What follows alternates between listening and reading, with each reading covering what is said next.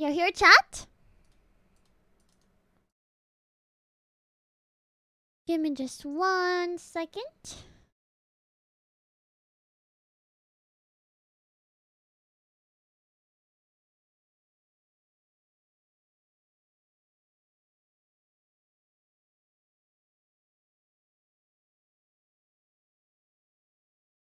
Yeah.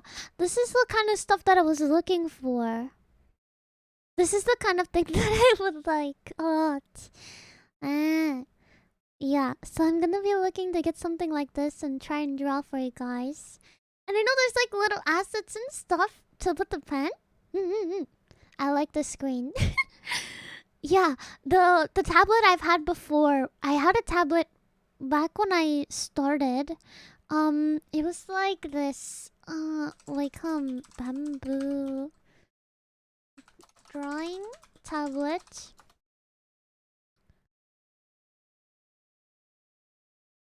It was like this. And I liked it decently, but I hated that I had to look up while drawing. It disoriented me so much. I think if I can look down, it will make me... It will put it all together. I only drew on it like 5 times and I hated it. And it's the reason why I kind of like didn't want to get into digital art. I loved the way digital art looked and I wanted to be able to do that. But I was like, ugh, I can't look down at my paper. Disgusting. Ugh. But yeah, I will. Let me see. Do I still have a copy pasted? Paste that into this chat. And yeah, take care, Thunder. I'll see you soon. Bye bye. Thank Water. you for the We're talking about a tablet common fish with a tail, gills, and fins. When escaping, a flying fish can rise up to 4 feet high above the water. After that, it moves forward in a very peculiar way, covering up to 1,312 feet. Then the flight, or rather gliding, is over, but only for the fish to dive, accelerate, and take off again. The cycle can repeat up to 12 times, and each time the speed is really great. Well, many electric scooters move slower than that. Hey, get out of the way! Of course, simply jumping out of the water would not be enough for such a long flight. Try to repeat that. You won't even cover 3 feet. All because people, unlike flying fish, simply do not know how to properly use water and air for their purposes without additional tools. I'm going to art school next month, so I'm extra hyped to see what you can do. Yeah! I bought a Wacom tablet without a screen myself and it took some getting used to. Really tired, so gonna get some sleep now, less than 3. Sleep well, less than 3.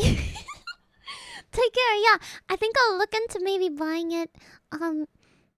Chat, I won't tell you when my birthday is, but maybe I'll get it for my birthday. And we'll enjoy that together. You know what I might do? I might come up with a fake birthday. I might come up with a fake birthday for you guys. What do you think about that, huh? Would you be okay with a birthday we can celebrate together? Close to my birthday, but not my birthday. So we can have a day to celebrate, but you guys don't know my real one.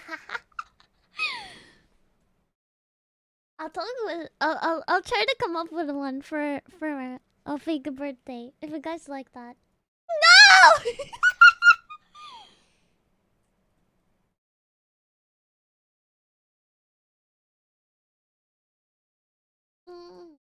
I already have an idea.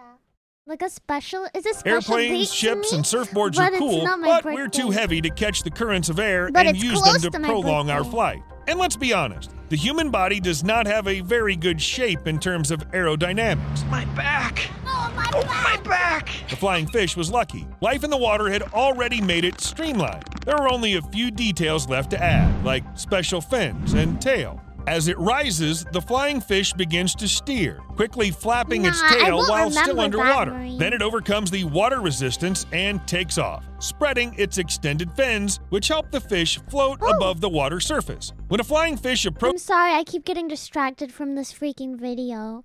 My heart has calmed down a little bit. in the middle of the video in the last stream, I was getting some palpitations and stuff. I'm a little better right now, but I still have like some chest tightness and stuff. But would you guys like to learn how to read your own, take your own pulse? Palpitation is when you feel your heart beating in your chest very, very hard when you're not supposed to feel it.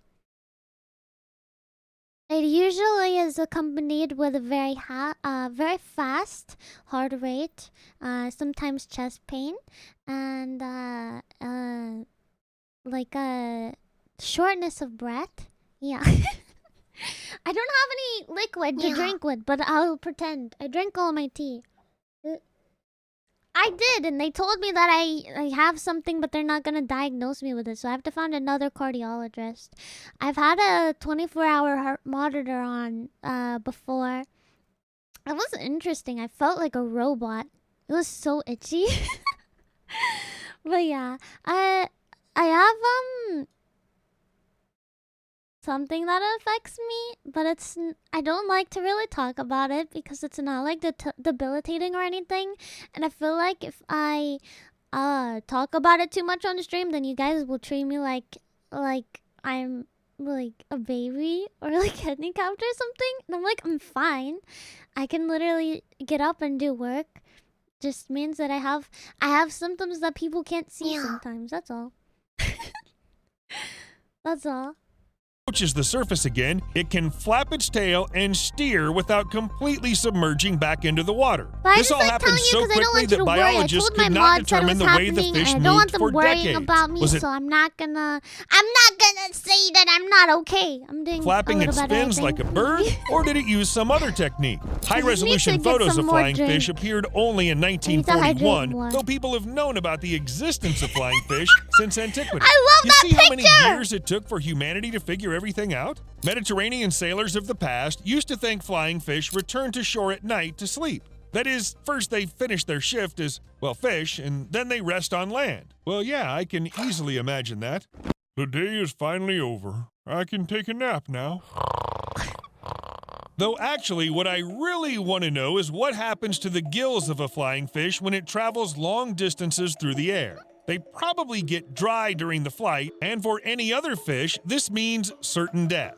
Well, flying fish know how the gills work. They also know very well that evolution has not given them any lungs, so it's better not to even try breathing while you're in the air. Yes, flying fish simply hold their breath, closing their gill covers, not to get too dry. If you think about it, there's nothing strange about this. People have learned to hold their breath when they dive, so why shouldn't the fish do the same? Fortunately, they don't need something like swimming goggles. The eyes of the flying fish have evolved to see both underwater and in the air without squinting. Okay, let's say we figured out what helps the flying fish fly. But how could a fish learn to fly anyway? I mean, it's a fish. Apparently, this is a really good way to stay safe from predators, because this is not the first time fish came up with it. The earliest known fish capable of flight belonged to the Thoracops and lived from 235 to 242 million years ago. But it did not evolve into a more modern form. These fish are not related in any way. The ancient one died out along with the rest of the prehistoric animals, and then about 65 million years ago, like new flying fish began to appear. If they knew evolution had done this way before they appeared, they would probably be upset. Well, who wants to do something a second time when you can just copy someone else's work? But in nature... VTubers, when they think they have an original design, but then they see... someone else debut with the same design. They would probably be upset. Well, who wants to do something a second time when you can just copy someone else's work? But in nature, it happens all the time. Most of the creatures that can or could fly evolved independently from each other. Insects, bats, birds, and pterosaurs evolved on their own without sharing a common ancestor. And since all this happened with different species at different times independently, does this mean anyone can learn to fly? In theory, yes. Of course, this will take a very long time, but if flight becomes a cool and irreplaceable feature for an animal from the evolutionary perspective, it'll grow wings. There are various theories on how the wings appeared. According to one of them, the first feathered dinosaurs waved their front legs while running, which allowed them to accelerate even more. And in the end, they just got too carried away. Ah! I have no idea what's going on right now. According to another theory, the animals learned to fly with the help of trees. Ancient pterosaurs jumped from one branch to another, and over time, their bodies were transformed in order to cover ever more distance. By the way, flying squirrels evolved the same way. They appeared 18 to 20 million years ago and began to fly to get to food faster. Imagine That's climbing so down from cute. one tree, then running to another one, then climbing to the branch. Someone will have enough time to steal your nuts. It's much easier to fly from tree to tree. Otherwise, no food will replenish the energy you spent while running back and forth. Imagine if Batman moved everywhere on foot. He'd be damn exhausted too. Oh, 19 more blocks. But flying from tree to tree and flying after jumping out of the water are completely different matters. And not only because we talk of different animals, these flights also have completely different goals. Flying squirrels usually fly to get food, which means they replenish energy. Flying fish rise into the air trying to escape from the predator. That is, they only spend energy. In addition, they have to overcome the resistance of the water every time. Not the easiest thing to do, especially if you're a small fish. At the same time, it's believed I don't know. Did you have a fun time? I was like, why are you telling me that you were peeing? Yeah, that's nice. Great to know. Love you too, weirdo. What's your good idea that you had while taking a pee, huh? So...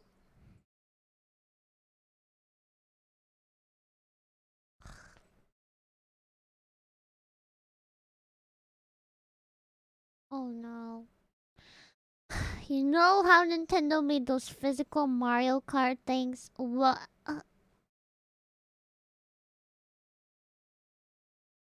And the bad part was it took too long / too much space to make tracks. Oh no. What if...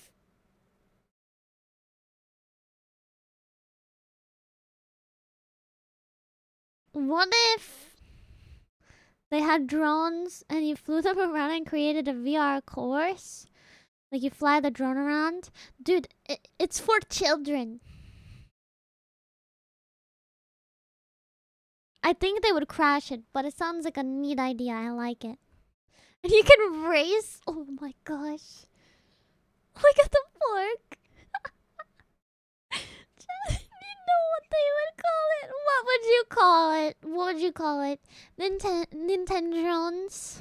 that flying over water is easier. The closer the flight is to the surface, the stronger the so-called ground effect. Large birds, for example pelicans, feel it especially well. The effect comes in action when the bird is within its full wingspan away from the surface of the water. The air seems to funnel between the lower surfaces of the wings and water. It's thereby compressed and acts like a dense cushion that supports the bird aloft, a sort of a bonus to conventional aerodynamic forces. Well, I never found accurate information where it's easier to fly over water or land because the ground effect works in both cases. The scientists, as always, are not certain of anything, but here's a fact for you. During World War II, long-range bombers often flew close to the surface of the water to save fuel. They knew how to use the ground effect to their advantage. But back to the flying fish. To avoid underwater predators, they started flying over the surface. However, this turned out to be not the safest place. Ha! These predators are total fools!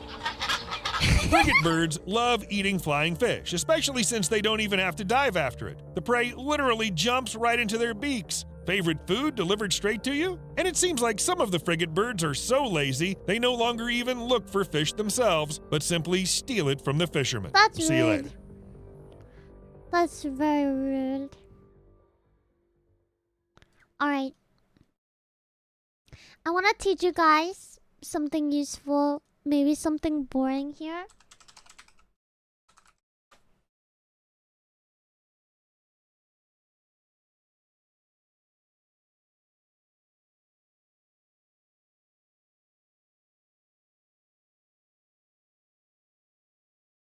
Let me get a nice picture.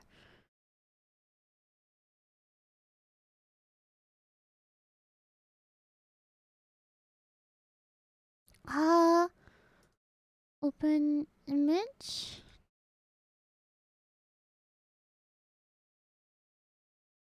Give me a second. Do do do do do do do do do do do do do do do do. Dun dun dun dun dun dun dun dun dun dun dun. Wow wow wow wow wow wow. It only wants me to download it.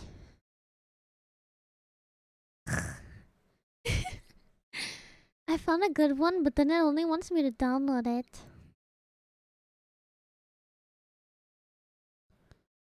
I don't want to download your stupid picture. Maybe if I go like this. Here.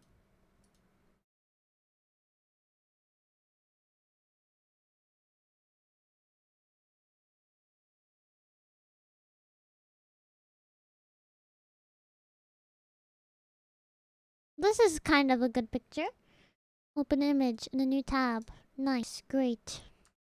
Okay, we're gonna go over here and I'm gonna go to the other side and I'm gonna turn on some music. I have the detective music still. Alright. Anybody wanna learn how to take their own pulse? Does anybody wanna learn how to take their own pulse with the radio? Yeah. Radio artery. Anybody? Not really, Darcy. You can leave. Alright. Some people want to. I'll teach you guys.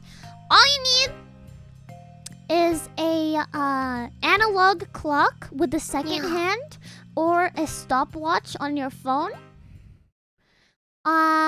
Or just set a timer for 60 seconds. Now I know some people that have done it for less time, like they'll do it for 30 seconds and multiply the number that they get by 2. But whenever you're listening for deviations of the heartbeat and stutters and stuff, you need to do the full 60 seconds. La! So the measurement term is beats per minute. How many times does your heart beat per minute? So 60 seconds, right? 1 beat is a lub-dub.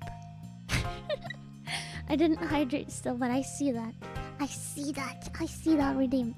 So first you're gonna pick which hand you want to do it on, okay?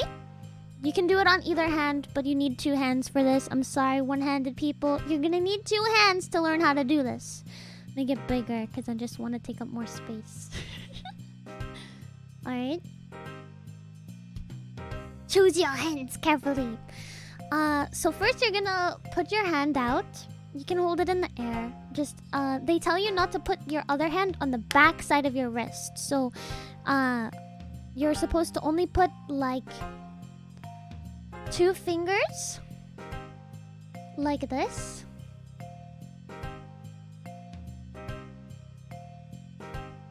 So I always have a bad habit of taking my hand and putting it on the underside of my other wrist to support it, but it's not technically the proper way to do it. You can do it with 2 fingers, 3 fingers, it doesn't matter, just do it. 2 fingers is the best way. It's the normal way of doing it, okay? When you do it with 2 fingers, you look like a normal person. When you do it with 1 finger, you look kind of weird. Kind of sus. Look at the sky. Looks kind of weird. So, I just do it with 2 fingers, trust me. It won't look weird. Yeah, you should be able to rest your hand. See? You can rest your hand. I've seen people do it with like all of their fingers too, but two just look like a more normal, okay? Anyway, you're gonna take your 2 fingers. I have the picture here. And now you're going to find your heartbeat. So the way that I do it is when you hold your hand out, and you'll see like when you hold it up, you'll see like this line right here. Right on the inside of that line is where the artery is. And when you take your 2 fingers and you apply pressure, you can kind of wiggle your hand around if you need to. Now just palpitate the area. Palpitate means to like put pressure and feel around until you feel your heartbeat. I don't want to show people how to take their pulse next to their private areas. I don't even like to take people's pulses next to their private areas. Yes, on the indent of your thigh, there's the pedal pulse is the foot. I always forget how to do the foot. It's right in the area. It's right in the middle, I think. I hate doing the foot one. But you know the one, what is the artery called? Olette. Is the one on the thigh? The one on the thigh. I don't know if it's carotid. Femoral! That's it. It's my least favorite to take. Yeah. You take it? You take it like right here. Right here. It's awkward.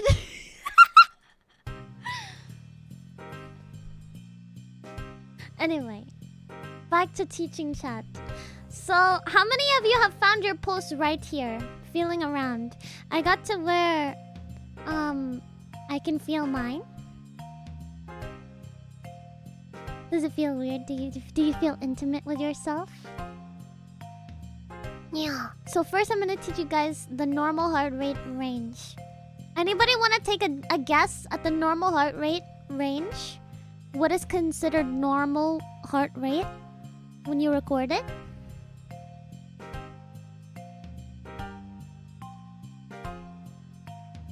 I'll wait for a couple people to guess.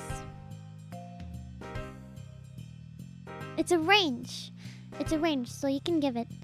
All of you are giving technically right answers. The range is 60 to 100 beats per minute. Anything in between those ranges is normal.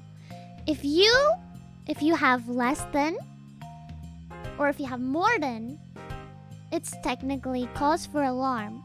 But anywhere between 60 and 100 is technically normal. I'm on the high end of that spectrum. My resting heart rate is usually like 90, 80 to 90. 80 is on a good day, like if I'm waking up. And when I have bad symptoms, even sitting down, I can get up to 120 or higher. It's just normal for me and my little rabbit heart. But yeah. Now to the counting part. I'm gonna help provide you guys with a clock here on my phone, so I might be hindering my own reading. But everybody who can find their pulse, please keep your hand on your wrist, and I'm going to start a timer for 60 seconds. 1 minute on my phone. Alright? You're going to count every time you feel that pressure, that heartbeat, on your wrist, in your fingers. Alright, every time you feel it, you're just gonna count. It can be fast, it can be slow. Just count every time you feel the thought. And I think to technically be accurate, you have to get it within 5. So you... That's how you're tested. Wouldn't they train you? Somebody else is doing it on the other arm at the same time. Alright. Ready? I'm starting the timer now.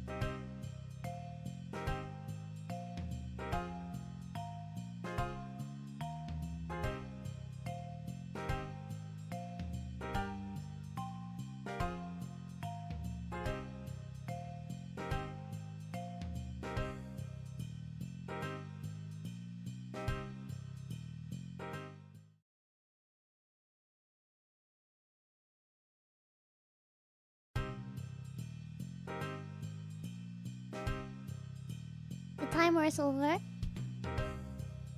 I don't know. I tried my best. I mostly want to check my own for there, but I'll do it again for you guys if you need to. Mine is 112 right now. Who can beat my high score?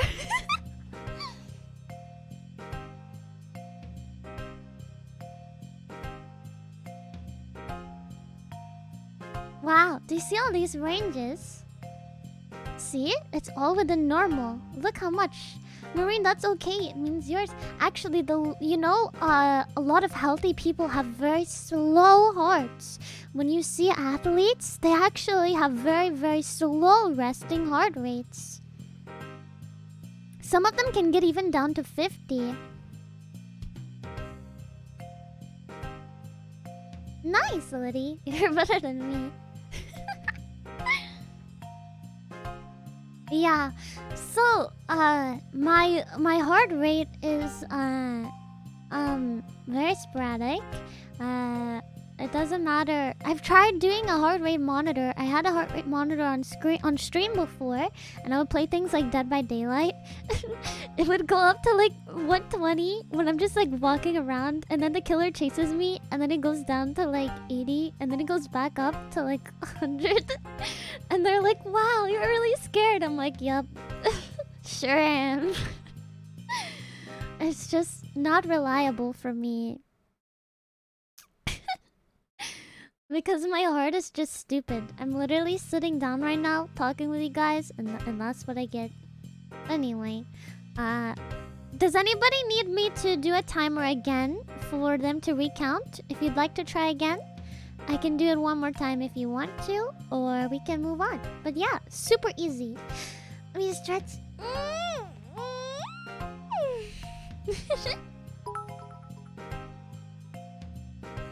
My lowest heart rate ever was 0. I might try out for the Olympics. You should. You'll win. Alright, you guys want to try again. Do the people that need to try again need help to locate their artery? Have you found it? My highest ever heart rate was 160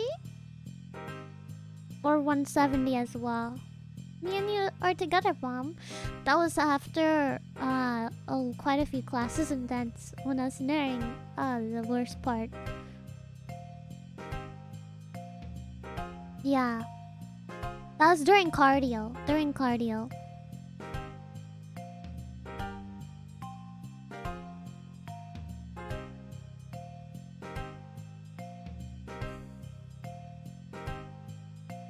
Alright, does anybody need help to find it? Did you find it? Did you find it? Nice, cat! Highest was 130. Yeah, everybody has kind of like their normal range.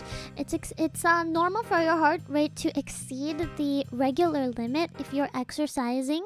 So like if you're doing cardio and you go outside of 100 but your resting was at 90, it's kind of expected. You know what I mean? But it's when your resting heart rate is outside of that range. It's extremely worrying to me, at least. And I mean like by a lot.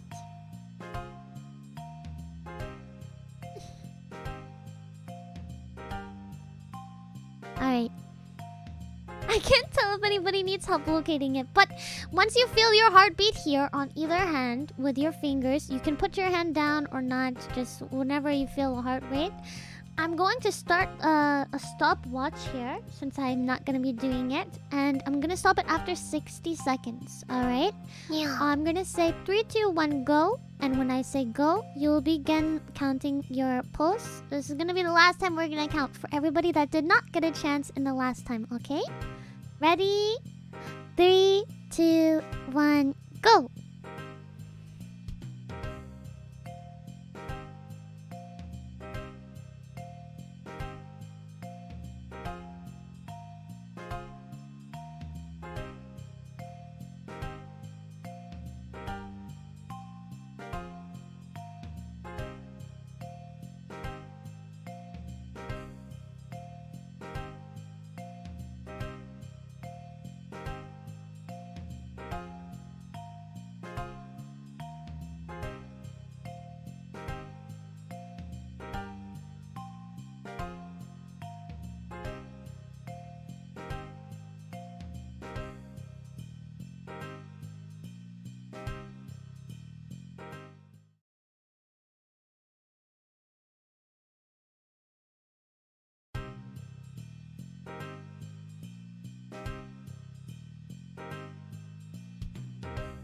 And stop.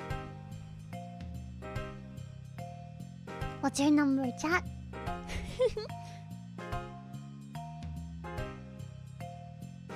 Nice!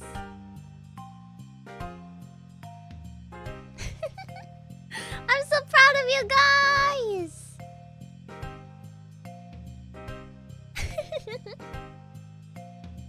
Now you know how to check your pulse. You can also do this to somebody else. There's lots of ways that you can check. If you can't find somebody's pulse there, let me see if there's a way that I can show you guys in a picture.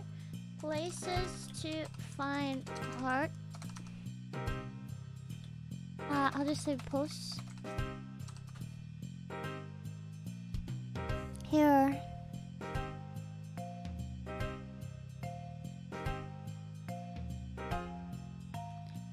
Right here in the neck. For me, I feel it right, like, you know, on the side of your neck. This one's hard for me to find sometimes. Yeah. Just really get up in there. Just really feel around yourself. The best way to find it on other people is to find it on yourself and kind of, you know, see where to find it. But yeah. This is usually the one that you go for to find when somebody's incapacitated, because it's like the harshest beating one. It's also right next to the face, so you can do CPR after. The brachial one is where they find your blood pressure off. It's an easy one for you to find. If you follow, where is it for me?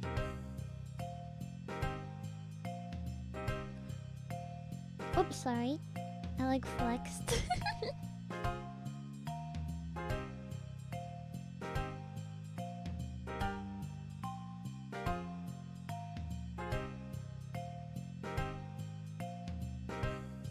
Mine's kind of just like right in the middle. Yeah. No, my FBI agent knows. I'm a CNA, so it's healthcare related. Then you can find it in the radial. The one that we did is the radial. You can also do it right here in the femoral artery.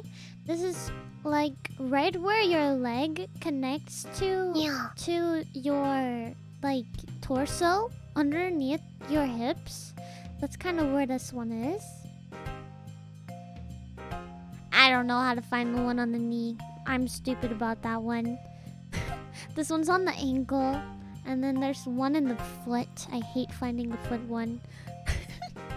Two least favorites are like these two. They're like the hardest for me to find on myself and on anyone. But yeah, that's a little quick lesson. I thought it might be fun to show you guys. And then I needed to check my own because my watch wasn't working. So, you know, doing what I need to do while teaching you guys. Yeah.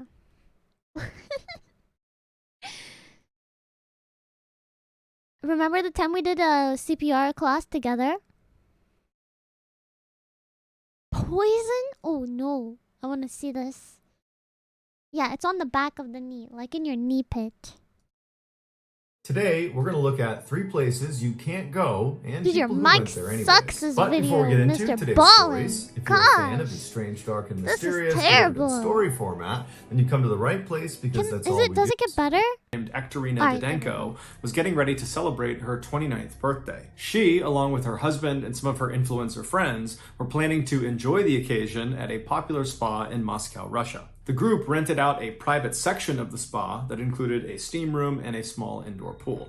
And then once the reservations were made, Didenko and all of her influencer friends began eagerly talking about how excited they were about this party on their various social media accounts. When the day finally came, February 28th, which was Didenko's birthday, Didenko, her husband, and the 8 other people they invited, they all descended on this spa. So they go inside, they go back to their private area, and it's great. There's food, there's alcohol, there's music, they're jumping into the pool, then getting in the hot tub, and everyone's just having a great time. Everyone's taking pictures and filming and live streaming. I mean, it's really going as well as it possibly could be. And then at some point, Didenko's husband signals the rest of the group, minus Didenko, and they all begin to pull out these white hazardous materials suits suits. Imagine what you would see in a movie if there was some huge chemical leak, a full body white suit with a mask. Why? And so they're all putting on these hazmat suits, and they give one to Didenko, who puts it on as well, and they tell her this is part of her big surprise. Now, it's unclear if Didenko actually didn't know what was going to happen next, or if she's just pretending to be surprised because it would do better on social media, because this is all being filmed and she's an influencer.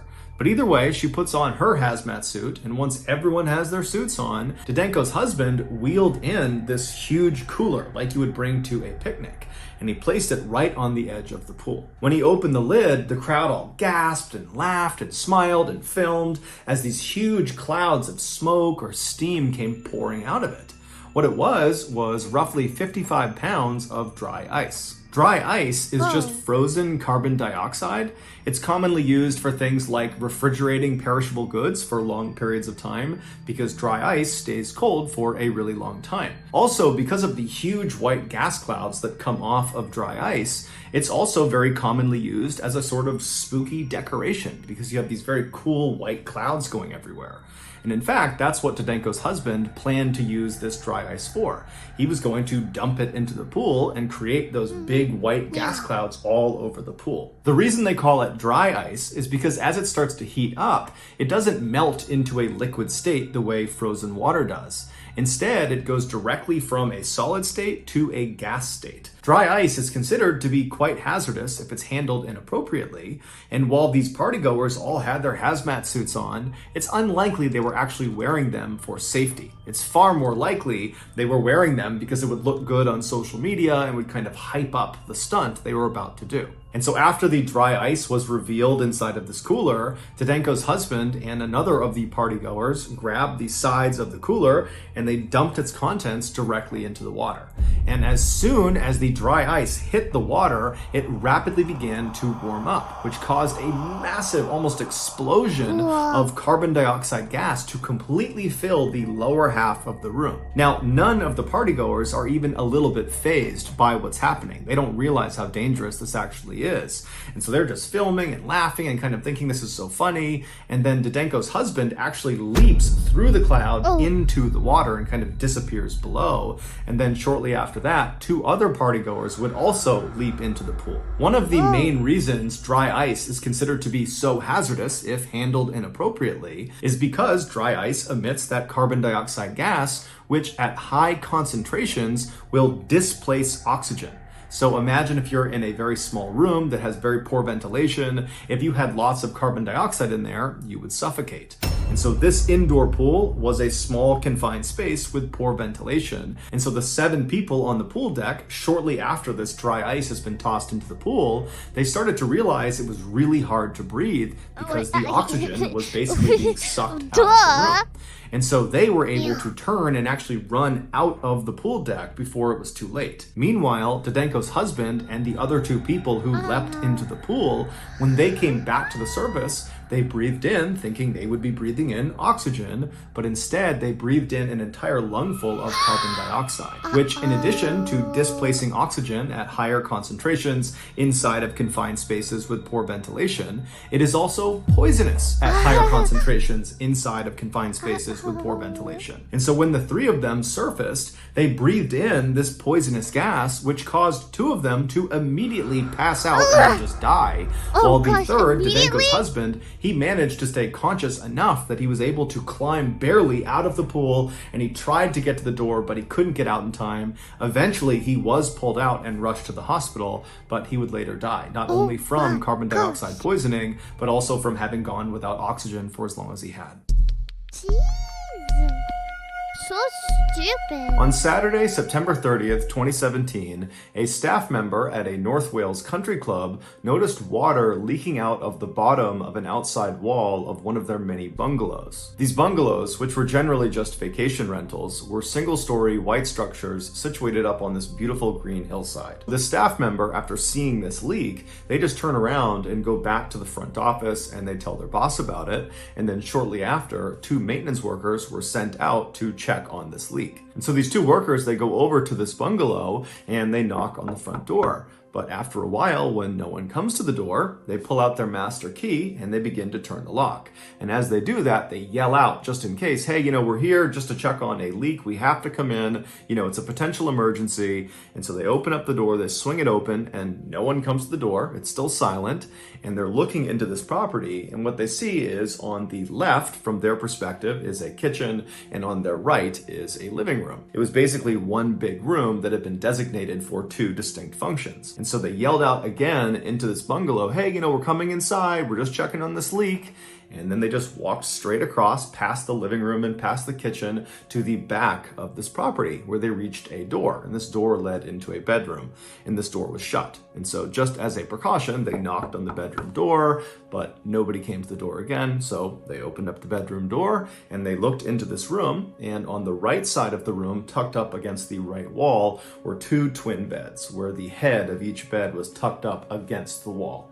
And then in the middle of the room, at the base of these two beds, was a pile of unopened luggage. And so to the two maintenance workers, this told them that someone clearly was staying in this bungalow. Either they had just arrived or they were getting ready to leave, but apparently they were not there right now. And so the workers walked around the luggage and around the two beds. So they walked on the left side of the room all the way to the back where there was another closed door, and it went into the bathroom. And based on where the leak had been coming out of the structure, they believed it would be coming from this particular bathroom. And so again, they get up to this door and they knock on it because, they want to make sure no one's in there, but there's more silence. And so they open up the bathroom and right away they see water all over the bathroom floor. But as they scan around the bathroom, they look at the sink, they look at the shower, the toilet, none of them are overflowing or running. So it was not any of the usual suspects that had caused this leak. However, there was one other area in the bathroom that could have caused a water leak, and that was the airing cupboard. An airing cupboard is typically where you keep a hot water heater. It's basically like a walk-in closet where the majority of the space is taken up by this heater. And also generally people put in shelves in front of the heater to store their linens and towels and that sort of thing. And in this bungalow, the airing cupboard had its own door, and it was right in the bathroom, and this door to the airing cupboard was right to the left of the door that led into the bathroom from the bedroom. And so these two workers, they reached over and they opened the door that led into this airing cupboard. And as soon as it swung in, they could tell right away where the leak was coming from. And they could tell right away they had a much, much bigger problem. 7 days earlier, 60-year-old former policewoman Mary Isherwood arrived at the North Wales Country Club. She and her ex-husband had for a long time owned one of these bungalows. However, they almost never stayed in it. They basically used it as an income property, renting it out to vacation goers. But they had recently decided that they wanted to actually sell the property. And so before the sale became final, Mary had told her ex-husband that she just wanted to go and spend a week actually enjoying the property and actually take a vacation there. And so originally, she and some friends were going to go to this bungalow and spend a week there. But right before they were going to leave, Mary's friends all said they couldn't make it.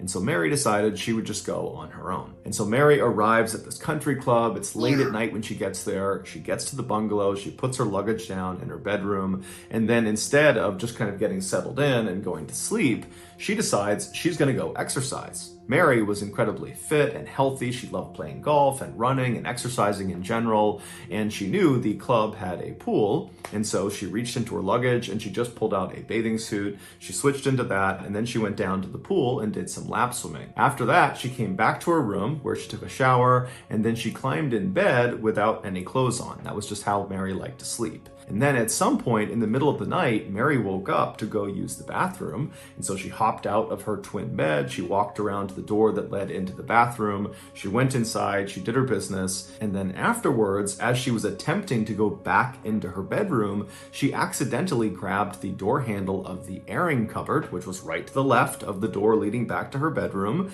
She opened it up, it swung inward. No. She stepped into the airing cupboard, which was totally pitch black. And as she walked in, she might have bumped into the shelf. Boop. Had actually shut. And so she's inside of this tiny airing cupboard, realizing, okay, this is not where I need to go. I've made a silly mistake.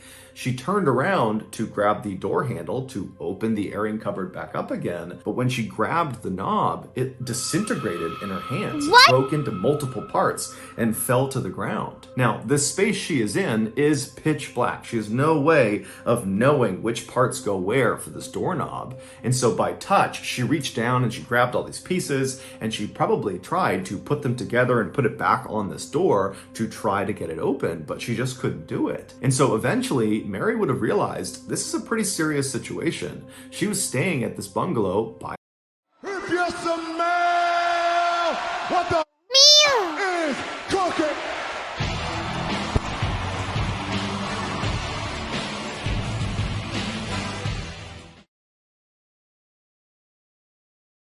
herself, and she was not expected to check out for another week. So no one was going to be checking on her, and without this doorknob, she could not open this closet door. It was a hard wooden door, the locking mechanism was solid, there was just no way to open it without this doorknob.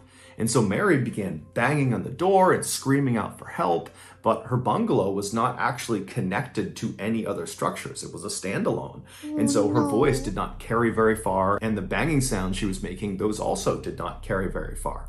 And so no one heard her. And so after several hours, she's just standing in this closet, probably thinking to herself, how in the world did I get myself in this position? But after the initial shock of this totally bizarre situation she was in had worn off, she decided to act. And so she turned away from the door and she faced towards the back of this closet. She would have been face to face with a row of shelves, but she wouldn't have been able to see the shelves because it was totally dark. And then beyond the shelves, farther into this closet, was the actual hot water heater. There was no wall behind the shelves. Basically, there was a space behind the shelves where this heater was. And so Mary grabbed one of these shelves and she managed to break it off the wall. And then she turned around and used this piece of wood and tried to smash the door, Dude, this is so but scary. very Can you quickly imagine if realized you get that was just stuck going like to do this nothing. somewhere? However, she began someone striking the fired. wall right next to the door, and she realized she could break through the drywall. She was starting to kind of burrow a hole. And so maybe she thought to herself, if I can just build a hole big enough right next to the door, I can reach through the hole and maybe open this cupboard from the outside. And so she began using this shelf to smash this wall, and she's burrowing as fast as she can, but the progress must have been very, very slow because she decides she needs a different tool. So she turns back around, so she's facing the shelves again, and she breaks down a few more shelves to clear a path to get to the water heater. And then once she could step past the shelves, once there was a path, she got right in front of this water heater, and then by touch began feeling around for any pipes extending off of the heater. And when she found one, she got a good grip of it, and she began yanking and tugging on it until she managed to rip a piece of pipe off of the hot water heater. Now, as soon as she did that, she now had a pipe that was a far better tool for burrowing and creating this hole in the wall. However, as soon as that pipe broke off, cold water began leaking out of this hot water heater, the water that had not been heated yet, and it was being sprayed all over the inside of this cupboard. Now, this was a very small space, and so there was no way for Mary to get out from under this cold water, and so it was a shocking and probably very painful experience. But she now had her tool and figured, okay, this is awful, but I'll just use this tool, I'll burrow this hole, I'll get this cupboard open, and I'll get out of here. And so with the water raining down on her, Mary used her new piece of pipe and began digging and burrowing at that spot right next to the door. But after a while, probably several hours, she struck a brick wall. No! There was no way she could actually push through this wall and reach around and open the cupboard door. There was nothing she could do. It was a dead end. And so totally devastated and probably very exhausted from all the energy she used to burrow this hole, she stopped. She's still getting rained down on by all this freezing cold water. And instead of just totally giving up, she just turned and faced the wall that was leading into her bedroom. She began digging again, using this tool all over again to now dig a new hole on this other wall, most likely hoping that she could literally burrow a hole big enough that she could actually crawl through into her bedroom and escape. And so after several more hours of digging as fast and as hard as she could, while also periodically banging on the door and screaming out for help, she did eventually push through into her bedroom. However, in a cruel twist of fate, When she did finally poke through this wall, there was no bricks in the way, she hit what felt like another dead end. But in fact, what it was a picture frame with a glass cover across it had been screwed onto the wall in her bedroom. And this painting was right over where she was digging this hole. And so in her totally exhausted and panicked and saddened and scared state, she hits the back of this painting. And again, it's pitch black and she's feeling through the hole most likely, and she's touching this hard back of this painting. And she's realizing, oh my goodness, I've hit another dead end. There's nowhere for me to go. Even though in reality, she could have very easily just broken through that frame and then maybe made the hole a little bit bigger, and then she could have squeezed through it and escaped. But she didn't know that, and so she eventually just slouched to the ground and accepted her fate. 6 days later, when those two maintenance workers opened the airing cupboard door, they found Mary's body slumped up against the wall inside this closet. She had died of hypothermia. It would turn out other residents of the other bungalows nearby heard banging coming from this bungalow on Saturday night, the night that Mary actually got stuck, and then they also heard the banging the following morning, on Sunday morning. But none of the other residents reported it because they believed it was just construction or some other maintenance work. However, there was one couple staying in one of the nearby bungalows that thought there was something off about this banging, and they told each other, if the banging persists past 5 p.m. on Sunday, so that's the day after Mary got stuck, this couple told each other that if it continues past 5 p.m., we'll report it. But as it happened, Mary stopped banging on the walls and yelling for help right around 5 p.m. on Sunday. And so this couple, right as they're getting ready to go tell the front desk, the banging stopped, and so they stopped worrying about it. It's unclear how long Mary survived after she stopped banging around 5 p.m. on Sunday. It could have been minutes, it could have been hours, it could have been days. Mary's family would ultimately sue the country club for negligence. However, the outcomes of this case have not been made public. On July 30th, 2013, 56-year-old Roger Miro grabbed a bag of trash from his apartment and then walked out into the hall. He turned right and walked down the hall until he reached the trash chute, which was right on the side of the wall. He opened it up. It was like a mailbox. He opened it up. He dropped his trash bag inside. He closed the trash chute and then walked back to his apartment. When he got back inside, he instinctively reached down to his right pocket to grab his cell phone, but it wasn't there. So he grabbed his left pocket, wasn't there either. He checked his back pockets, he's fishing around, and he realizes he doesn't have his phone. So he figures, okay, I must have put it down somewhere in my apartment. Now, Roger was legally blind, so it made looking for small things in his apartment quite difficult. But nonetheless, he began looking all over his apartment for his phone. He started in the kitchen, he looked all over the place, checked all the surfaces, no cell phone. He went to the living room, to the bedroom, to the bathroom, but there was no cell phone. And so Roger thought maybe when he walked to the trash chute, he might have dropped the phone in the hallway. And so he left his apartment, he turned right, and he walked along, retracing his footsteps all the way to the trash chute. But all along the way, there was no phone on the ground. And so as he's standing in front of the opening to this trash chute, he thinks to himself, maybe I accidentally put my phone in the trash bag that I have now just dropped down this trash chute. And so as Roger is standing there wondering what he's supposed to do, one of his neighbors walked out into the hall and looked down and saw Roger standing there kind of inquisitively looking at this opening to the trash chute. And they asked Roger, what's going on? And Roger explained the whole phone situation. And the neighbor said, well, hey, why don't you go down to the first floor and ask the manager if you can get the key to the trash room on the first floor where all the trash goes. And so Roger said, thank you very much. He turned and made his way to the elevator, and the neighbor went back inside of his apartment. Roger went down to the first floor. He went to the manager's office. He knocked on the door. And when the door opened, the manager was obviously very busy with something. And Roger would say, hey, I'm just looking to get into the trash room. I think I might have accidentally thrown my phone away. And I just want to have a look in the trash. By the way, if it looks like I'm gazing off into the distance or zoning out,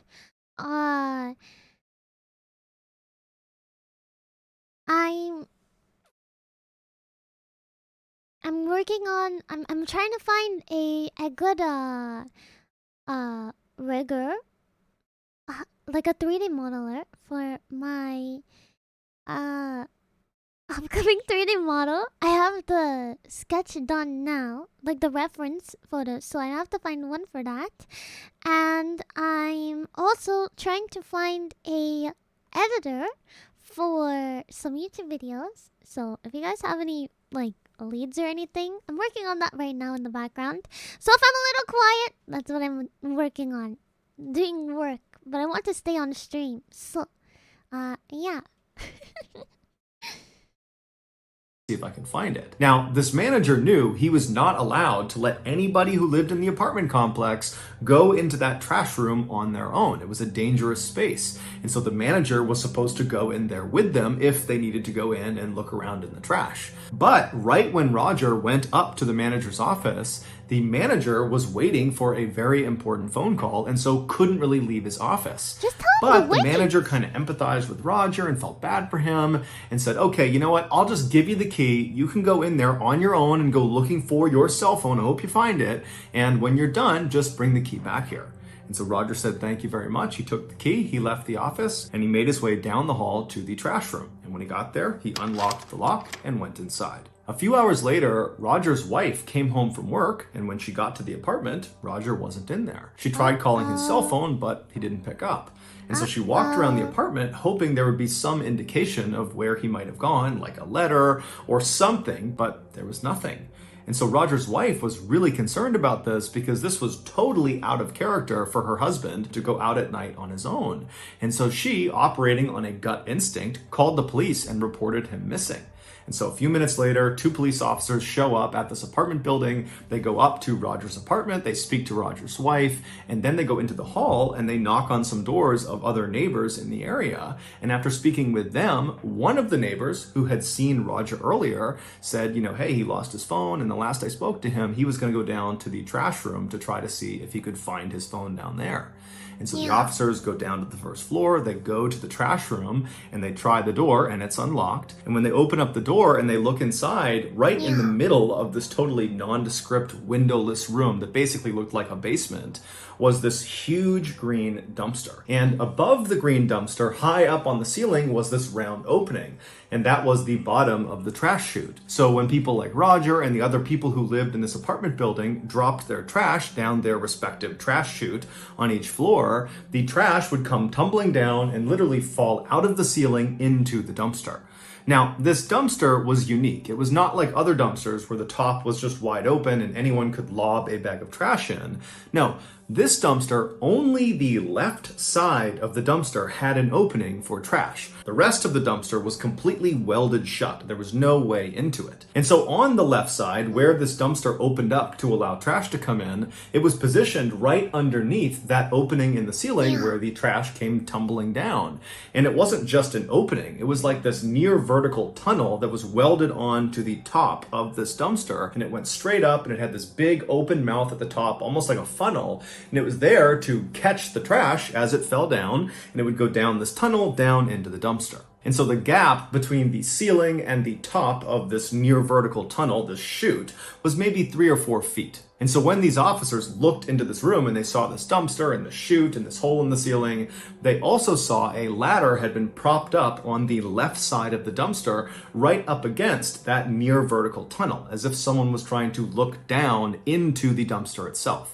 And so one of the officers walked over, they climbed up the ladder, and when they looked down into this tunnel, down into the dumpster, they found Roger. After a lengthy investigation, this is what is believed to have happened to him. After Roger got that key from the manager, he went to the trash room, he opened it up, and then he went inside and found this huge dumpster. And he would have quickly realized the only way to look into the dumpster, and so to go looking for his phone, was to look down into this tunnel. There was a ladder nearby, so he grabbed it and he propped it up against the side of the dumpster, and he climbed up on top, and he looked down into the tunnel, down into the dumpster, and as he was looking, either some trash from the ceiling fell down and struck him, causing him to lose his balance, or he just slipped somehow. But either way, he lost his balance and he tumbled into the tunnel, down into the dumpster. And what Roger didn't know is as soon as that happened, he was doomed. Because this was not some ordinary dumpster. This was a trash compactor. And as soon as Roger fell down that tunnel, his body triggered an electronic sensor that activated the trash compactor. So the way this worked is there was this big metal ram inside the dumpster. There's a ram on one side, and once it gets activated, it will press. There's a hydraulic press that pushes it all the way to the other side. So any of the trash in this dumpster will get compressed against the other side of the dumpster. And then at that point, the ram comes all the way back. And so every time trash would come down that chute, it would trigger that sensor, the trash compactor would start, it would flatten the trash, and so on and so forth.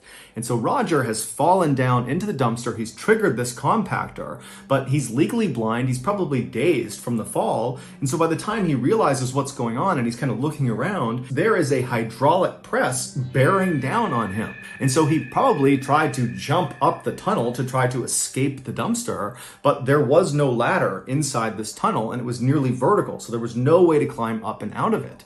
And inside of the dumpster itself, there was no emergency shutoff switch and there was no emergency exit. And so at some point, it's assumed that Roger realized he was not going to be able to climb up the tunnel. And so he only had one direction he could go, which was to retreat to the far side of the dumpster, as far away from the press as he possibly could be.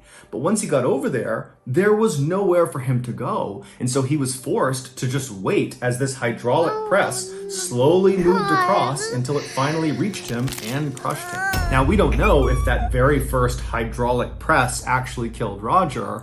All we know is Roger was trapped inside of this dumpster for several hours, and over that period of time, more and more trash was dropped down the chute, activating the press over and over and over again. And so by the time the police actually looked down into the dumpster, they saw a part of Roger's body, and immediately they could tell there was nothing they could do. Roger was definitely deceased. Roger's wife would sue the manager of the apartment building as well as the company that owned the apartment building for their negligence, but the outcomes of that case have not been made public. So that's going to do it, guys. If you found the secret in today's episode, let us know in the comment section what it is and where you found it, so give us the timestamp. And if you're the first to do that, we'll pin you at the top of the comment section.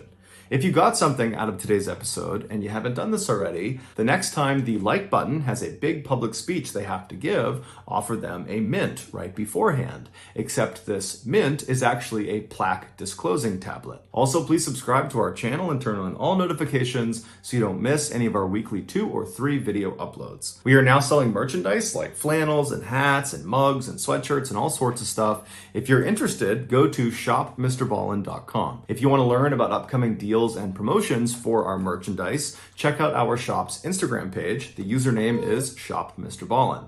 If you want to get in touch with me, you can direct message me on Instagram or on Twitter. My username for both platforms is the same. It's johnballin416. I also have a ton of content over on TikTok where my username is Mr. Ballin. We also have a second YouTube channel called Mr. Ballin Shorts where we post random short videos and lost episodes. We also have a Facebook page just called Mr. Ballin where we post condensed versions of the long episodes you see on YouTube. If you have a story suggestion, please submit it to our subreddit just called Mr. Ballin. It's linked in the description below. So whether I see you on Twitter, Instagram, TikTok, Reddit, YouTube, Facebook, or some combination, just know that I really appreciate your support, and until next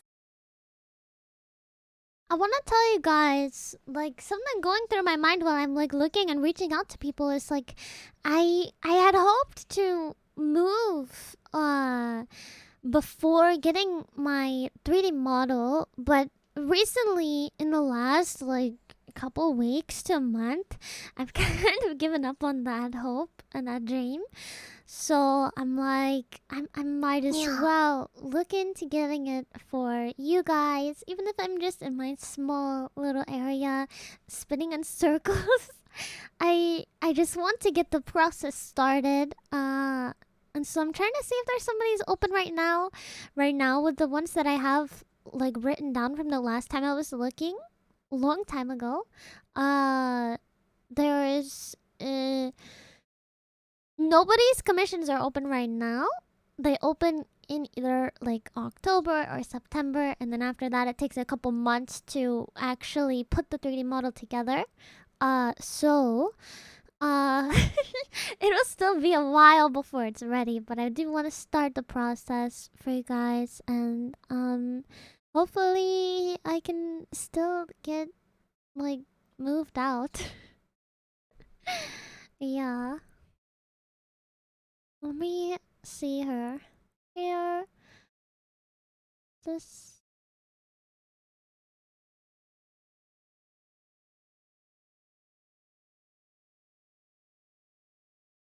Let me get some stuff here. Set up in like a little player. So we can just, yeah. There's a couple that I was looking at. Yuli is one of them. He's the one that did quite a few models. And I've actually spoken with them before.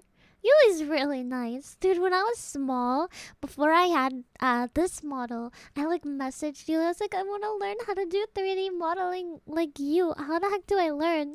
And he gave me like the resources and stuff to learn. And I never got around to doing it because I only got busier and busier and busier ever since that time. But they were so nice and informative. They didn't just give me the links. They gave me like a whole paragraph. Like they were so sweet. So this is one of the modelers I'm looking at. I have about 5 right now that responded to me in some sort of manner since I like started looking, but I'm gonna look for some new ones as well.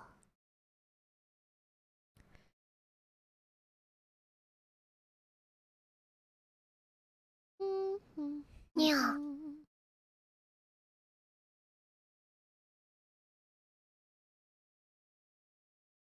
No, the animals. That's gonna make me cry.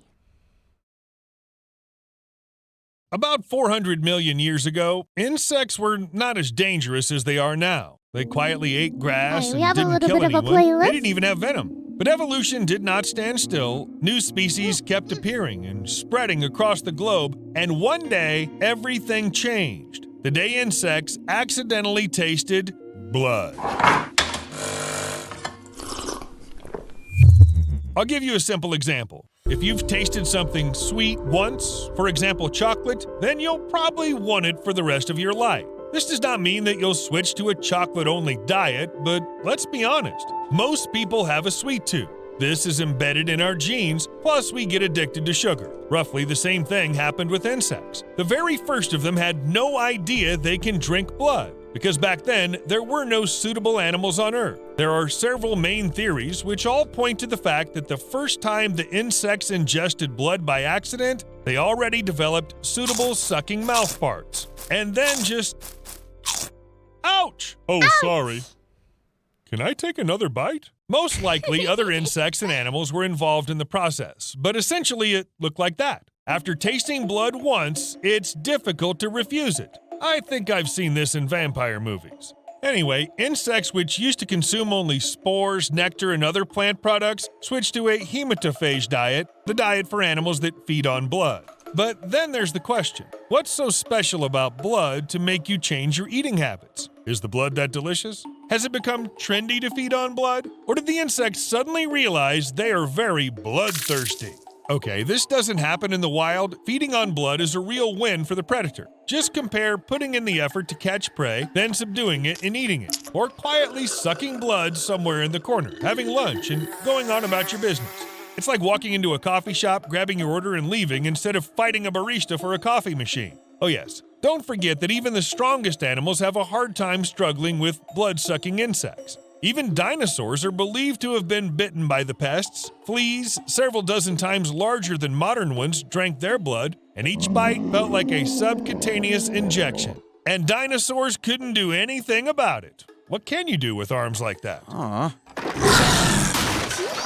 Blood is the perfect food for insects. It has enough protein to keep small organisms in good order and help them live and reproduce. In addition, blood is liquid, which means that in order to get enough of it, you do not have to develop full-fledged jaws and chew stuff. One bite is enough. Even bedbugs can cope with this. And then I thought, insects and arthropods evolved to drink blood because it's convenient, cool, and so on. Many millions of years have passed since then. They've not died out, which means that the mechanism is working. But why kill your own source of food then? It's like burning down the refrigerator after grabbing a sandwich. I'm not exaggerating, mosquitoes are the deadliest creatures for humans. According to various sources, they kill from 700,000 to 1 million people annually. Right after them, with a huge difference, come humans themselves. Their kill count is about 450,000. And then snakes. They kill from 50,000 to 100,000 humans. You feel the difference? The main danger of blood-sucking insects and arthropods is not that they can suck someone till they become dry, it's the diseases.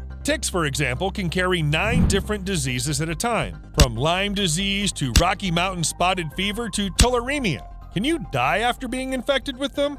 Yes. Tularemia was once actually used as a biological weapon. Hold on. If someone carries so many dangerous diseases, shouldn't he get sick himself? Seems like the immune system of these creatures is incredibly resilient, especially when it comes to ticks. Any mosquito, for example, can usually carry only 1 or 2 pathogens and not get sick. Meanwhile, the immune system of the ticks works in a special way, suppressing all harmful bacteria inside the body. Fortunately, not everywhere you can get a huge set of diseases along with a tick bite. Actually, do you know where the most dangerous insects live? No, not in Australia. In Japan. Take the Asian giant hornet, for example. In 2019, its appearance in North America caused a real panic. There was a reason for that. These big, nasty insects that exterminate bees can bite several times in a row and even kill you. Yes, there are also hornets in Australia, but they can't compete with giant ones. First, the Australian hornets are 0.6 inches smaller, and second, they're not that predatory. Adult species actually feed on nectar. Asian giant hornets, on the other hand, eat other insects without mercy. Seriously, I wouldn't want to meet these guys. In general, Japan is home to some scary creatures. Large brown marmorated stink bug, poisonous caterpillars, Mucade millipedes, which are believed to grow up to 7 to 8 inches in length, with toxins that can kill a child or pet. But someone has to hunt all these monsters, right? Take at least a giant hornet. It's just an insect, which means it must be at the bottom of the food chain, right? It may seem absurd to you, but the Asian giant hornet is an apex predator, which means no one hunts it. That is, there are bears, killer whales, and a hornet. Nice team. The evolution process made it this way. Apparently, the only animal that feeds on giant hornets is the European honey buzzard, but its habitat, even taking migration into account, does not cover any part of Japan. So the only creatures giant hornets can be afraid of is humans, and bees who've learned to repel attacks on their hives by literally baking hornets inside a live microwave. I already mentioned this in one of my videos. Actually, this is weird. It always seemed to be nature created insects in order for other animals to have something to eat. But if this function does not work, then why do we need them at all? Yes, people find it difficult to perceive creatures like insects or small arthropods, for example spiders, as something important. But this is exactly the case when size does not matter. They are the invisible force that makes our world work as it should. Vegetables and fruits grow thanks to insects. Insects also return nutrients to the ground. Without them, the decay and rotting everywhere would have a terrible scale, not to mention pests. Actually, according to a 2006 study, insects add $57 million to the U.S. economy annually. And that's not even counting pollination. Without these tiny creatures, everything on Earth would simply collapse.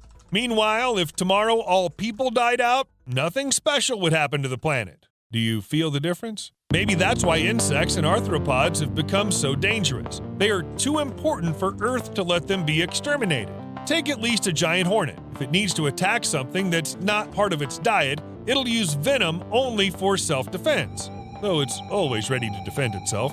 One bite is enough for a predator to understand. It's better not to mess with this striped buzzing thing. They say the bite feels like being stabbed with a red-hot needle, and the pain lasts for several days. Apart from the fact that the chemicals in the giant hornet venom can destroy blood cells, muscles, and even cause kidney failure, however, a giant hornet bite will not kill a person without allergies. It'll take about 200 insects to do that. But not everyone needs to launch a group attack. For example, the Sydney funnel web spider is an arthropod considered one of the most toxic to humans. Its bite can kill an adult in 24 hours, let alone kids. Today, people have already invented an antidote. But if you think about it, why would such a small creature need so much venom? And this goes not only for the spider. Many small creatures have too much toxin, as if it was once needed to hunt dinosaurs. But since then, the prey has grown smaller. This doesn't make any sense. It's like shooting at butterflies from a grenade launcher. Your hunt will certainly be successful, but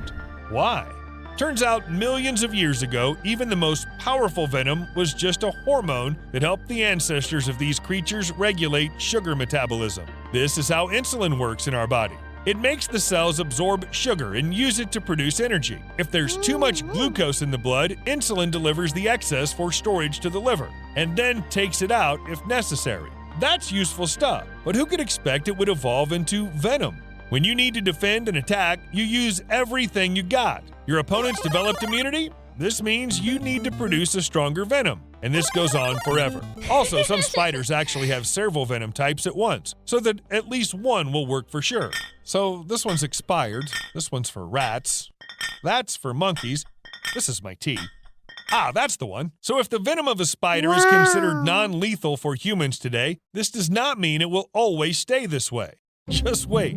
The good news is that even if in the future all venomous insects and arthropods become even more venomous, they will at least not grow in size. Not just because of unfavorable conditions, it just makes no sense. One study found that ancient flies shrank in size as birds evolved, but birds have not disappeared. Actually, getting smaller is one of the trends in the animal world. It's easier for small creatures to get resources. They reproduce faster and are more numerous, which means they'll be better protected against extinction. So in the future, we'll have small yet very toxic insects? You know, this does not seem like good news to me anymore. See you later. Well, the next video.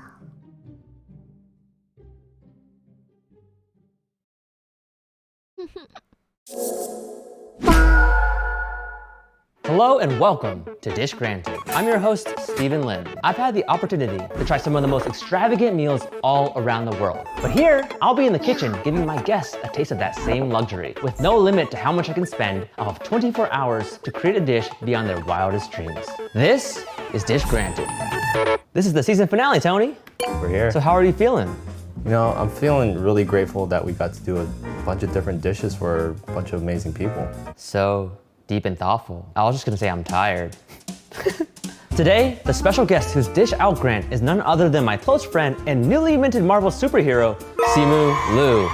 That's right, we got Shang-Chi, baby. Simu is the new star of the upcoming film Shang-Chi and the Legend of the Ten Rings. But more than that, Simu's just a great guy, and I wanted to have him on the show because I want to show my appreciation for him. I got to know him playing basketball, smash, ping pong, you name it, we were competing at it. More than that though, I just really appreciate our talks about relationships, careers, life, and how much he supported me over the years. He's also been such a proponent of the Asian American community, helping to fight against Asian hate, and that's something I think we can all model after. All that being said, I think he's the perfect person to cap off our season. Without further ado, what do you want, Simu? What's going on, man? Oh my God, are we matching? Yeah, I knew what you were putting on today, so I wanted to be your Shang-Chi variant. I'm glad to have you on the show. Oh man, thank you so much for having me on. It only took you what, like how many episodes did you do without me, without asking me? We did 8 without you, but you're the season finale. That makes me feel a little better.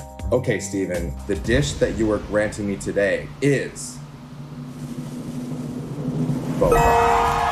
Boba! I actually was expecting this. I know you love boba. Probably not as much as I love boba. Like, I really, really love boba. What is it about boba that makes it so addicting to you?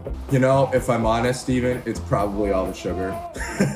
Here's the thing. I love all sorts of boba. I love boba guys, strawberry matcha latte, jasmine milk tea, nice and plain and simple. But I also love like more dessert-based bobas like panna cotta boba and creme brulee boba. I mean, it seems to me like boba is the grounds for some serious creative innovation. You had mentioned like the boba guy's strawberry matcha latte as an example. That's a layered drink. What are you looking for when you're getting a more advanced level boba beverage? So like we said, the strawberry matcha latte, it's presented as 3 distinct parts, and then after you get it, you stir it. You know, I'm looking for something like that. Pure Instagram goodness right when you see it, but then tastes even better if you can conceive of that in your mind. I can, and I am right now.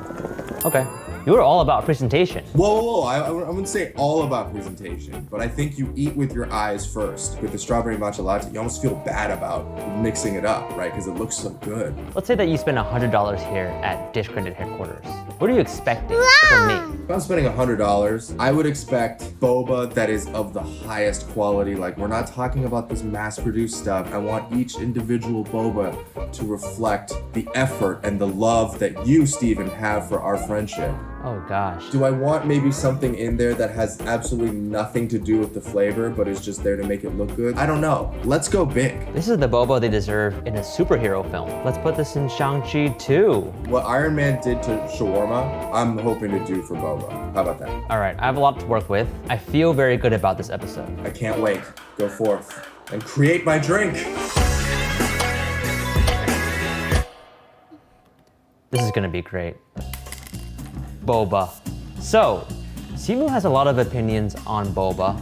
We have to wow him in every way possible. Shang-Chi the movie is the legend of the 10 rings. What if we make the boba legend of the 10 ingredients? Whoa, Is that crazy? that's pretty ambitious of you, Steven. Let's start with the most important ingredient, the boba. Every single boba must represent our friendship, he said. I want each individual boba to reflect the effort and the love that you, Steven, have for our friendship. That's a lot of pressure. No machine, no store-bought. We're gonna make our own brown sugar homemade boba. But how can we make this more personalized? What if it's like the colors of his costumes? What if we took it further and made the drink the colors of his costume? Yeah, that's kind of what I meant. Oh, that's what you're saying? I thought you meant the boba. His costume is red, black, touches of gold. Let me just draw a cup first. That'll help me visualize. There is a strawberry puree in the strawberry matcha latte that he mentioned. You know what fruit actually works really well with other flavors? Dragon fruit. So let's make another puree. No, let's make a jam. The puree above that. We've got 4 ingredients so far. I do want to incorporate matcha. Wait, let's make a charcoal matcha. And you know what goes well Charcoal with matcha? matcha flavor? Black sesame. And we can make that a milk. Okay, how does that sound? Ridiculous, but great. Ooh, one more thing. I think all the trend nowadays is this foam on top, but I'm not into cheese foam. I have seen Dalgona coffee. Have you seen that before? Like a frothy coffee? He doesn't drink coffee though. So what if we do it with a tea? Let's include a black tea and make that Dalgona style. 9, we need 1 more to top it off. Simu did mention that he kind of wants something that's just there for no reason. And I hate to say it, because on Worth It, we ate it a lot and it served no point. Let's just put some gold flakes on here. Sorry, I just had another idea. I don't know if we have time for it. What you got? When I was in Taiwan, we drank tea in this Gong Fu Cha ceremony. Funny enough, Gong Fu is the same word Kung Fu. What if we serve the master of Kung Fu this tea in a Gong Fu Cha ceremony? Is this too much? It's so extra, but like in all the right ways. Boba. We're gonna make our own homemade boba here. Boba has been conquered by very few and taken the lives of many. Wait. The perfect boba, they're trying to reach an exact texture. In Taiwan, they call it QQ. It's almost al dente. Somebody who explained it really well for me to understand is Emmy Made. She's a YouTuber. All we gotta do is combine the ingredients into a dough, my favorite thing. So we're gonna measure out 60 grams of water, 45 grams of muscovado sugar, until it forms into a nice, delightful syrup. And slowly incorporate the tapioca and form it together when it's hot, but not burning. It's starting to thicken. Oh yeah, here we go. Why is it so wet still? You skipped something? No. Hold up. It doesn't look like boba, it looks like milk tea. It does. Something has gone extremely wrong. I'm gonna heat this back up until it starts to thicken and then remove it from the heat. Okay. Oh, wait. So it like boils down quite a bit. No, I have to start over. Aw, Take that's 2. Water, disgusting. brown sugar, dissolve. Let's do it. Boba does taste good to me. That was too hot. Take 3. Slow and steady wins the race. Still very wet. What is going on? Oh, here we go. Thickening. Okay, maybe off the heat now. Oh, there we go. Oh yeah. Oh, yeah. We just need more heat. Go. Boba. Boba, Q. boba, Okay, I'm gonna knead this together with my hands. Let's go. Work this dough. It's warm. I want to eat this. Now what I'm gonna do is I'm gonna cut this into strips, fold it out into tinier balls, and then roll. So then we'll have a bowl of boba. That was good. Good call. All right, let's see if it fits. Oh no, wait, how do you know it's gonna be too big? Oh, it's too big. It's Wanna come gonna help? make it smaller. Sure. We're gonna boil boba, then let it rest for 20. Look at these giant boba balls. Look, as they start to finish, they rise. Whoa! Wow. That is translucent. Oh gosh, it's that's the right color. huge. We did it. Now that they're done boiling, we're gonna melt the sugar together. That's a Let's try those big ones separately. Oh my! It's bubbling. The sugar's starting to caramelize on top of the boba. I just That was smelled massive. a boba shop. Two things I'm looking out for are, is it the right QQ texture? Do we need to add more sugar, which I don't think we do. I see a smile. Is it got that QQ cheeky or is it little just Q? KGB actually really good. smile. Feels a little underdone, but it's good. It's definitely boba. Okay, let's open this guy. Oh, It's basically mochi. that can't be good, right? Cheers. That looks disgusting. He made it too big. Oh, it's pretty good. Oh, it's a lot of flour. I know what to do. We're gonna phone a friend. Let's talk to Ben from Boba Guys. How do we get that more QQ texture for the boba? Let's do it. Ben, thank you for joining me. Happy to be here. Let me show you what happened on take one. What is that? Brown sugar and tapioca starch that just did not cooperate. We're now on batch number 5 and we got it to the boba. All right, okay. It's a little tough on the inside. Do you know if that's because it needs to cook it more, like rest more? If you're saying that the center is hard, then you undercooked it, Steven. For US Boba Co, Yes, we make Steven. it for 30 minutes of cooking on a rolling boil and then 30 minutes of sitting. Yeah, no, that's good to hear. I haven't started the layering process yet, but I wanted to ask you, because actually Simu brought it up, that the strawberry matcha latte is one of his favorite drinks. Dare I say Instagram, there it is. How do you make the perfect layers? The thicker viscosity liquids are gonna go naturally to the bottom. And so that's how you wanna build your drink. You're gonna wanna start with the heaviest stuff and then keep going and going and going. And then at the top, it's like the thinnest crema or Like something foam. light or foam. That'll be at the very, very top. Awesome, very excited. I applaud you for trying to climb Mount Everest on your first try. Like, I love it. Good luck to you, Steven. Climb Mount Everest. Okie dokie, we made the boba, went well. We'll start with the dragon fruit jam and it's pretty simple to make.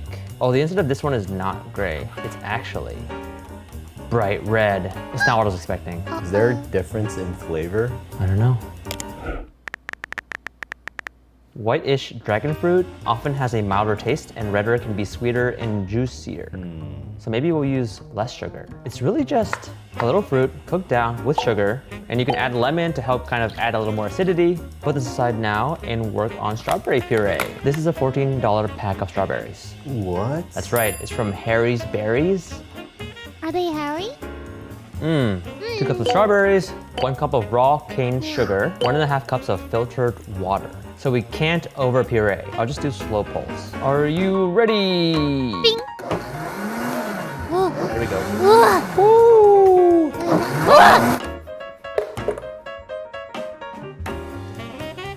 How's it? I mean, it's like strawberry crack is what it is. So good. Let's see how this is doing. Oh, tasty alert. So we have our bottom layer. It's good to go. All right, this is where the fun starts. I get requests They can on be the either daily of people color. who ask me, what is my matcha recipe? We don't need the internet.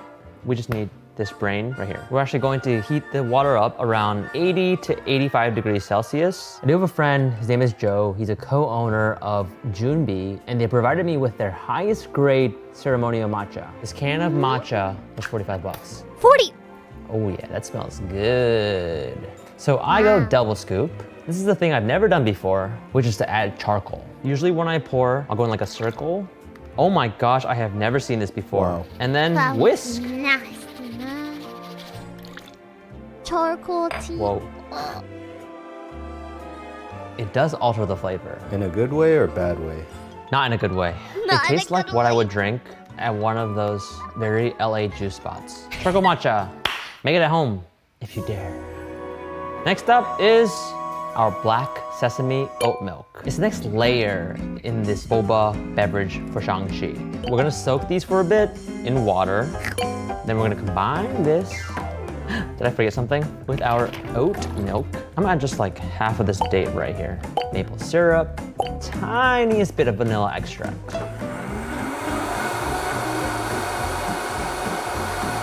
Now we're gonna take this and we're gonna squeeze out the juice. All this for a cup of milk. No! You gotta restrain it. I milked the sesame seeds by hand for you. It's so slow. Oh, that looks good. Yeah. It's not bad. It's not bad. I think it's too much sesame. So we can take this and make some more milk. Why did Look he at the make color. such It's so ugly beautiful. colors? And look at He could have done remains a of the sesame. rainbow, and he's Right. like, we need red, Oh, that's a wrap on gray, day and 1. black. Tomorrow we're gonna be working with black tea. Buckle up, kids. Oh, psych. It didn't actually happen. And you're still there, I'm still here. It's day 2. Fun fact, I was up at 3 a.m. last night because I felt stressed. I was feeling good about it, and then I started to have like these nightmares. What if the layers don't sit? What if they combine? What if it looks bad? What if it tastes bad? I wanna call a friend. Let's call my friend Phil. Hey Phil, good morning. Good morning. Let's go to my stress point first, which is layering. Is there a technique that you would suggest for pouring it so that it doesn't mix right away? Honestly, if you just pour it very lightly, like it should be okay. Some people use like the spoon method, where you pour it on the back of a spoon and then it kind of like hits the spoon and it breaks apart from there. That's another method. Gotcha. We have a jam, boba, puree, Okay. black sesame oat milk. That's the middle layer. And then we have charcoal matcha to match the colors of Shang-Chi's suit. Look at the guy's face. Okay. What's the base? Is it tea? Is it he hit milk his face base? the whole Like what time. is the actual drink itself? I didn't even think about that. Most of the drink is a tea. I feel like it's gonna be pretty even. No, it won't be. It What do you can't be mean? even? Oh, I can't wait to watch this episode. That spread is coming from it dispersing into the rest of the liquid. It's gonna be the milk then. It sounds like it's gonna be the milk. Do you have any thoughts on ways that I can kind of spice up the presentation? Oh my gosh, you know what? It could be like an actual movie premiere. Like you roll out a red carpet for him. Brittany, do we have the time and budget to grab a red We carpet have a for red him? carpet. She said we'll look into it. I love it. I'm gonna dress up. All right, perfect. Good luck, man. Okay, for the final step here, we're gonna make black tea. It's a high mountain tea, and we got this from Steep LA. If you wanna learn more about the Chinese Gong Fu Cha ceremony, go to Steep, they're the real ones. And the first thing we're gonna do is we're gonna make tea ice cubes, because watery milk tea, that's not what you signed up for. The first steep is about 1 minute, the second steep is 45 seconds, and third is 45 seconds as well. You can use a timer, or just play it by kind of feel. Warming up. Why did I come over here? I'm a feel kind of person. Let's just go back. You can't hold me down with rules, so half of life is just waiting for water to boil. When I'm pouring the tea, like if you hit the outside edge, it's fine. You're just coloring the clay pot all the way to the top, and when I close it, it actually should come out a little bit. That's a lot. Once we brew that, we're just gonna freeze it in ice and then put that away, and then you're ready to go. It's time to make our very final layer. Dalgona? Brittany, am I saying that right? Dalgona. In order to do a whipped tea, you actually need egg because there isn't as much structure in tea. So I got my recipe for this from Healthy Food PH. More boiling water. Oh, it's a lot of sugar. This whole thing of sugar. We need more sugar. You make half portion. You're so smart. 1/4 cup of brown sugar, 3/8 cup of tea. We're gonna make a little syrup and then slowly incorporate that into egg whites as I whip it up. Just the whites. Here we go. Oh! Take 2. Oh gosh. Why is he so bad at it? That's it. See? Easy. I don't know how to use this. Just jam that in there. Oh yeah.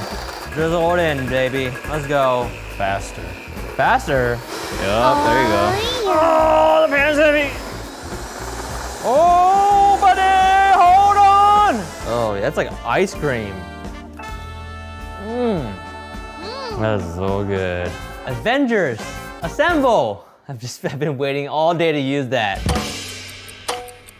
Oh my gosh. A lot of boba. Next layer, dragon fruit. I almost feel like you should grab the cup and put it in. Oh, this is gonna be tough. This is like surgery. You gotta be real careful. I can't be doing this in front of Simu. Next step, strawberry puree.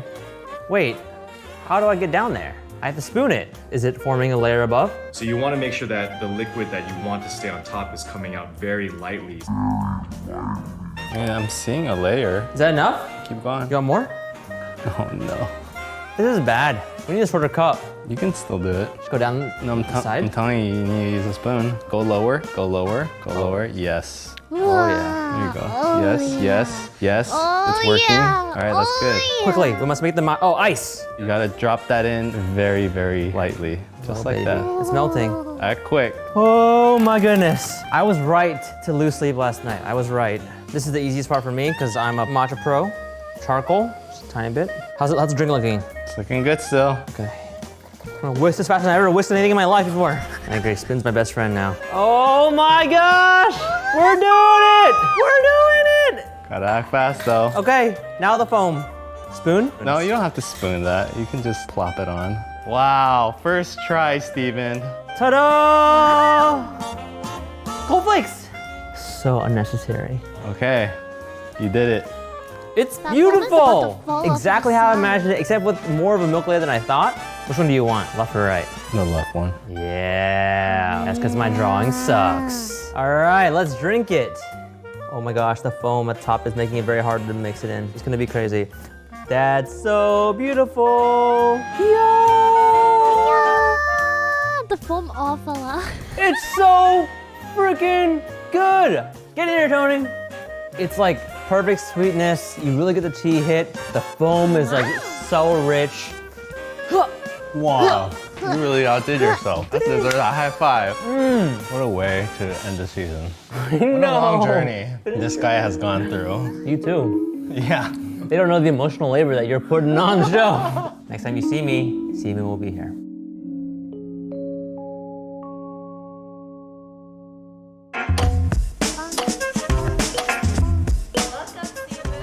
Thank you. It's so good to be here. First of all, I love watching the show and I love Steven. So, I'm really excited to see what he's come up with. Just, if Steven knows anything, it's food. It'd be different if it was, something else like fashion or hair dye color. Are you sure you want to pick that one? Are you?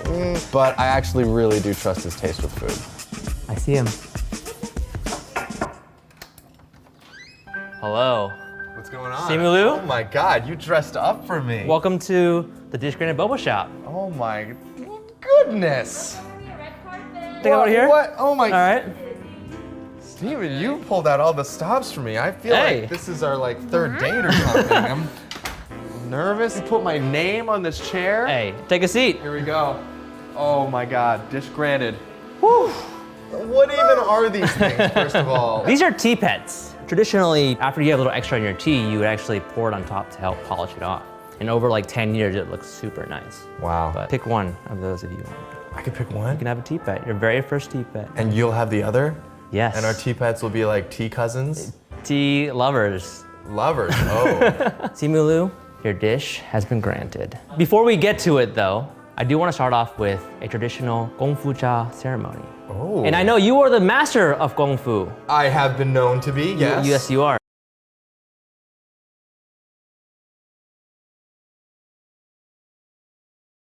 I have a question. This is just a weird thought.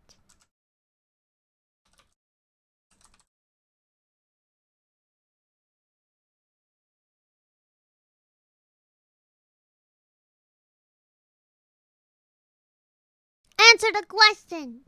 Have you had curry before?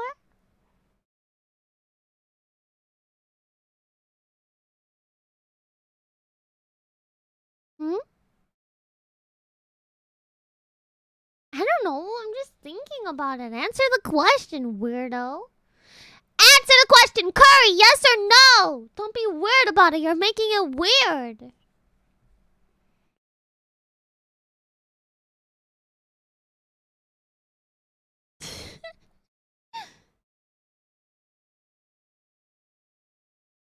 Bum, bum, bum. I have a follow-up question after this one. That's why I'm making you guys hurry up.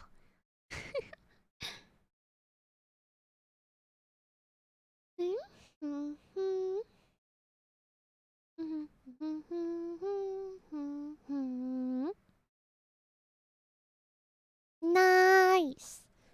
So almost half of you. Now,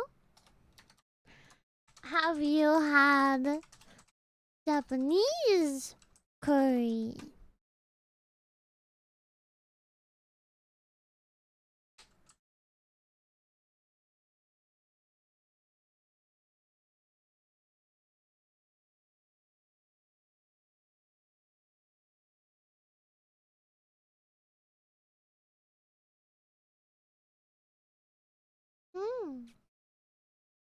Wow! Almost none of you. That's crazy. Wow. This is mind-blowing for me. You guys don't... Whoa. I love curry. I love all types of curry. Even Japanese curry it's good.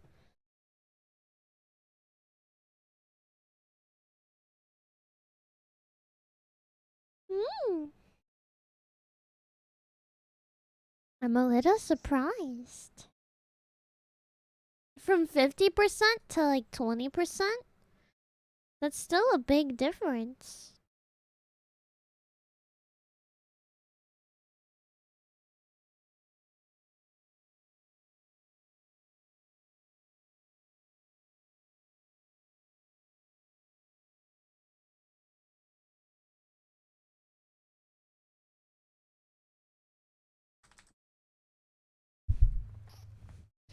Here, do you guys know this is how I make mine at home? This one. Golden curry. You can get it even off of like Amazon. I like the spicy one. You can get it in all of the different flavors, but to me extra hot isn't even that spicy. Like, I know the box shows it red, but it turns out like this. It's nice. It's delicious. It's just a seasoning pack. Order it online, and you can make Japanese curry super duper easy. Super duper easy. You just cook the meat and the vegetables and add it, and it's done. But it comes in mild too. See, for you little babies. It comes in mild too. It's delicious. You should try it.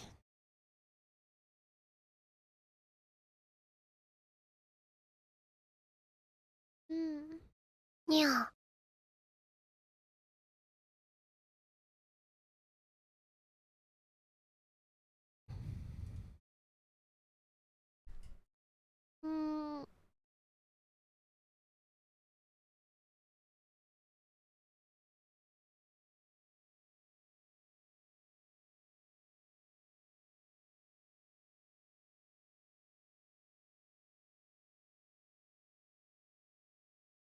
Here. See, all of the flavors they have. Ta-da! Yeah. You can just get whichever one you want for the spice. Usually I just put in like potatoes and bell pepper and onion. I think that's what I like to do. Yeah. And I like to do it with chicken because it's easy. Just get like the boneless like chicken thighs and cook them up into little pieces. It's really nice. And eat it with rice. Yeah, try it sometime, guys. It's easy. Oh, and carrots. I almost forgot carrots.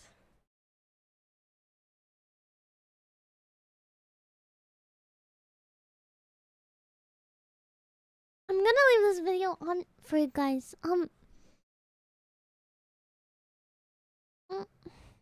I'll be right back though. Just give me a minute, please. And you also shot a movie where you... Japanese chicken curry tastes better when made with wine if you ask me. I don't know if I've ever had it with that. Unless it's already in the seasoning pack. But I might try it sometime. you were Superman martial had arts wizard. I can neither confirm or deny that. Have you ever done a Kung Fu Cha ceremony before? I gotta say I haven't. A lot of people get into it later in life because that's when we appreciate tea more. That's true. So it's That's not too true. late. And also that also spoiled the movie. There's no Kung Fu Cha ceremony in Shang-Chi. You heard it here first. Why you keep trying to trap me, Steven? God. But this tea will find its way back to you later. I don't want to spoil anything. Like I can't spoil my movie, you can't spoil yours. Yeah, it's true. Oh man. We're gonna do 2 steeps. Each of them will be a minute long. You really know how to make a girl feel special. You're here for a show. When pouring the tea, it's okay if you kind of get it outside like that. It helps get the clay pot looking nice and shiny. When you pour tea, some of the pours aren't all the same. So I'm gonna pour it out here first so you can see it all mixed together. And then I'll use this to pour into our respective ones. Look at that color. Oh, that tastes so good. So the second steep is known to be the more flavorful one. Slightly different color. Yeah. You know what? I think you need a little refreshment. There's some fruits for you to enjoy alongside the tea. Steven, is that sliced dragon fruit? It is. My goodness. Cheers. It's so light and subtle, not too sweet. The ultimate Asian compliment. Yes, not too sweet. Not too sweet. What's happening? Steven, what's happening? We got matcha for you. Oh, it's the real stuff. This is ceremonial grade matcha. Only the good stuff for you. Do you do this every day? Can I just move in with you? Do we need to tell the story of how we almost became roommates? Yes. And then what happened? A little guy named Walt Disney came along. Wait, was that around the same time? That was what the we were reason talking about? why. We were gonna be roommates at one point. Like I think our mutual and collective productivity would have just fallen off a cliff. That's true. Have you whisked matcha before? I have not. You want me to jump in? Yeah, jump in. Oh my God. Circular is good, and then also back and forth. You had me at matcha. Enjoy. Wow, that's good. And are you ready for the third act? I don't know, you tell me, am I ready for the third act? Remember how Endgame was like 10 hours long? Just prepare yourself. I'm gonna start bringing stuff out. He's got like this whole thing. He's got a stove on a burner. I'm so excited right now. This has been a collective effort by everybody in the crew here. I gotta give credit to Molly, the artist. We've worked together on putting this together. My God. Look at this, dish granted boba shop with the Kim's Convenience shout out. And I see that you were very generous with the pectorals and the biceps. What else do you have? What are you doing? Why are you cooking right now? You asked for it, we got it. Sugar. Oh my God. You were caramelizing the boba. That is your first layer, and that's going in here. Layer number 2. Do you remember when I served you the fruit? It's come back? It's come back. Oh my God. We have right here our dragon fruit marmalade. Wow. This is Steven Lim's on your left moment. You had mentioned you love the strawberry matcha latte at Boba Guy, so we actually just took the recipe, used those strawberries that you tasted earlier, turned that into a puree. Next up. You can tell he's really enjoying this. Black sesame oat milk. Oh my God. It's delicious. He's such a showman, this guy. Next up, the matcha you drank earlier, we're gonna bring it back. So we're gonna add charcoal into our matcha to provide you the top black layer of your beverage. Dude, I think you may have ruined boba for me. Remember the black tea that we had? So right here, we actually put a nice little Dalgona black tea, and this is gonna go on top as your finisher. One more. What? I've never wanted to ever serve gold on a dish, but this felt appropriate. So we have gold flakes infused with chocolate flavor on top. Oh, sorry, one more thing. You know how when you're drinking boba and the ice melts, you're like, oh man, I have watery boba. Well, no, that can be fixed by freezing black tea into ice cubes so that when you drink and wait, it turns into more tea. You son of a bitch, that's genius. We're gonna assemble, as they do. Nice, I see what you did there. Very nice. First up, boba. Just drop this right at the bottom of the cup. Perfect. Dragon fruit jam. He's killing it. Some would say he's a natural. Hey, what does my chair say? I mean, I didn't write that. Boba master.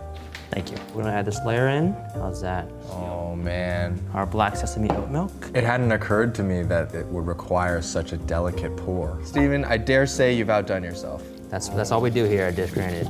Just so you can see the color here. Nice. It's coming together. Oh my God. And last but not least, our gold flakes. Can I do some? Ooh! That felt great. It's your beverage. This is like a work of art, and I feel like I don't want to touch it, but I also can't not touch it. That's the highest praise. If you don't want to mess it up, but you want to mess it up. Thank you. I'm sorry. Okay, we gotta go. We gotta mix Do up it. all the. Oh, Mix it up. man. That's a beautiful color. Catch this shot right here. This is dripping slowly down. Wait, hang on. Okay, here we go. Wow. Yeah? You know, there's so many different ingredients and they all just work together so well. It's Go for it, man. I taste the black sesame, I taste the caramelized boba, ceremonial matcha. Thank so you. this is the Shang-Chi boba. AKA the Simu. Mainly because of copyright issues and The Simu. It's ostentatious, it's over the top, it's right on brand for me, but it's also very tasty. I wish that more people could have this experience of like sitting down and appreciating the tea that goes into boba. I mean, do you want to do it? Because our friends over at Boba Guys, they're down to sell the drink. Really? That's right. So today, I have been introduced to the Simu. It was absolutely excellent, and on account of that, on account of not only presenting the drink, but taking me through an entire journey, I think that you are more than deserving of this gold star. Should I pin it to you? Should I just give it to you? How would Shang-Chi do it? Shang-Chi would like roundhouse kick it into you, and it would just like, it would just stick. From a movie star, I got a star. You earned it, buddy. That has been it for season 2. Season 3 comes very soon. Check out Shang-Chi. When does the movie come out? Comes out September 3rd. We'll all be there. Red carpet premiere. It's a big deal. Oh, maybe I feel like your invite got lost in the mail. Oh, that's awkward. What? Oh, well, I'm kidding. I'll see you there. I'm gonna keep drinking this. Keep drinking. Thank you. The ultimate Asian compliment. It's not too sweet.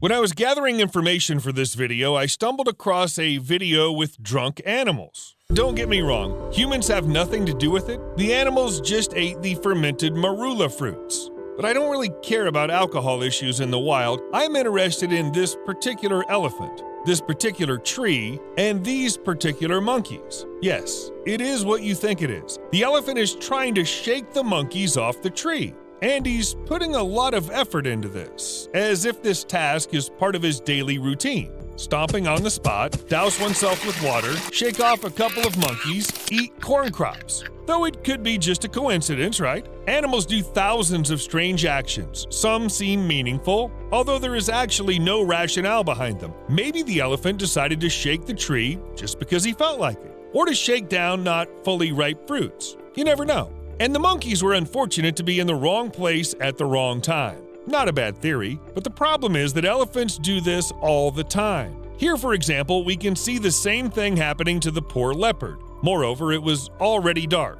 Elephants are actually diurnal animals, and this one's been shaking the tree at night for several hours. Seems like he remembered the leopard and is now taking revenge for something. Aha, lion, I recognized you. Now you are alone, without your pride. Get off! But I am not a lion! Seems like no one can get a break when elephants are around. Not a single living creature is left out, even the smallest creatures, which should probably not be of interest to elephants. But birds? Wandering and flying around here? Get out of here! Shoot!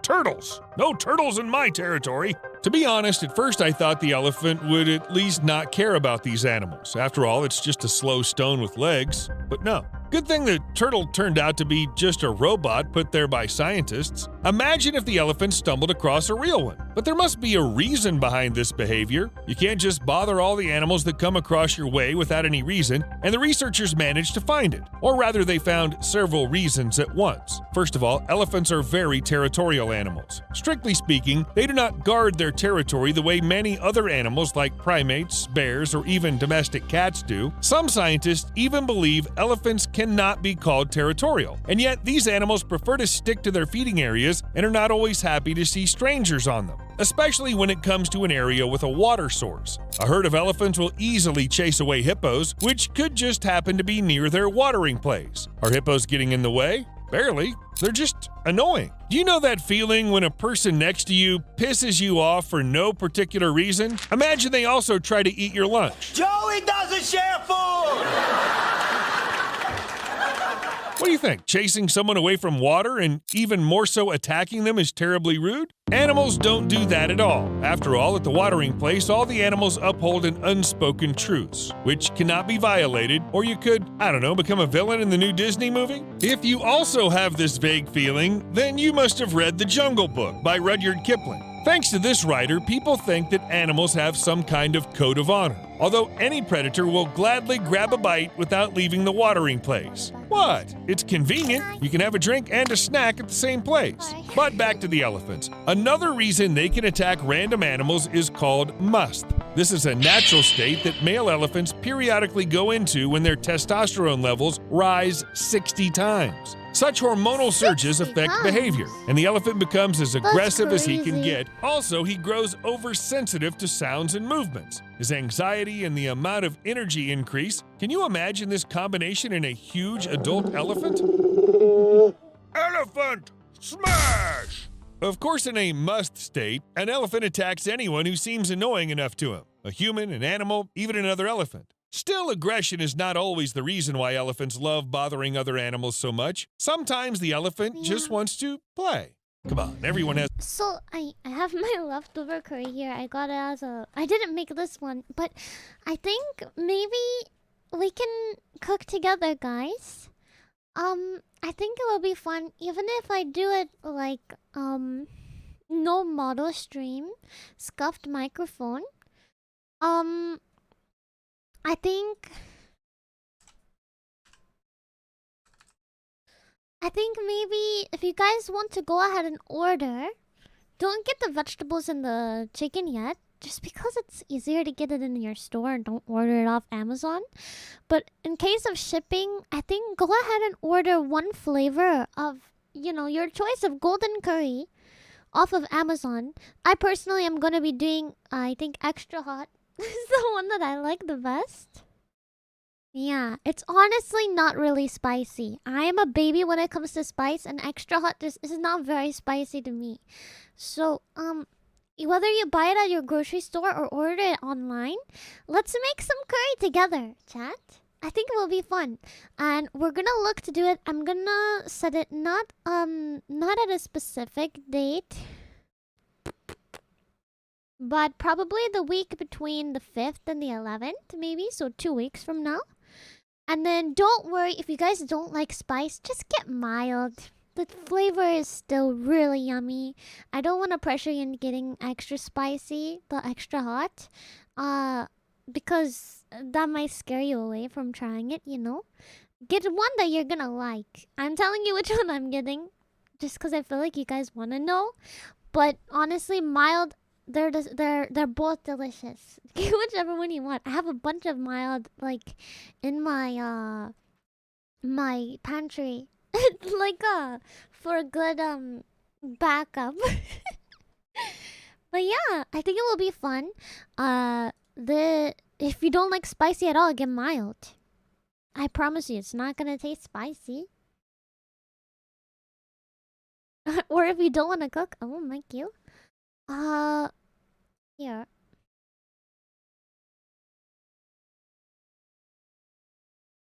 Where is the one I'm looking for? Here. These, I think they are smaller boxes. These bigger ones come with more servings. So, if you're buying just for you, get one of these vertical boxes. They have less, like, spices ones in here. How spicy is this curry? Oh, Glossy, what's the spiciest thing that you've eaten? I need to know because everybody has their limit. Let me take a drink here. Don't put all the bricks in at once. Oh my gosh, I've done that before. And you freaking have these bricks and you can't dissolve them fast enough. And you're trying and the bricks are just there. these are the bricks. These are the curry things, and they dissolve into the liquid. And then you're just stuck with the bricks inside. It's a nightmare. It's a nightmare. Glossy, you've had the bomb hot sauce, and you could take that well. If you could take that well, this is a breeze. The spiciest thing that I've eaten...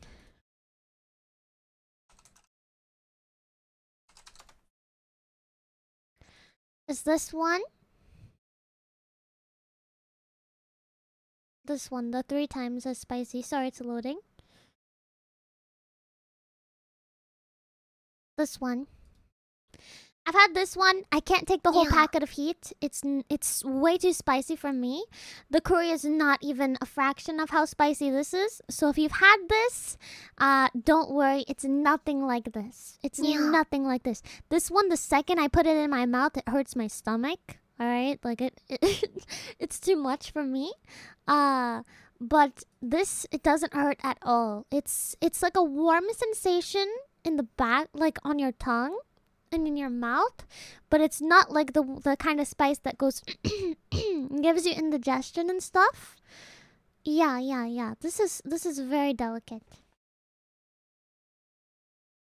And I'm talking about the extra hot. So if you get the mild, it won't be spicy basically at all. Get whichever one pertains to what you usually would order. But yeah. Yeah, the mild is literally for kids. So go ahead. Yeah, go ahead and order it. We're gonna cook sometime in September together. 2 to 3 weeks from now, we're gonna cook together. So go ahead and order this. The rest of what we'll be cooking, don't buy it yet. I'll try and give you a date closer to when we're gonna do it. But I'll give you guys a few weeks to get your seasoning packets in case you don't have it at your regular store. You can order it. And we're gonna make some chicken curry. Or you can change the meat if you want. But I'm gonna make some chicken curry. Chicken, potato, carrots. I like to use red and green bell pepper. And onion. And then the sauce. Yeah. They're soft. You cook the vegetables. You cook it. You cook the vegetables. You don't put the vegetables in raw. But I guess you could put the vegetables in raw if that's what you like. I like it to be soft. Not like mushy, but like cooked. I don't want to put a raw potato in there, but yeet that in the pot. Crunch away. I don't put spinach in mine, but you can do whatever you want. Now, the potatoes that I like to use, you can use literally any. I just like to use the red potatoes. Wash them, take the eyes out. And just put them in. Chop them into bite-sized pieces. But I like the skin. I feel like it gives it color. I've also used russet potatoes without the skin. Either way is delicious to me. But yeah. And don't forget to wash your rice. Please, don't forget to wash your rice.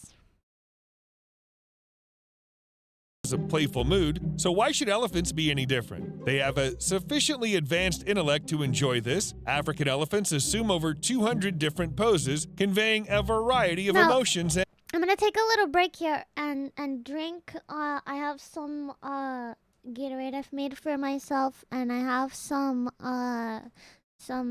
leftover curry that I got from a restaurant. It's katsu curry. So I got it because I don't make myself katsu at home. But I'll be eating that, and hopefully I'll feel better. I'll be honest, I did not feel good when I got up. I was like losing my mind a little bit. I put on some stockings to help with my circulation. We'll be fine. We'll be good. This is why I don't take caffeine. I feel like a freaking idiot. I feel so stupid for doing this to myself. Oh my gosh. I'm sorry, guys. And desires. This is Through my posing, own they also fault. show an invitation to play. It's just that not all animals can recognize it. Well, even humans do not always understand what exactly elephants are trying to express. So what can I say about rhinos? These guys do not have enough intellect to distinguish between all sorts of subtleties. Eat, make sure they're not eaten. Procreate, they love simple things. So when the elephant wants to play, he receives aggression in response and then fights back. Listen, this is probably very sad. Before you go, to have if really you're still cool here, cognitive. when is your next time to try out for your driver's license? I know I asked you the other day if you got it. And we kind of poked fun at you, but I mean seriously, you know?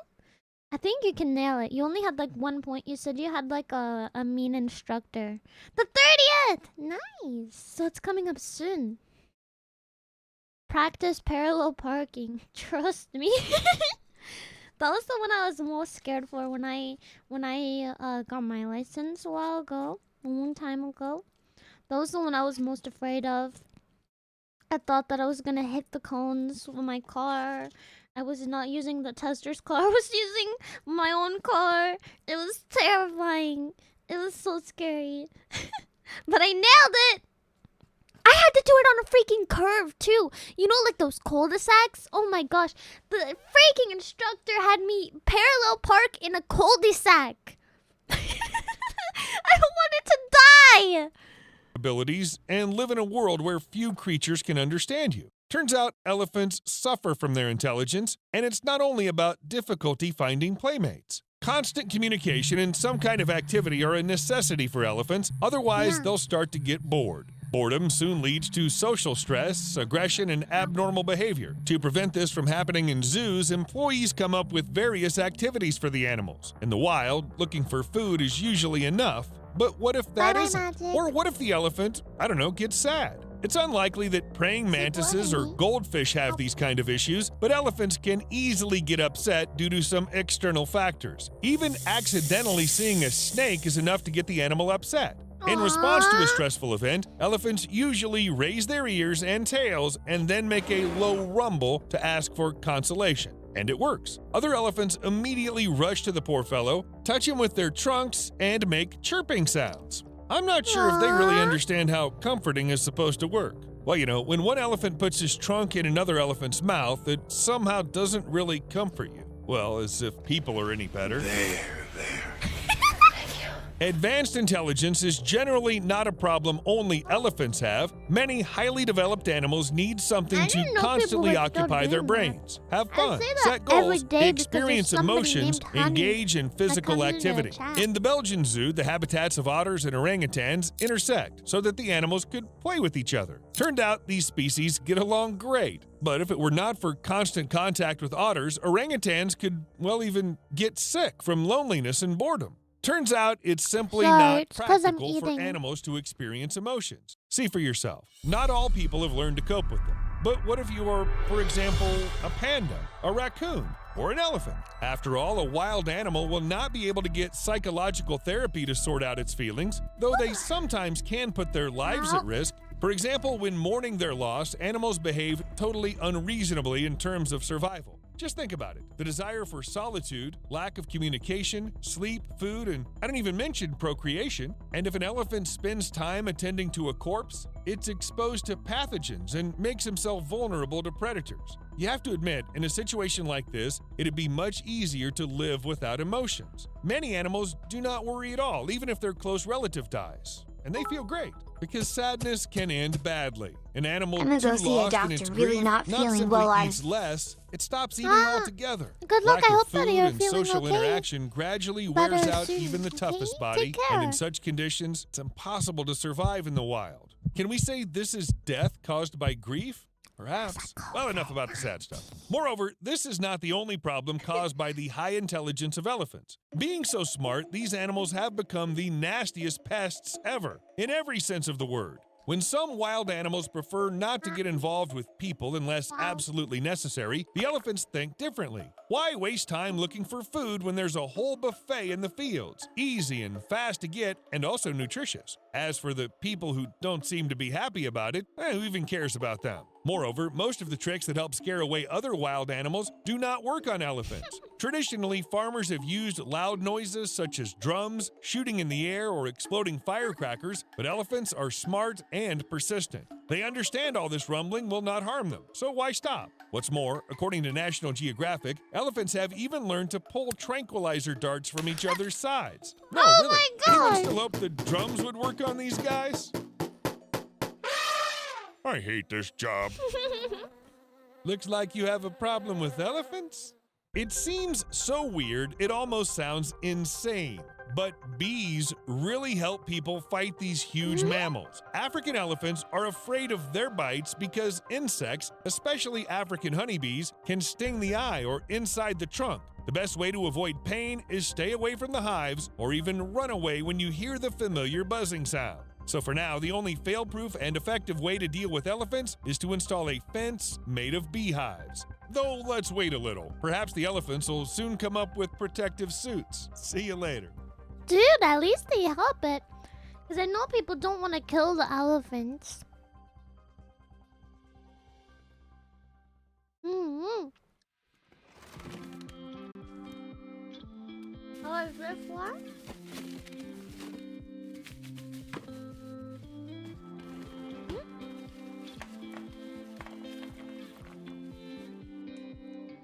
Mikey.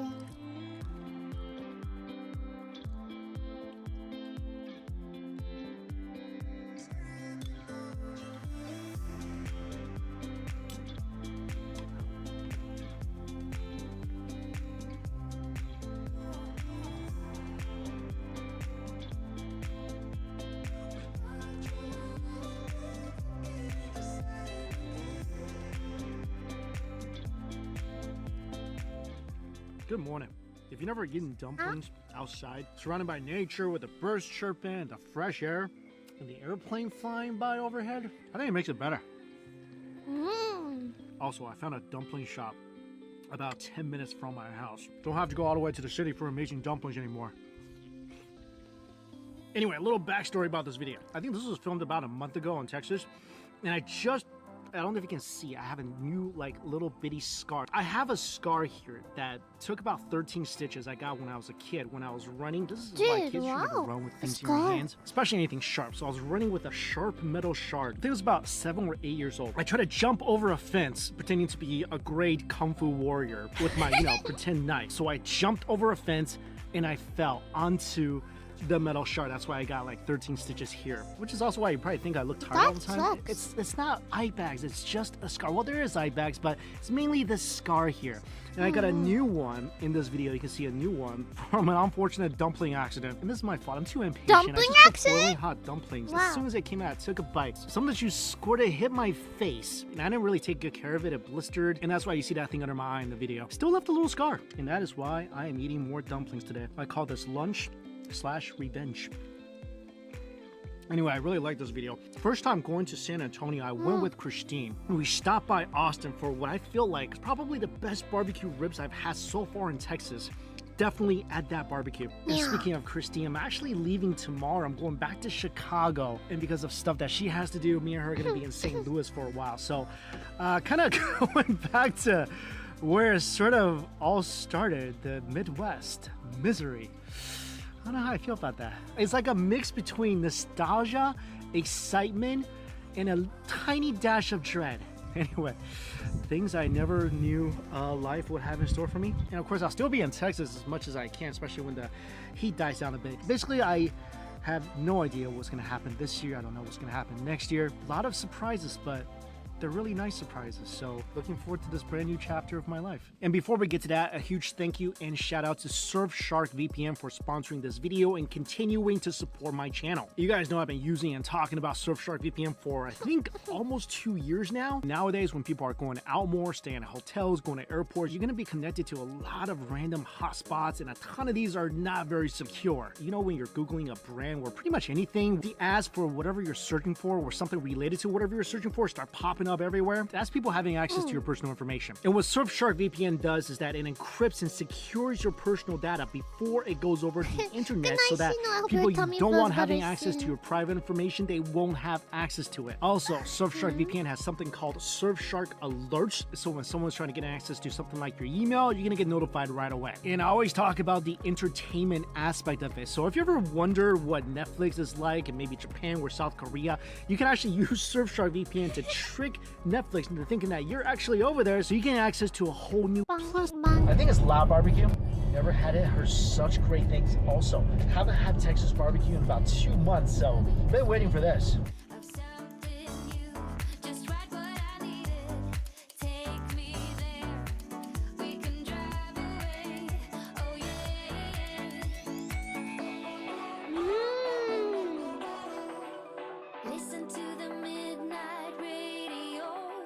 This looks incredible. Oh, this is a good feast. Might have went a little overboard because I'm about to go eat in San Antonio too, but how do you resist when you walk into a barbecue place? It just kind of overwhelms you, right? You smell it, you see it. When they're cutting it, you just want them to cut more. As I'm talking, like saliva is just foaming in my mouth. Fatty brisket, of course. Look at this smoked ring. Look how amazingly juicy and fatty this is. And I give you a couple of test pieces here to make sure your brisket is to your liking. And this got a beautiful crust right here too. Nice layer of fat right above the smoke ring. I haven't been in Texas for a long time. I forgot the sensation you feel when you bite into a good Texas brisket. I don't even know if I'm sitting down, we're just kind of floating above this bench right now. Looks so good. These are some of the sauciest ribs I've encountered. Look how tender they are. Wow. By the way, the smoky flavor from the brisket just hit me. And it hit hard. Look at this. How amazingly beautiful does this look.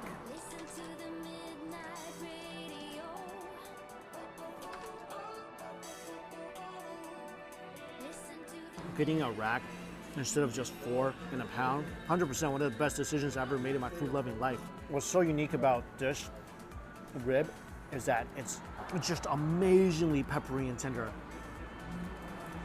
Oh my gosh. One of the most tender pork ribs I ever had, and probably one of the best pork ribs I've ever had in Texas.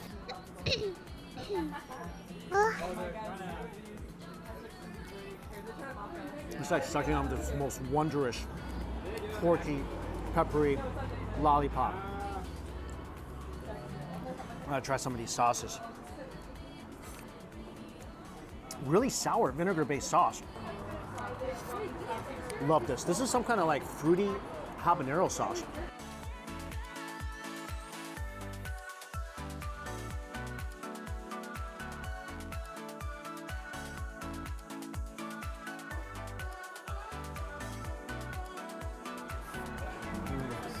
I don't know whether because I've been away from Texas for so long, this is one of the best barbecues I've had in Texas. What a good place. Also, potato salad, amazing. Honestly, with this place here, and I've been to Franklin's, and I've always said this, like, if you're into trying all the top barbecue places, please do. Don't let what I say stop you or what anybody says stop you. But this is what I'm talking about. Like, I waited for about 5 hours at Franklin's. I don't think Franklin's is 5 hours wait better than what you're gonna find here. This is a 100% must-try barbecue place. Only thing I don't like right now is there's these flies. They're not even afraid of humans. Blatantly attacking your food right in front of you. I think like, I mean, I get it. Would I risk my life for a bite of this barbecue? Yeah. I think I might. I would every day of my life.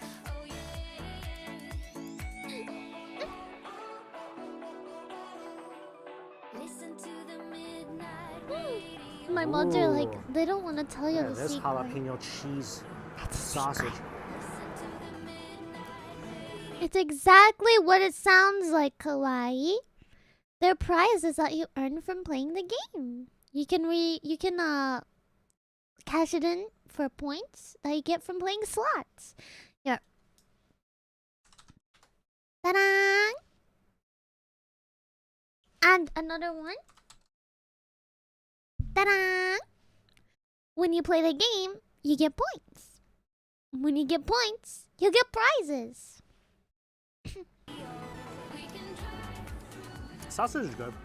I like the jalapeno cheddar one way better than the chipotle. Wow, the heat from the jalapeno cheddar though. What's Reminds that me of juice? my mom when I was a kid. It hurts you a little, you still love it. But best thing here, 100% the ribs. Brisket is really good. That just shows you how good the ribs are. Right? They're just fantastic, out of this world good. Oh, that's good. That's satisfying. Almost done. A little more to go. Luckily, our next drive is only about 30-40 minutes. Like, if we try to drive long distance after something like this, I don't know, it'll go well. Would you drive here from Dallas just to eat this? Yeah?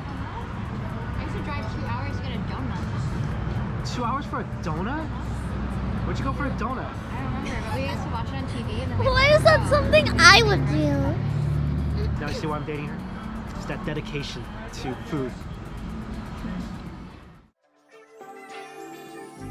No, Glossy. I did it because it's fun. Can somebody show it on stream? Can somebody show how it is? You guys know it took me like 2 or 3 days just to like get it working. It was a hard process. Come to San Antonio, But we you get a got Puffy it. Taco. And apparently, this is where you go. Henry's Puffy Tacos. Let's check it out. Tacos. It's actually this really I have nice food eating poisoning. area Wow, the outside. doctor was First fast. impression, people are I so hope nice that you here. have a And nice I just poop realized I gave a soon. very Food Networky Travel Channel. No, kind of what? You've introduction. been When here? you're in San Antonio, you Wow. must try Fluffy Tacos. Can I go there and eat tacos with you? The place to go is Henry's. Let's go check it out. Let's That's go check it my out. Food Network impression. Does this sound like one of those TV guys? Yeah? I don't know why. I think I've watched those shows too much. There we go. Fluffy Tacos. Wow. I like tacos. I like Fluffy. You know, the comedian. Fluffy Tacos. Whoa. This is the That's enchilada. saucy. This is like an enchilada burrito the size of Texas. gosh, Oh my it's so goodness. saucy. Covered in cheese and sauce. Christine, you gotta uh, lift this. This is about, It's I think, heavy. almost 2 pounds, I say. Right? This is heavy. like a baby. Like a baby. Well, eventually it will become a food baby. Puffy taco number 1. Ooh, Okay, so wow. I got basically one of each on the menu except for the vegetarian options. So shredded chicken, it looks like beef asada, and puffy tacos are basically deep fried Oh, yeah, taco baby, shells food that are gonna be baby. fluffy and soft, and I'm thinking this is gonna be absolutely delicious. This is pretty awesome. Sitting outside, country music's a blasting, fluffy tacos are waiting. First take, it's super crispy and airy. Looks great.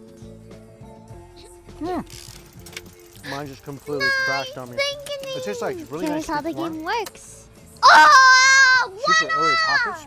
I almost like Dude, the, you almost the got outer one. shell more than the filling itself. You almost got a freaking combo.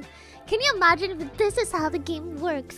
Boom, first try, wham bam. This is way better. When you get a combo, like act that. like it was your I feel like first try. The taco Okay, I shell promise I'll is be way more interesting flabbergasted than like a for typical you. tortilla. Crunch is fantastic. I still chase a lot of the sweet corn. I think like if you Yeah. want a sweeter corn flavor, definitely the traditional tortilla is better. This is definitely more of an I interesting love texture. tacos too, Glossy. That's just sad. You have to eat them fast. Yeah, they definitely get soggy really quick. I mean, I feel like these are kind of like soup dumplings. Like they'll definitely break on you. Oh, these are really good. The ground beef one, I think it's really, really good. I think that's my favorite one. The stuffing is super flavorful. And you get that nice burst of the sweet tomato. And the sauce soaks into these puffy tacos a lot better than traditional taco shells. All right. I feel like if you like tacos, you'll like this. You know, when I was in Mexico, I tried a lot of tacos throughout my like 2 weeks over there. You're not missing Never out had on fluffy Wendy's tacos. too much, It's almost like trust eating me. taco where the ingredients is wrapped with like an airy fried tortilla chip. I wish mine didn't just like collapse. I wish it didn't just fall apart like this. But the soggier ingredient you get, you definitely have the risk of it falling apart on you.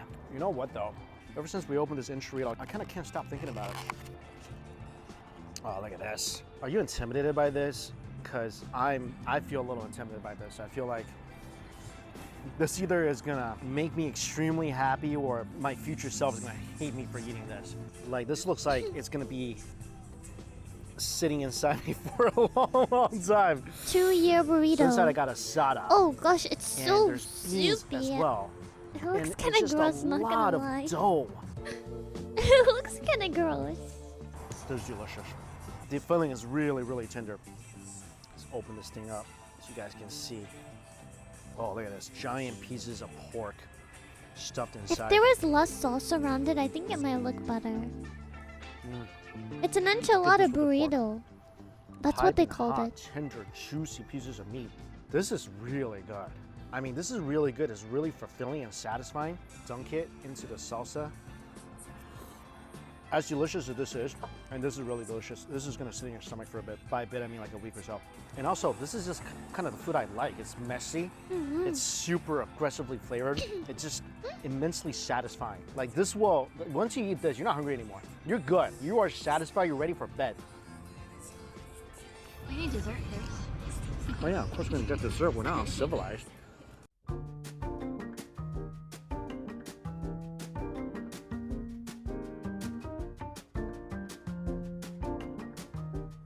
I don't know why. Sunsets just look way better in Texas. All right, so the building I said was kind of spooky looking and haunted. Don't mind me, I think all buildings are spooky looking and haunted. This is actually the Museum of Art, and a lot of people recommended this dessert inside this restaurant, inside this museum, as one of the must-try desserts in San Antonio. That's why we're here.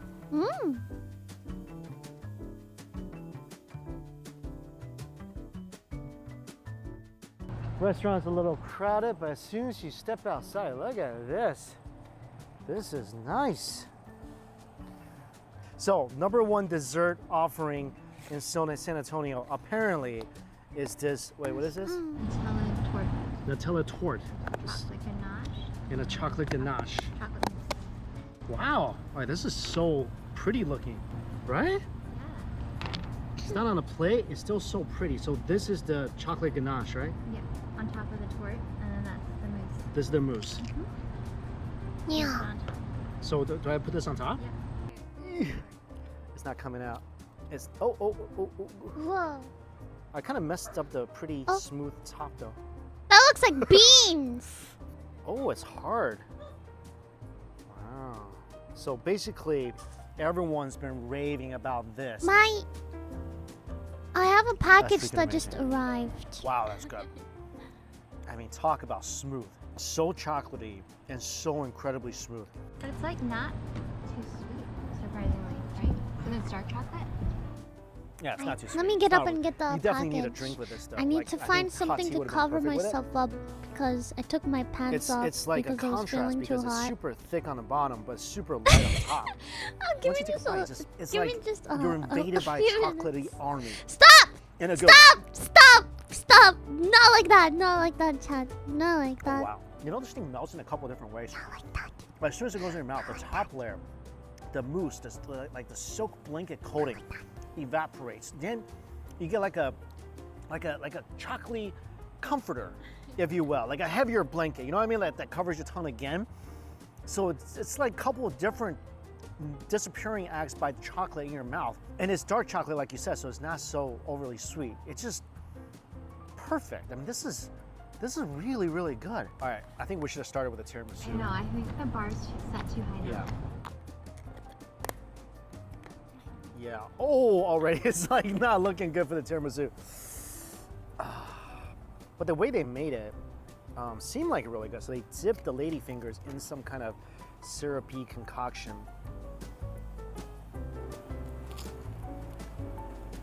Is it a bit too alcoholic for you? This is a very, if you enjoy adult beverages, this will be a very good tiramisu for you. I mean, the flavor is good, but this is #1. Yeah, kudos to everybody who recommended it. And also, it's a really nice experience sitting here at a place that looks like, you know, it reminds me of Night at the Museum. Wow. Happy first day in San Antonio. Good fluffy tacos, fantastic dessert. Bigger food day coming up tomorrow. I really do feel like I'm on a Food Network or something. I really do feel like I'm like hosting a TV show right now or something. Like, stay tuned after these messages. And we'll resume our eating tomorrow after these brief words from Toyota or something, I don't know. Good morning. Day 2 in San Antonio is starting the day off with empanadas. Fat empanadas.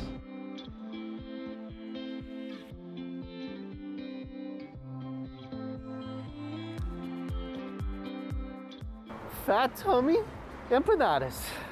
Oh my gosh, I'm so excited about this. I think I'm just putting it out there. I think this might be the best thing we eat in San Antonio. Got a lot. Basically, all their Mediterranean options. So this is so good looking. Each one stuffed to the brim. Piping hot, fresh out of the oven. Oh, the spicy beef. I'm seeing this, I'm smelling this, I'm already loving this. Flaky outside shell. Again, just the colors, the spices, the peppers, the chilies, the amount of juicy meat that's in this thing. This is one of the best empanadas I've ever put in my mouth. This is unbelievable. Here, try this. Wow. Right? First of all, the crust is so thin. This thing is like the anti-Michelin Man, not doughy at all. And the beef is seasoned more than perfect. Spicy, burns you in a good way, flavorful. It's so juicy and meaty. I knew it. I knew this place was gonna be amazing. Sometimes you have a sixth sense about food. This is such a local spot. I've only tried one. I'm already gonna tell you guys, if you are ever in San Antonio, this is the place to be. Oh my goodness. This is the pepperoni and cheese, I think.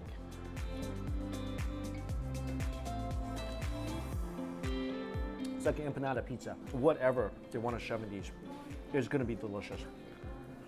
Life doesn't get better than the moment you find such an iconically delicious spot in a city you've never been to before. These are the moments I live for. Oh my goodness, another, look at that. This is for sure the beef and potatoes. Spices, big chunks of potatoes, again, stuffed fully of meat. I mean, this can't be stuffed any more than it already is. It's gonna pop.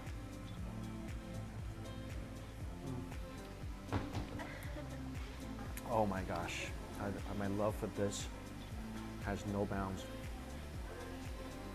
Especially with a little bit of the salsa. This is a gem of a place.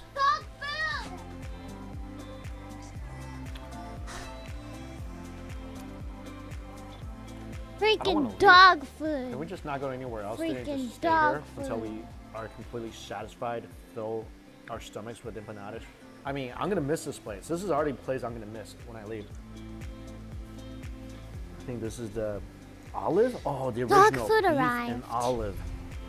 And it was too heavy for me. I had to cut you don't like the olives. box and then carry You it gotta try this. inside the heavy Olives bag have of never been dried put dog into better food. use And the than they box have cut me in this empanada. before I cut Gosh, open the this is box. unbelievable. I cut it back, Cheese Chad. empanada. I cut that box back. It freaking cut my arm. Everything is I got 2 mind-blowing. more packages. Everything.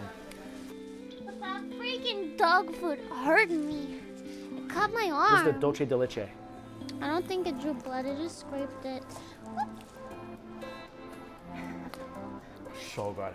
Oh, this is guava and cheese. This is really strong. It's still good. No, it's Favorite like savory 40. one? Definitely the spicy 40 beef. And the pounds. dolce is my favorite dessert one. What do you like? Beef and potato. Beef and potatoes? I don't think they should call these things empanadas anymore. They should call them empanadas. Empanadas? Not nada, but lada. Yeah. Look at this tiny little place. Curry Boys Barbecue. Oh, this is cute. Magnetic Munch. Didn't really know what to expect from a place called Curry Boys Barbecue. Look at this. Fatty brisket. Curry Boys. Soaked in green curry, it looks like. Potatoes, cilantro, over rice. And this is a side of chili noodles with chili and garlic on top. Yeah. Slightly salty, but good. Okay, I'm really interested in this. I've never seen something like this before. This is like a mix of Texas and Thailand. Wow, this is really good. I mean, this is, I'll be honest, I first opened it, I kind of looked at the, this is good. Wow. And put some of their chili oil on top of this. It needs it because it's so milky and creamy. So it's basically creamy, coconutty curry. And the brisket is melts in your mouth, tender.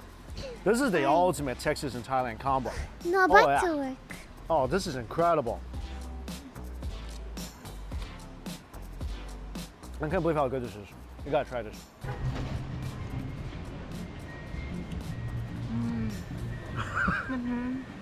Right? This is delicious. Who knew this flavor? These two. I mean, now you try. You're like, yeah, this combo definitely works. Yeah, I was gonna question your choice, but good choice. Never question my food choice. No, like it looks like a Barbie house. Good food comes out of Barbie houses. Yeah. I mean, I've tried a lot of fusion dishes before. I never thought a curry dish with a brisket would ever be this good, and it is just spectacular. We're having a good food day so far today. Try that potato too. But this, I'm gonna put this on the must-try list when you come to San Antonio. This city is just full of surprises. Of course, the trip to San Antonio will not be complete without visiting the Alamo. Never been here before. Ooh, there it is.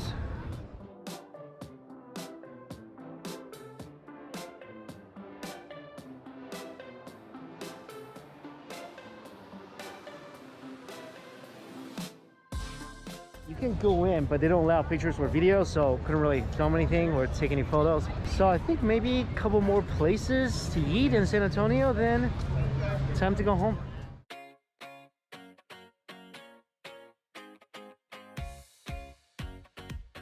Right? I love all of my kids' videos. Wow, oh, this looks smoky and delicious. Last meal here in San Antonio. There's a ton of grilled chicken places. Pollo asado. Wow, this smells good. Wow, I wonder if we order here or go to the restaurant. Oh, he's cooking everything.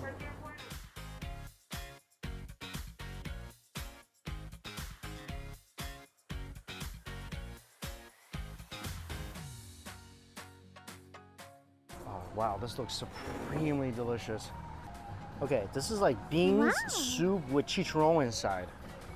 Oh, there's a lot. Chicharron, and there's sausage in here too.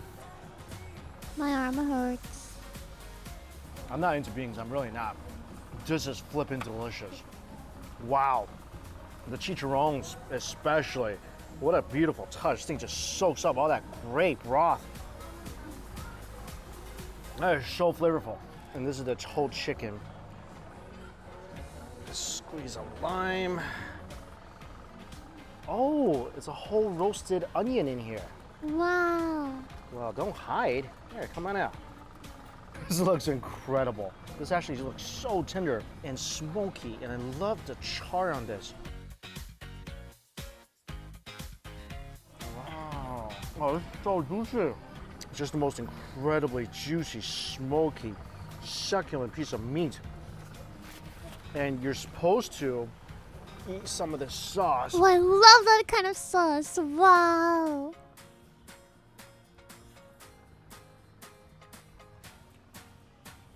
Even better. In the sauce, it's a little citrusy, creamy. Try a piece of this roasted onion. It's so sweet and nice, right? It's almost like candy. I love the char. Every so often you bite into a piece, a little crispy, got a little bitterness to it. Amazing. Look at that marinade just steeping through the skin. This is an awesome last bite of food before leaving San Antonio. All right, I was trying to really speed eat over there because as soon as we came in, like the place started filling up, as it should, because it's amazing. I think that's the last meal in this San Antonio series.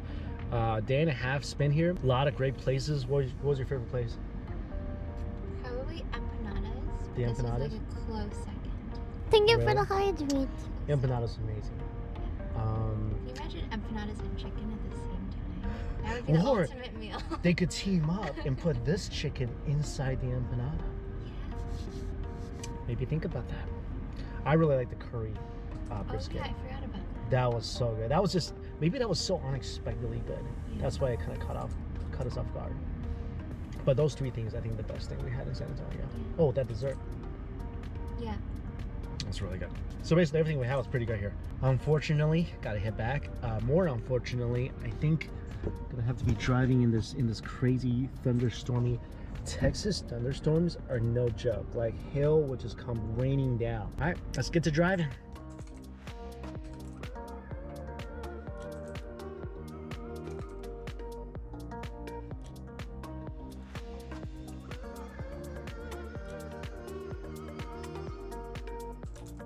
Ah, Buc-ee's freshly made brisket.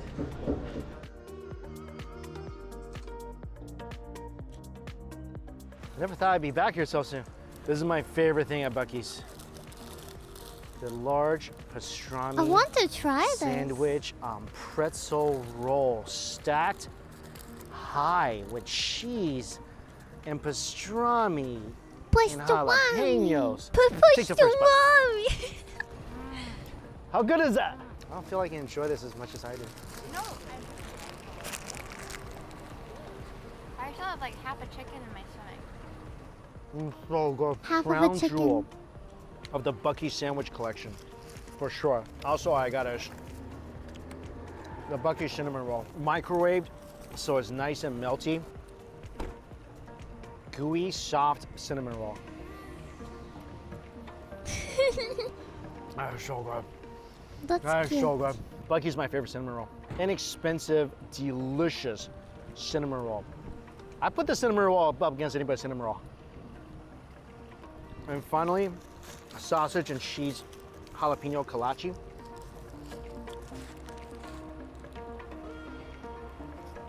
It's okay. Not nearly as good as the pastrami sandwich, which Christine is devouring at this moment. How good is that? Really good. So one of the best pastrami sandwiches I've had from a gas station, no less. It actually tastes better eating it out here. Right? I don't think I've ever gotten gas in my life where I'm like, huh, should I feed my car and myself at the same place? That's never come up. Now, it comes up all the time. Can you take a break from your pastrami sandwich and try the cinnamon roll? I want to get your audio reaction. Christine still doesn't want to be on camera yet. Wow. How good is that? So good. Right? And before this, you were complaining about cinnamon rolls. Well, yeah, because usually they're so sweet and like kind of tough to dry. Not this. Not this. Is this the best one you've had in your life? Yeah. Like, I love that cinnamon roll. I stand by that cinnamon roll. All right, guys, thank y'all so much for watching. Until we eat again, see you later. Even if the beginning of the story feels a little bit dry, trust me when I say you want to stick around for the ending. This is easily one of the wildest stories on this channel. But before we get into today's story, if you're a fan of the strange, dark, and mysterious delivered in story format, then you've come to the right place because that's all we do, and we upload 3 or 4 times every week. So if that's of interest to you, please invite the like button to come over your house to play Call of Duty with you, but then give them the NES Duck Hunt remote as their controller. Also, please subscribe to our channel and turn on all notifications so you don't miss any of our weekly uploads. All right, let's get into today's story.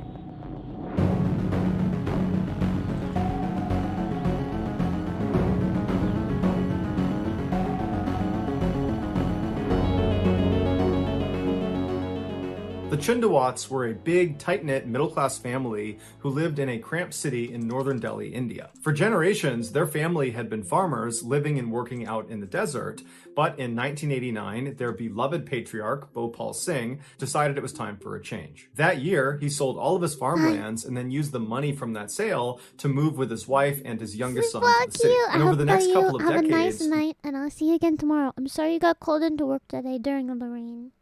one by one, the rest of Bhopal's children and their families followed him out there to the city and moved in with him. By 2007, there were 12 Chundawats all living under one roof. They made their living by running a grocery/plywood shop on the first floor of their house. The store was quite prosperous, not only because the goods they sold were top-notch, but also because the locals just really liked being around the Chundawats. Bhopal was this big, friendly personality that took on a sort of fatherly role in the neighborhood, and so locals began calling him Daddy, just like his family did. Bhopal's wife, Narayan, took on a motherly role in the neighborhood, and so naturally was nicknamed Mommy. When she wasn't taking care of her own family, she'd be outside handing out tea to workers on the street or looking after neighborhood kids. The rest of Bhopal's family, which included his 3 adult children, 2 of their wives, and 5 grandchildren, were also often seen down at the store, and they were highly regarded and respected as well. By all accounts, the Chundawats Chundoats seemed like very successful and happy people that kind of had a perfect life.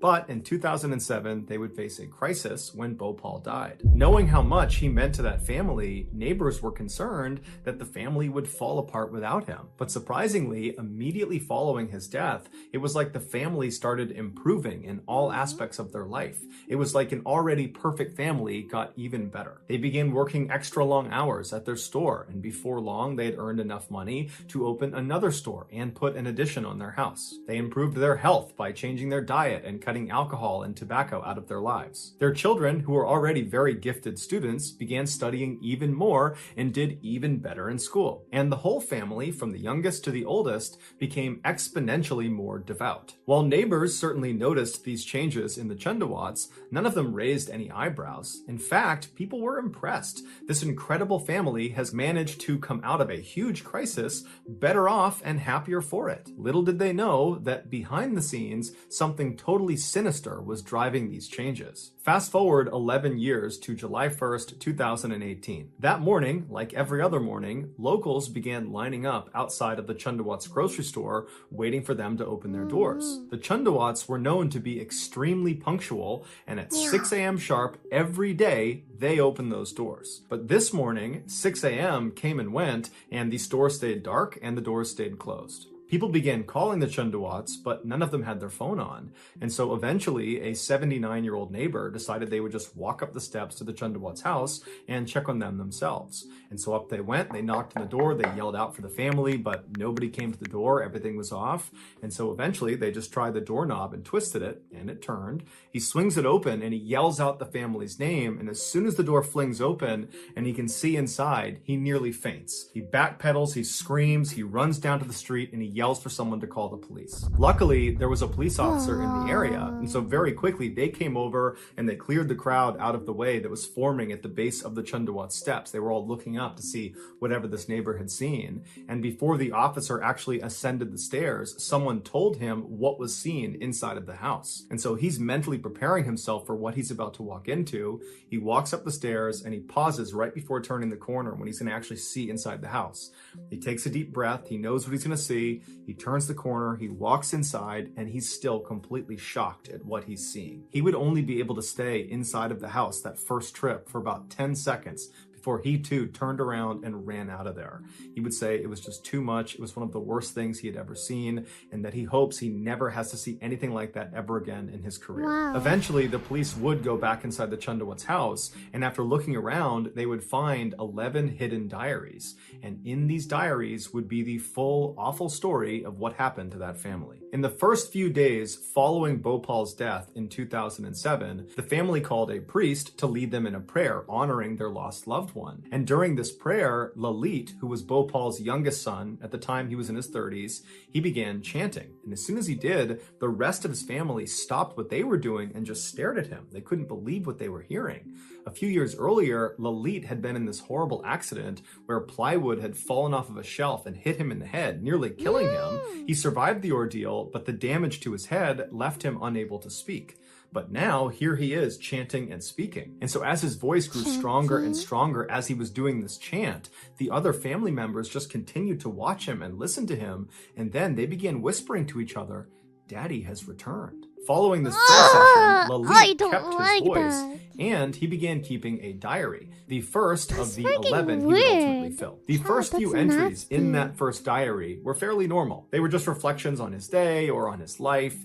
But pretty quickly, the entries took a major turn. The first strange entry occurred on September 7, 2007. To that point, Lalit had been writing in kind of narrative format about his life and whatever it was he was writing about, but it just kind of abruptly stopped, and in its place was this really deliberate instruction for his family. It said they all needed to get a black and white photo of Bhopal, their patriarch, and put it in front of them, and then pray they're able to rid themselves of their old habits. From this point onward, the diary entries became more frequent, and they stayed in this kind of strange instruction format for the family. It was like it was a growing list of rules for the family to follow. And the tone of these instructions that Lalit is writing out in this diary became more and more aggressive and punitive and hectoring. It was like the family was being punished. But the family appeared to obey all of these instructions. And this was because Lalit told his family that Bhopal had come back from the dead, he had given Lalit his voice back, and he had spoken to Lalit and explained to him that the reason he was back is because he wanted to save his family's souls. Lalit explained that at night, Bhopal would possess his body, and then using Lalit's body, he would write these instructions in the diary for his family to follow. And the idea was, if you follow these instructions, that will set you on the path to saving your soul. His instructions were at first just simple ways to honor Bhopal, but quickly they became really specific directives of how each of the family members needed to live their life on a day-to-day basis. There were instructions about which food they were allowed to eat and when they were allowed to eat it. There were instructions about which things they could sell in their store, and there were instructions on how to invest their profits, and there were countless instructions on how they should be praying and when they should be praying. Every night, just before 9 p.m., the family was instructed to stop whatever they were doing and head back to the house, and if anybody asked them what they were doing, they were supposed to tell them that grandfather was coming. And so they would all convene in a room inside of their house, and they would wait, and then at some point, Lalit would walk into the room, he would sit down in front, and then right at 9 p.m., he would become possessed by Bhopal, and then Bhopal would lead a 15 to 30 minute long prayer. Eventually, Lalit began observing a vow of silence, and he told his family that if and when you hear my voice again, it's not Lalit, you're only hearing Bhopal. In the eyes of his family, Lalit was no longer Lalit. Lalit had become Bhopal, or I guess Bhopal had become Lalit. But either way, Bhopal was back, and so with the exception of Lalit's mother, everyone in his family began referring to him as Daddy. Over the years this went on, the neighbors did pick up on the family's strange behavior, specifically Lalit's strange behavior. But no one ever said anything about it because despite the weirdness, the family seemed like they were really flourishing. They looked healthier, they were making more money, the grandchildren were excelling in school, and they just generally looked really happy. And so fast forward to June of 2018, which is the month before the neighbor and then police officer sees this horrible thing in the Chundawat household. That month, June, was an especially happy time for the Chundawat family because one of the grandchildren had announced they were going to get married. And so on June 17th, they have this huge engagement party. The whole family's there. They're dancing for joy about this incredible announcement. And then they began shifting their focus to planning this wedding that everyone is so excited about. A couple of weeks later, on June 29th, the Chundawats had their neighbor over for dinner, and that neighbor would later say that nothing seemed amiss. And over dinner, all the family wanted to talk about was this incredible wedding they were planning and how excited they were to go to it. And this wedding was several months away. Less than 48 hours after this dinner, the Chundawats failed to open their grocery store, and so the neighbor goes up the stairs, he opens the door, and he sees 10 members of the 11-person Chundawat family dangling from nooses in the front hallway. They were hanging very close together in a circular pattern that looked very intentional. Their hands and their feet were bound, they were blindfolded with strips of cloth, their mouths were taped shut, and their ears were packed with cotton balls. On the ground underneath them were black stools that had toppled over. The 11th and final member of the Chundawat family, which was the 77-year-old widow of Bhopal, was found dead laying in a bed nearby with a belt right next to her. The initial thought by police is this was a mass murder, but after reading the last few entries of Lalit's final diary, they realized it wasn't. Lalit had convinced his family that just abiding by Bhopal's strict instructions that he gave them in the diary, that was not enough to save their souls. What they needed to do was participate in a ritual he was calling Vat Tapasya, which means worship at the hanging roots of the banyan tree. 8 days before their bodies were found, the family, who agreed to do this ritual, began practicing for it. And every night they'd work on binding their hands and their feet and then unbinding themselves, and they would tie nooses and put it around their neck, and they would tighten them, and then they'd loosen them and take them off, and they'd do it to each other until they were very good at doing all of those things. The day before their bodies were found, the family performed what's called a hawan, which is a ceremony of burnt offerings. And then afterwards, they ordered food and then tied their dog up outside. At 10 p.m., one of the grandchildren and her mother left the house and went to a store, and then were caught on camera walking back to the house carrying these black stools that they would later use in the ritual. Just after midnight, it was time for the family to get in position. The parents helped their children put on their bindings, they got them up on their stool, and they put their nooses around their neck and cinched it down tight and told them to wait. And then afterwards, they did the same thing to themselves. At this point, Lalit's mother most likely realized she was not able to climb up onto the stool because she was hurting or she was tired, and so a decision was made to move her into the bedroom. And so she, along with Lalit and Lalit's wife Tina, walked into the bedroom, and once she was laying down on the bed, Lalit put a belt around her neck, and then he and Tina pulled on it until his mother went still, and then afterwards he took the belt off, put it next to her, and then Lalit and Tina casually walked back towards the front hallway where the 8 other family members were now in position. They're blindfolded with cotton in their ear, they have their noose on, they're just waiting, and Lalit and Tina walk around the room kicking their stools out from underneath them. And while their family slowly asphyxiates all around them, Lalit and Tina bind up their wrists and their ankles, they get on their stool, they blindfold themselves, they tape their mouth, they put cotton in their ears, they put their nooses on, they cinch them down, and then they both jump. The very last line in the final diary that Lalit kept, it says, "Keep water in a cup.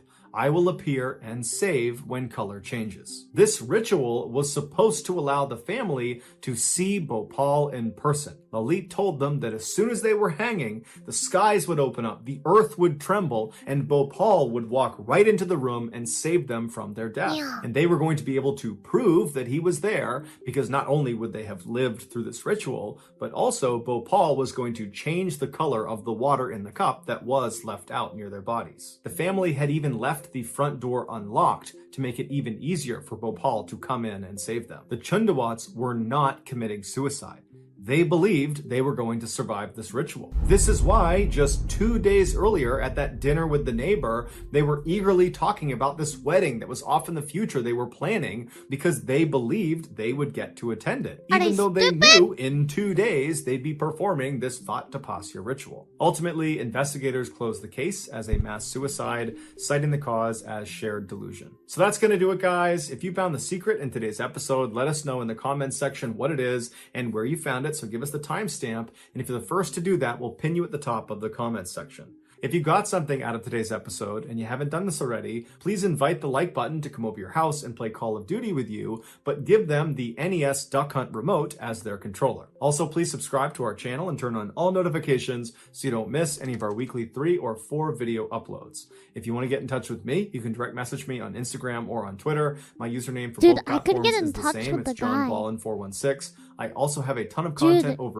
What if I got in touch with the guy? I'm like, I'm a VTuber. Do you want to collab? That'd be so crazy. On TikTok, where my username Sometimes is Mr. I think about that. I also have a There's second YouTube. people that I never imagined in a million years that I'd have the opportunity to talk to or even like acknowledge my existence. And now I have like Joey. It wants to play like a rhythm game or something with me. And it's like I used to think these things are like crazy, will never happen. Now I'm like, Mr. Ballin, come on. Channel called Mr. Ballin Shorts, where I post random short videos. I don't even know and what he lost do, episodes. but it'd be funny. If you have a story suggestion, please submit It'd it be to our funny, subreddit. right? It's called Mr. Ballin. It's linked in the description below. So whether I see you on Twitter, Instagram, TikTok, Reddit, YouTube, They or some really are combination, immortal. I love just his know that I really videos. appreciate your support. And until next time, that's going to do it. See ya. He's great. We're out of videos here. Let me go back and get a few. Dun dun dun dun dun.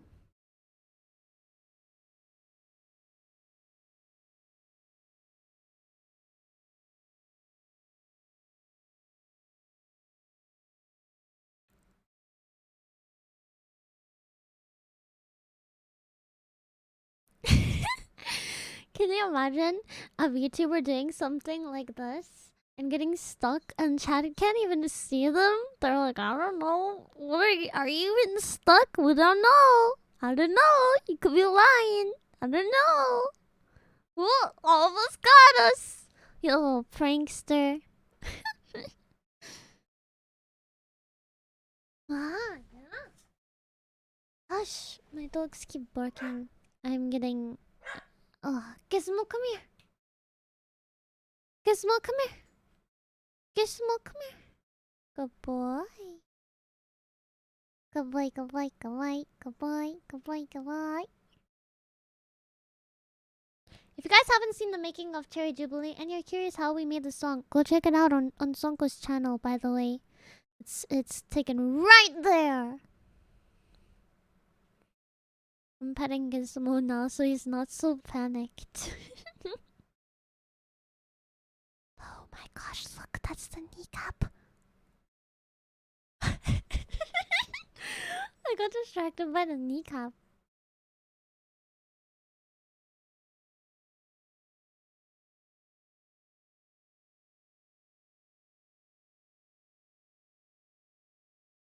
Alright, I got a couple of them.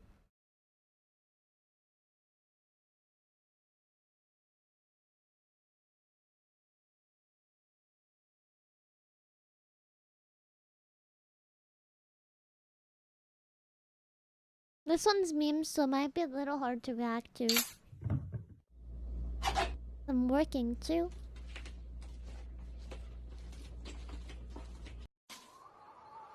Dude. Hey guys, come here. Oh no, somebody recommended this one before. Their memes suck. The peacock mantis shrimp.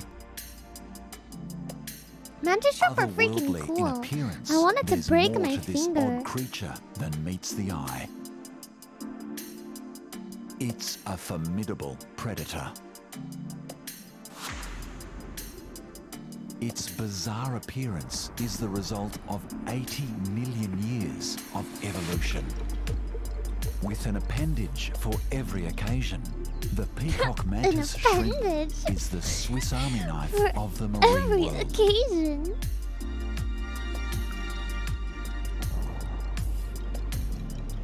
5 pairs of legs for feeding. 3 pairs of legs for walking. 2 pairs of antennae for reception. Guys, why is this video formulated in like those ways that like you know on Amazon, like those knockoff China companies will make things about like LED keyboards and stuff and like fans for your laptop? And this whole video so far introducing the mantis shrimp is formulated like it's selling us a product. 3 pairs of legs for moving. 10 gills for breathing. 2 eye stalks bearing an extraordinary pair of compound eyes. The newest technology in evolution. And even a set of windscreen wipers. But of its 34 appendages, it's those club-shaped limbs at the fore that make it a true killer.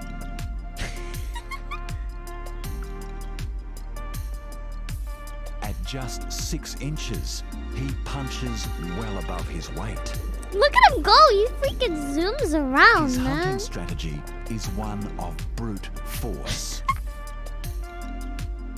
Understandable when prey species include the well-armed and well-armored, not to mention well-camouflaged. The music, I think that's what it does. Not only is it this guy's super snazzy voice, it's also the fact that this like EDM music is playing in the background. Like, But camouflage is of little use when hunted by a peacock mantis shrimp. His eyes are amongst the most complex in the animal kingdom. stuff just got serious. While human eyes have Way too just quickly. 3 color photoreceptors, he has 12, with the capacity to see far beyond the human visible spectrum. Oh no! Very little escapes his attention. Oh no! Oh no! No! While the crab's defenses are formidable, this seasoned brawler treats them with contempt. He's more than a little territorial and knows exactly who's moving through his patch. Wait! Especially those of the tasty variety. Those tasty potato Unaware chips. of the mantis shrimp's Oh presence, no, he's right the there. crab Dude doesn't strays even close. know. Dude doesn't even know. Oh Too no! close.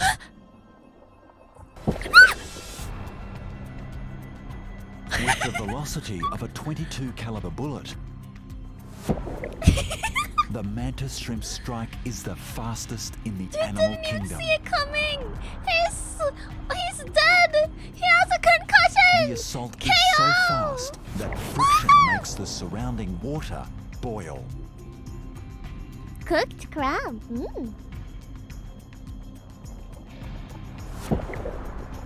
Oh my. The devastating punch knocks limbs off the victim and delivers a quick death. With built-in cutlery at his disposal, his home-delivered crab meat meal is ready to eat. I wish I could see him eat it. That would be cool for me. Hello. Hello.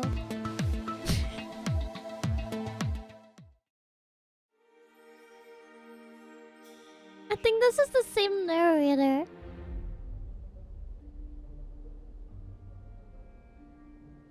The size of a ping pong ball. The desert rain frog. To avoid frying to a crisp, by day, this amphibian hides deep in the sand. But when the conditions are just right, he emerges to feed.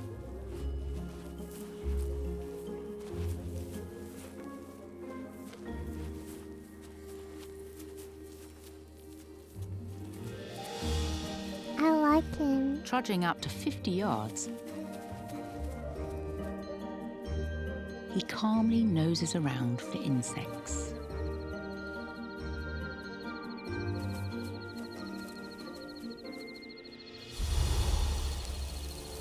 While a Namaqua dwarf adder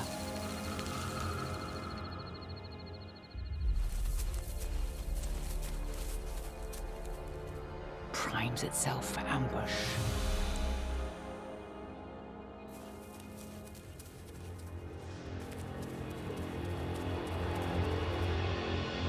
This tiny snake can only strike prey closer than 4 inches. A Parabuthus scorpion uses hair-like feelers to detect the tiniest movement. The frog mustn't stir, or he'll trigger a deadly attack from that stinging tail.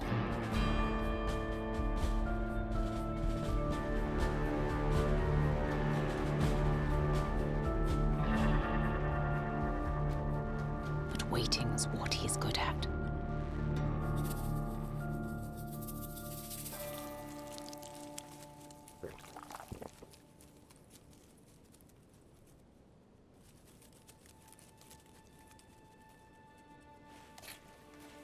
Oh, careful, little buddy. At last, a colony of termites That's busily straight up harvesting meal. June grass. Yeah.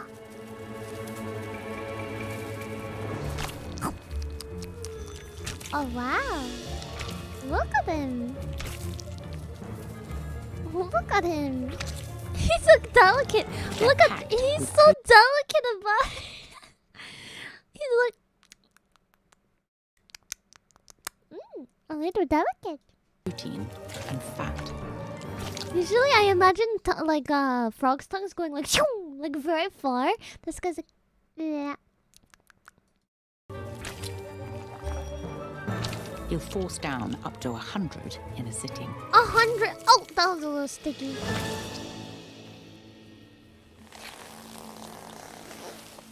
Look, did he squeak? That was so cute. I like him. I want to name him Robert. He was like a little squeaky toy. Have you seen the videos of them actually squeaking?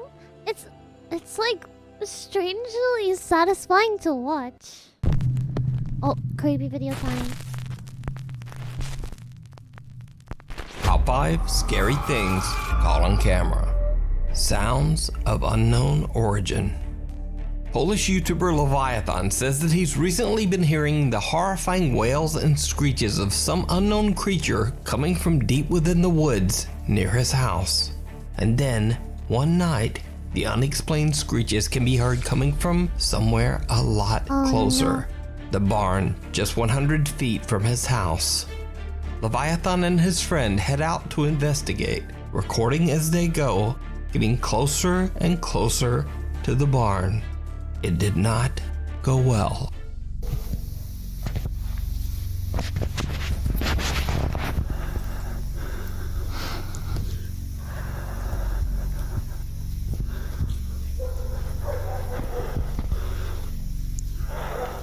Uh-oh.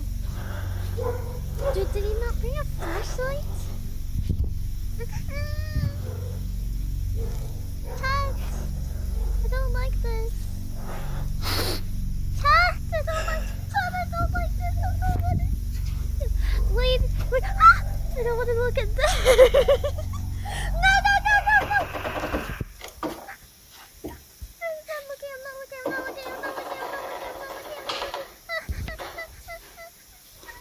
Wait, I don't want to see this in the barn!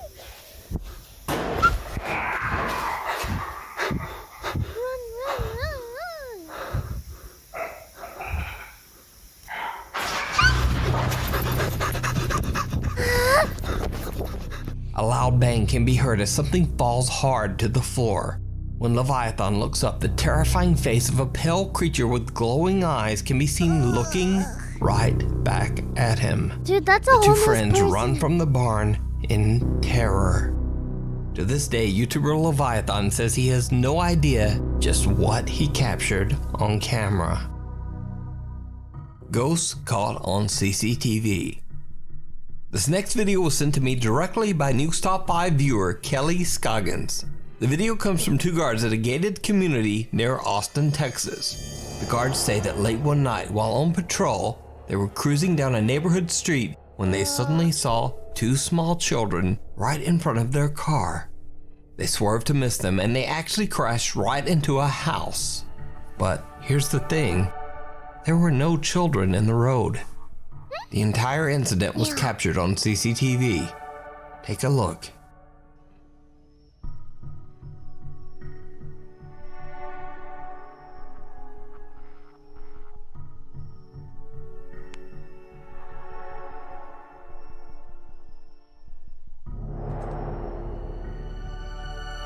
Two strange anomalies appear out of thin air, stepping right into the road, and then they disappear just as quickly. The two security guards claim that they could see two children and that in a panic, they lost control of their patrol vehicle. What makes this footage even stranger is that later, the guards found out that two children had met a tragic fate in a car accident right on this very same spot. So could it be that they witnessed the restless spirits of two children who lost their lives? As always, I leave it up to you to decide. In another video caught on CCTV, police set up a bait car. For those who don't know, a bait car is basically a car with a GPS tracker and a hidden camera set up by the police to catch potential car thieves. The doors of the car are unlocked, the keys are left in the ignition, and then the police just wait for someone to come along and try to steal the car. This clip was broadcast on US TV. Oh, I did. You got Dude, my lights are not on. Oh, how the you open the trunk? What the speakers in the back? It doesn't turn it up. Without knowing, the two young thieves are filmed and tracked by police officers and are soon arrested. However, when the footage was uploaded to YouTube, shocked viewers were quick to point out that the two young men might not have been the only ones inside that vehicle. Oh, no, it's not a cop. Oh, that's a cop. Oh, What? What? Oh, I think it is a cop. I heard that go. Yeah, fool, that's why I said, what the It is, fool. Yeah. My boots are the one that was making me up. The other one was not that creepy, but that one was. It's up!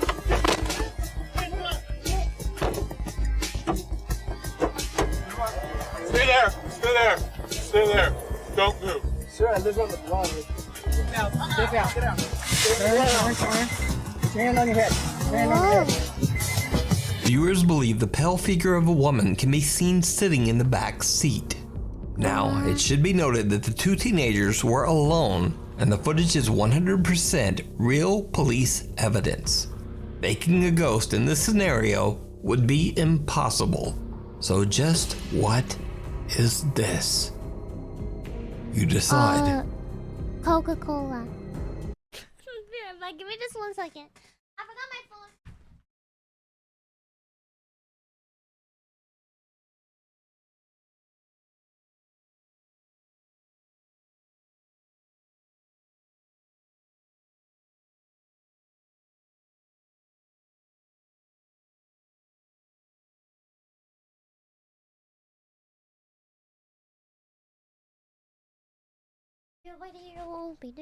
We're back.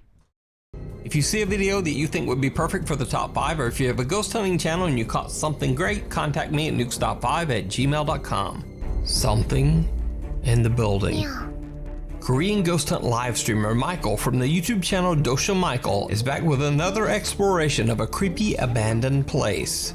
This time the ghost hunter explores several buildings of a long abandoned village.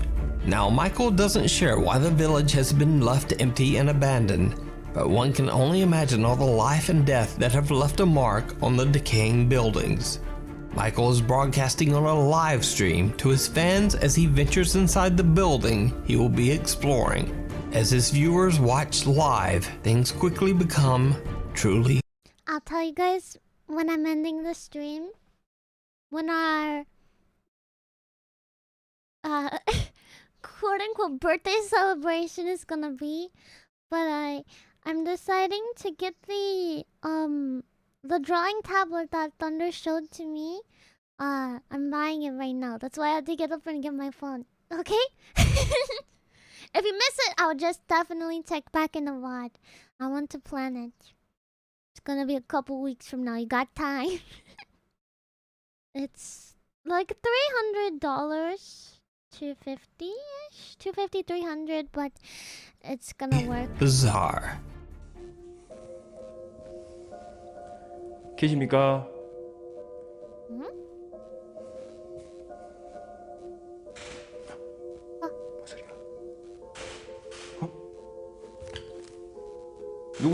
누구세요?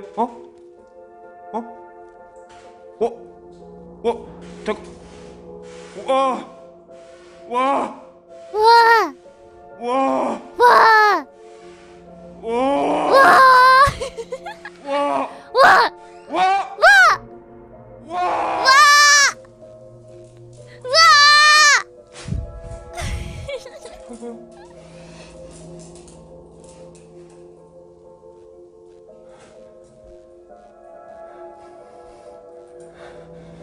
누구십니까 혹시?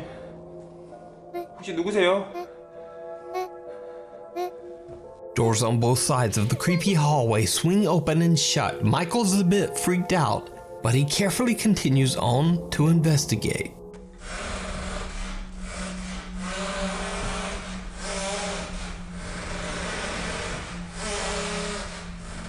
I don't like the noise.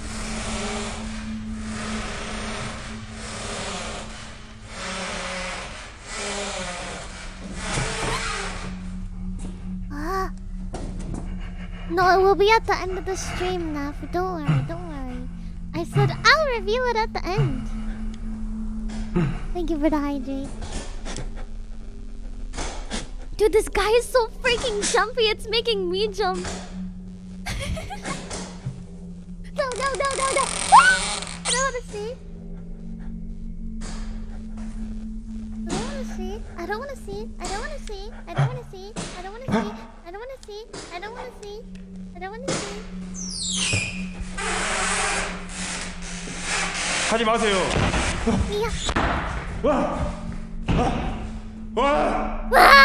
여긴 내가 낄 자리가 아닌가? He got locked inside. 여긴 내가 낄 자리가 아닌가?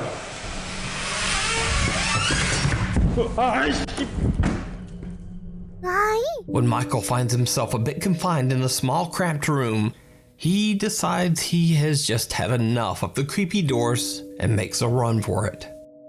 After gathering his courage, the ghost hunter decides to explore the main building of the abandoned village. Whatever presence seems to be haunting the small town, it seems it is not done with Michael just yet. 계십니까? Yeah.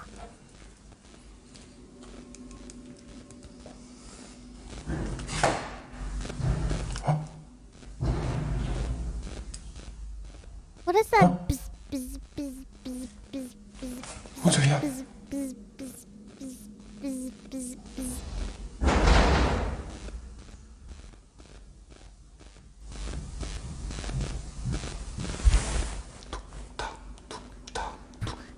걷는 소리야.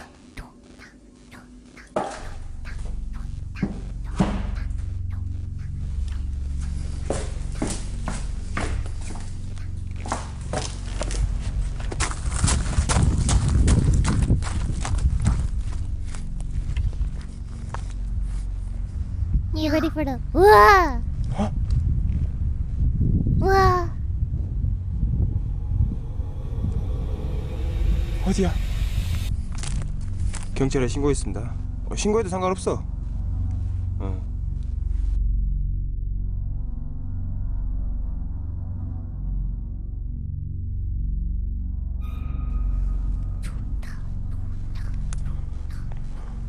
우와! 우와!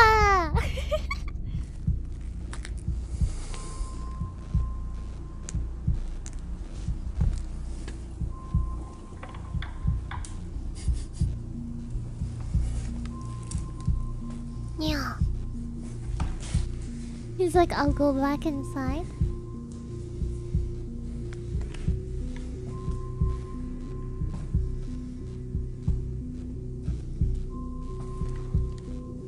Yeah.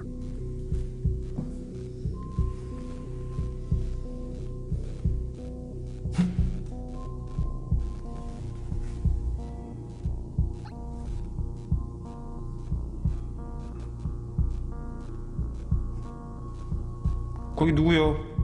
Beep boop.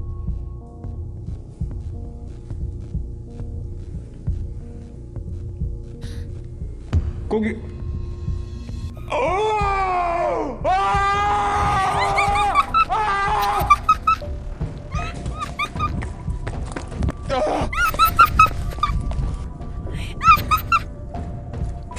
After hearing strange footsteps coming from the second...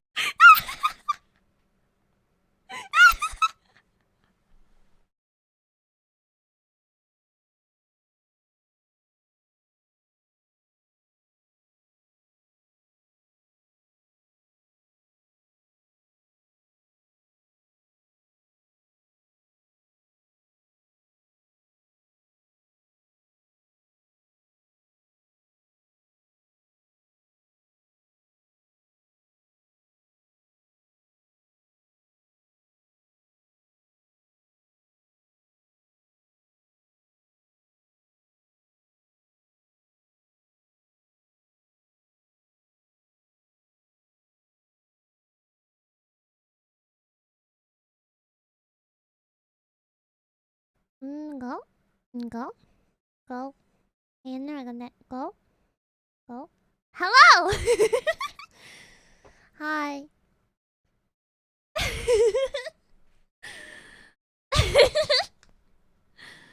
I was trying to get my internet to go. hallway. Now, usually the ghost hunter will charge forward towards the apparition, trying to record any paranormal activity that he can capture.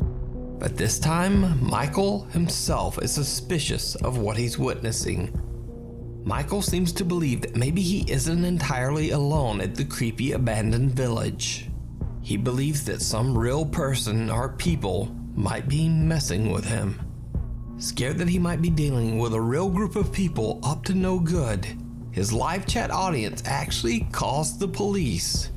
And Michael, understandably, just decides to get out of there. So what do you think Michael caught on camera? Is it something paranormal? Could it have been real people up to no good just messing with him? Or is it all just an elaborate hoax? You decide. Uninvited. This next TikTok video might not be something related to the paranormal, but it is certainly something absolutely terrifying. Hannah Viverette is recording a TikTok video of her dancing in her living room when the unthinkable happens.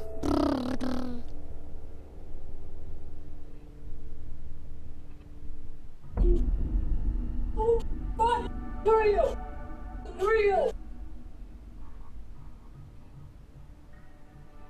Alexa, off. Who are you? Who are you? Please get off. Please get out. No, please get out. Are you sure? Yes. Who are you? Please get out of my apartment right now.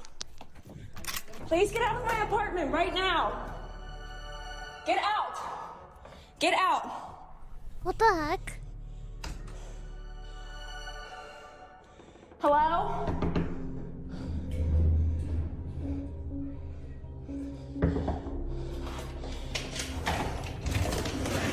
Please come in. A strange man tries to break in through Hannah's balcony door, and she makes a run for it. Now, before you think this might be a TikTok hoax, I can assure you that this video is 100% That's real. so scary. The man who entered Hannah's apartment was 36-year-old Angel Rodriguez Gomez. Shortly after the events Am in I this your video, friend? he was arrested and charged with burglary, assault, stalking, and destruction of property. Multiple news outlets picked up this chilling story, and Hannah shows in an interview how the man climbed 2 stories to reach her apartment balcony. Right now I'm standing directly in front of my apartment, and the 2nd story balcony right here is where he had entered.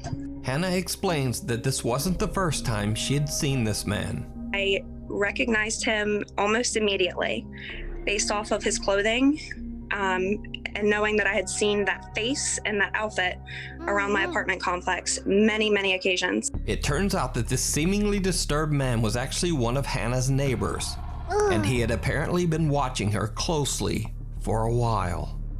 All things considered, the situation could have possibly ended much worse if Hannah had not headed for her front door immediately. She is now looking to move from her apartment as she rightfully says that she no longer feels safe there. That's so creepy. So, how would you handle this terrifying situation? Would you run? Would you scream? Or just what would you do? Who are you? Who are you? Please get off. Please get out. No, please get out. Yes. Who are you? Please get out of my apartment right now. Please come in. The Faceless Man. Paranormal YouTuber Shamos and his friend Jota go to investigate the local urban legend of the quote Faceless Man in a small town in the Brazilian countryside. We got a boot train. Guys, we got a boot train. Complete the boot train. Boo boo. Complete the boot train and I'll die. No, I don't know. If there's another scary video, yeah, there's another scary video after this. Complete the hype train, and I'll turn into a ghost while we're Their watching. investigation takes While we're watching scary videos. them to a factory that has been abandoned for over 10 years. Before the factory was closed, workers often claimed that they would see the terrifying apparition of a man with a horribly disfigured face wandering throughout the factory. Whenever they would pursue him, he seemed to just disappear into thin air. Cut to a few years later, a terrible unexplained fire occurs at the factory, claiming the lives of many workers. After this, the alleged paranormal activity seems to intensify. The hardworking employees would hear unexplained noises and terrifying screams.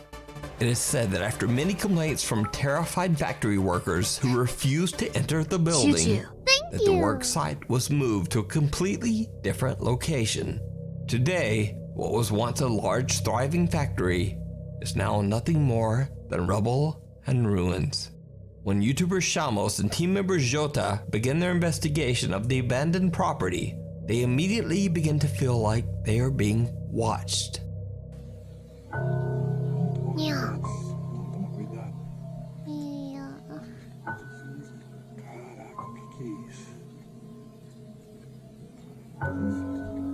Yeah. Anda junto, anda junto.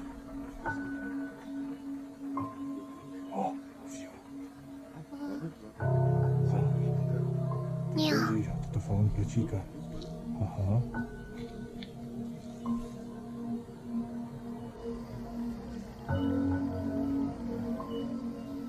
Pô, não tem teto e nada aqui, né, cara? Olha, cara.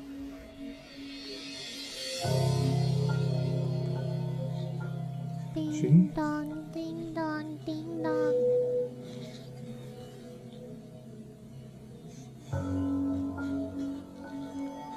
Aqui é a sala do pesadelo, aqui, ó, Jota. Aqui, ó. Aqui, ó. Ih, olha só, cara. Pesadelo escrito na parede, cara. Did you see it? No. The two investigators are completely unaware that a creepy pale face seems to be watching them from one of the windows. When Shamos pans his camera back to the same window, the face is gone. Having no idea what they just captured, they continue on to explore more of the abandoned property. And things only get creepier. Olha só isso aqui, Jota. É um monte de banheiro aí, cara. Ô, Jota, dá uma pegada ali, Jota. Ó, barulho aqui dentro. Barulho aqui, barulho aqui. Barulho no telhado, hein? No telhado, no teto, entra aqui. Não. Dá uma olhada aí. Tem alguém aí? Cara, não tem ninguém aqui, cara. Aqui, ó. Vamos entrar, vem junto. Chad, hold my hand. Chad, hold my hand. Ó, olha só. Aqui em cima o teto aqui, Jota. O que é isso aí, cara? Que barulho que é isso aí, cara? Chad, hold my. Jota, vai pra cá. Eu vi alguma coisa ali, cara. Eu vi alguma coisa ali no buraco, velho. Ali, eu vi alguma coisa ali no buraco. Aonde, Chamos? Onde tu viu, cara? O que tu viu, cara? Uma cabeça, cara? Uma cabeça espiando a gente. Cara, vamos dar uma olhada lá, cara. Não pode, cara. Jota, eu juro. Cara, eu juro pela minha vida, cara. Tem alguma coisa ali, cara. Ali, cara. The bizarre face appears again, and this time the two investigators see it with their own eyes. When Shamos and Jota check the room, there's no one there. Understandably, they are a bit freaked out. It's Ghostface. They prepare for the worst as they make When you're repairing generators and Ghostface is looking at your butt. their way through the ruins of the factory. They look for any signs that someone or something might be there with them. It did not go well. Tem muito barulho aqui, Jota. Tu tá ouvindo? Ó, barulho lá na frente. Ei, não. Eu tô te ouvindo aí, tem barulho aí, eu tô te ouvindo. Quem tá aí? Olha lá, cara. Vaza, Jota, corre. Corre, cara. A strange face peers out at them from around a corner. The two explorers are terrified. They decide to make a run for it. All of the creepy faces they've captured throughout the night seem to have no visible features. It seems as if they might have actually encountered the local legend of the quote, faceless man. Yeah. So, what do you think? Did the two friends capture evidence of an extreme haunting? You can watch this full video over on the YouTube channel, Shamos. Thanks so much for watching. My Instagram is here, my Twitter is here, and oh, look at that, my TikTok. Today's story is a classic don't go in the woods type of story. But before we get into today's story, if you're a fan of the strange, dark, and mysterious delivered in story format, then you've come to the right place because that's all we do, and we upload 2 or 3 times every week. So if that's of interest to you, please invite the like button over to your kid's birthday party and then ask them if they want to hit the piñata. When they say yes, put their blindfold on and then replace the piñata with a beehive. Also, please subscribe to our channel and turn on all notifications so you don't miss any of our weekly uploads. All right, let's get into today's story.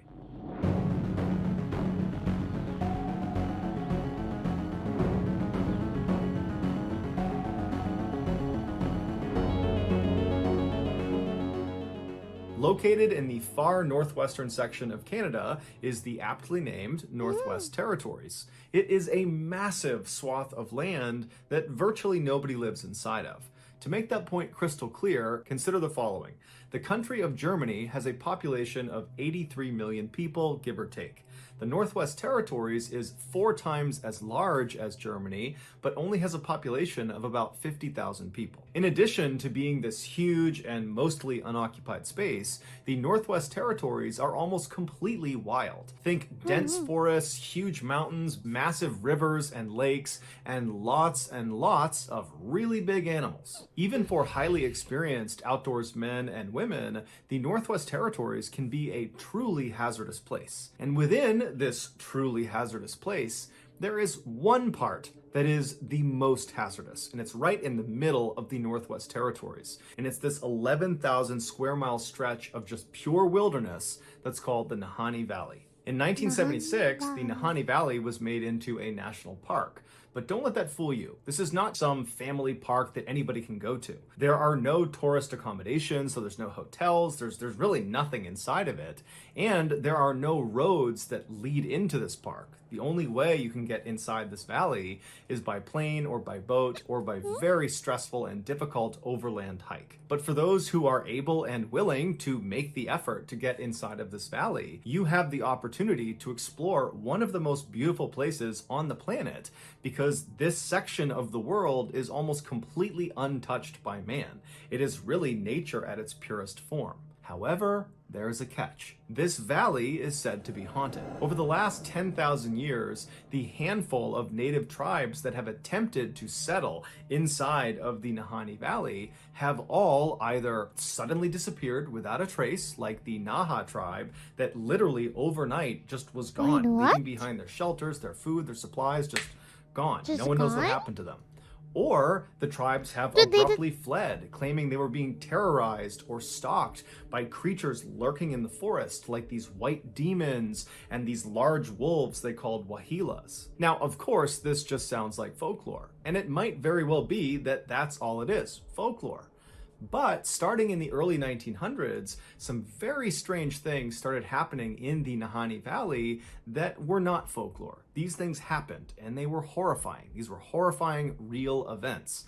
And they might, depending on your viewpoint, give credit to some of the theories that the native tribes people have about this valley, which is there's something evil lurking out in this forest, but we just don't know what it is. In 1904, 3 brothers, Willie, Frank, and Charlie McLeod, who all lived in the Northwest Territories, decided they wanted to go looking for gold in the Nahanni Valley.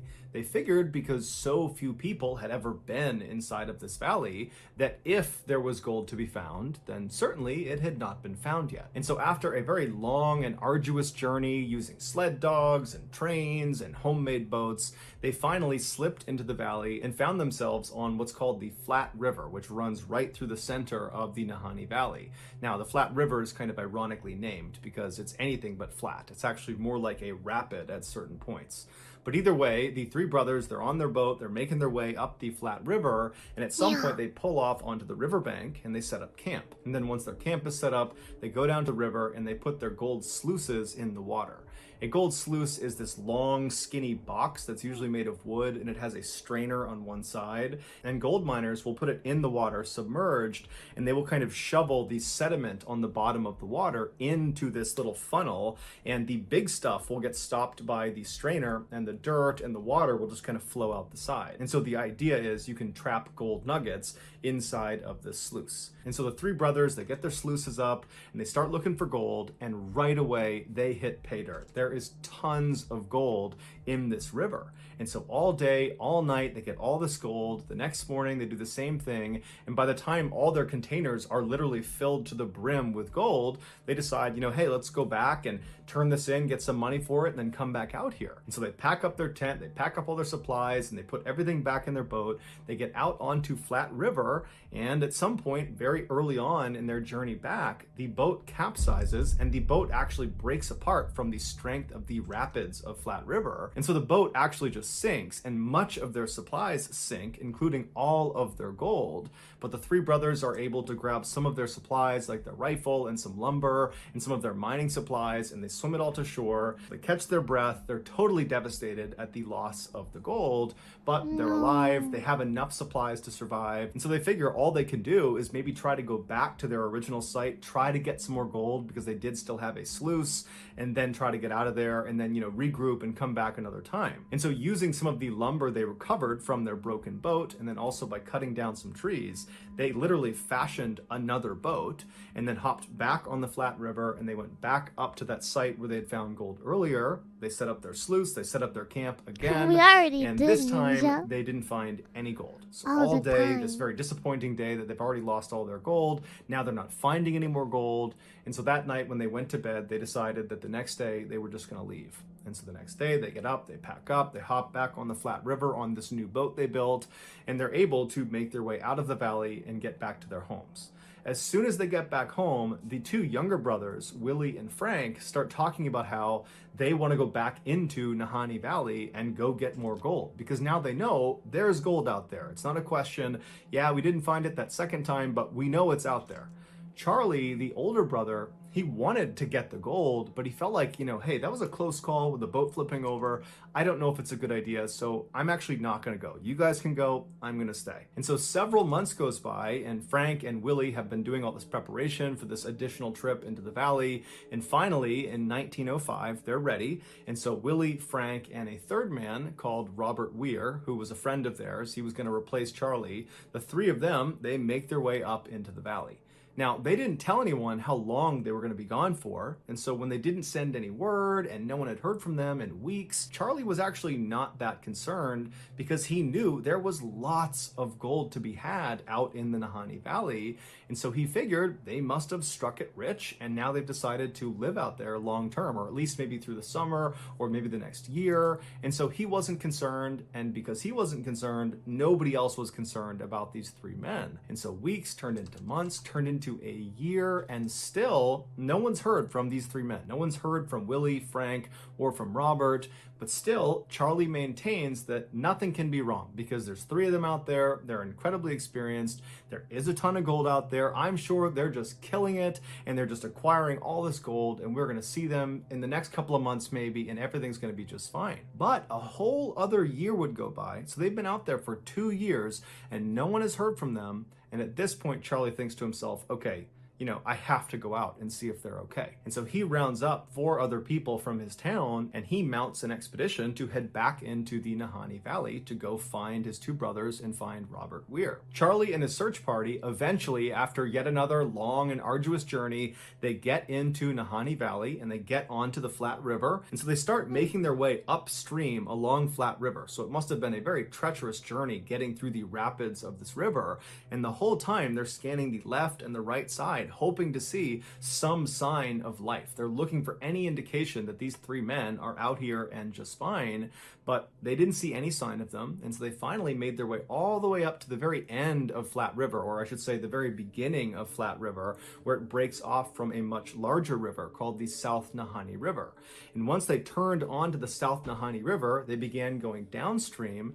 And again, they're looking on either side for any sign of these 3 men. There's no sign of them. And then the river they're on takes a very sharp turn. It's actually called the Big Bend, and it's about a 45-degree turn. And as soon as you make that turn, it dumps you into this 10-mile stretch of river called Second Canyon. Now, along South Nahanni River, which is about 350 miles long, there are these 4 canyons that the water passes through.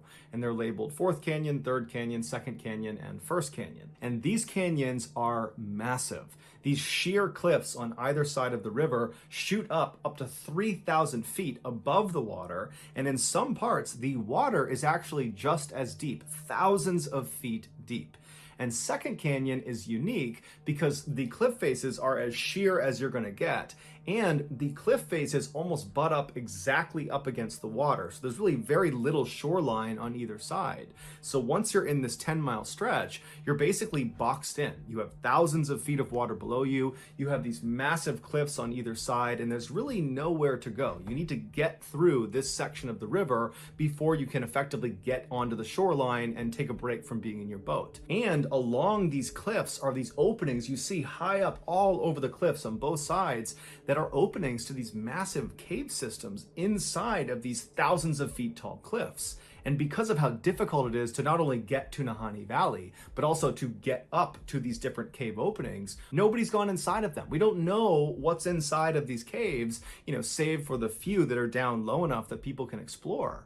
So as you're passing through Second Canyon, it's almost like you're being watched because there's all these openings, but you can't see into them, and you're just forced to go down this 10-mile stretch, and you can't really go anywhere, and whatever's watching you, it's watching you. As soon as Charlie and his search party entered into Second Canyon, it would have immediately gotten darker, because that's another part of being in Second Canyon. These huge cliff walls of this canyon obscure the sunlight, and so they would have entered into this canyon, it would have gotten darker, and it's very windy inside of Second Canyon. So the winds would have picked up, so it's dark, very strange setting for them to be in, and they would have been looking on either side at these little strips of shoreline on either side, barely big enough for a boat to be. They would have been looking for any sign of life, but they didn't see anything. As they're making their way down this 10-mile stretch, as they're getting closer and closer to actually entering into First Canyon, which is the next canyon you would enter into, the sides of the river start to get slightly larger, where you could actually beach a boat. There's some trees, and on the left-hand side, right before exiting Second Canyon, they notice there is actually a tent perched within some trees.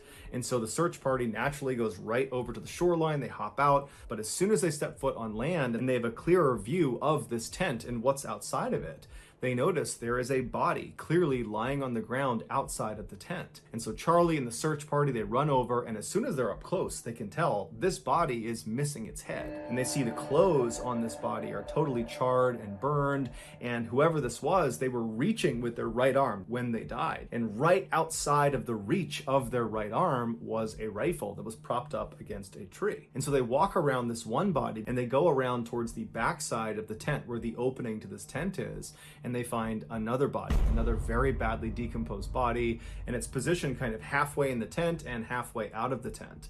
And there's a blanket kind of partially obscuring this person's body, and when they move the blanket, they see this body too is missing its head. So Charlie and the search party, they continue to search around the camp in hopes of finding the heads of these two people to try to figure out who they are, but they never find the heads. However, they do find some personal effects both in the pockets of these two bodies and then also inside the tent that would confirm these are Charlie's brothers.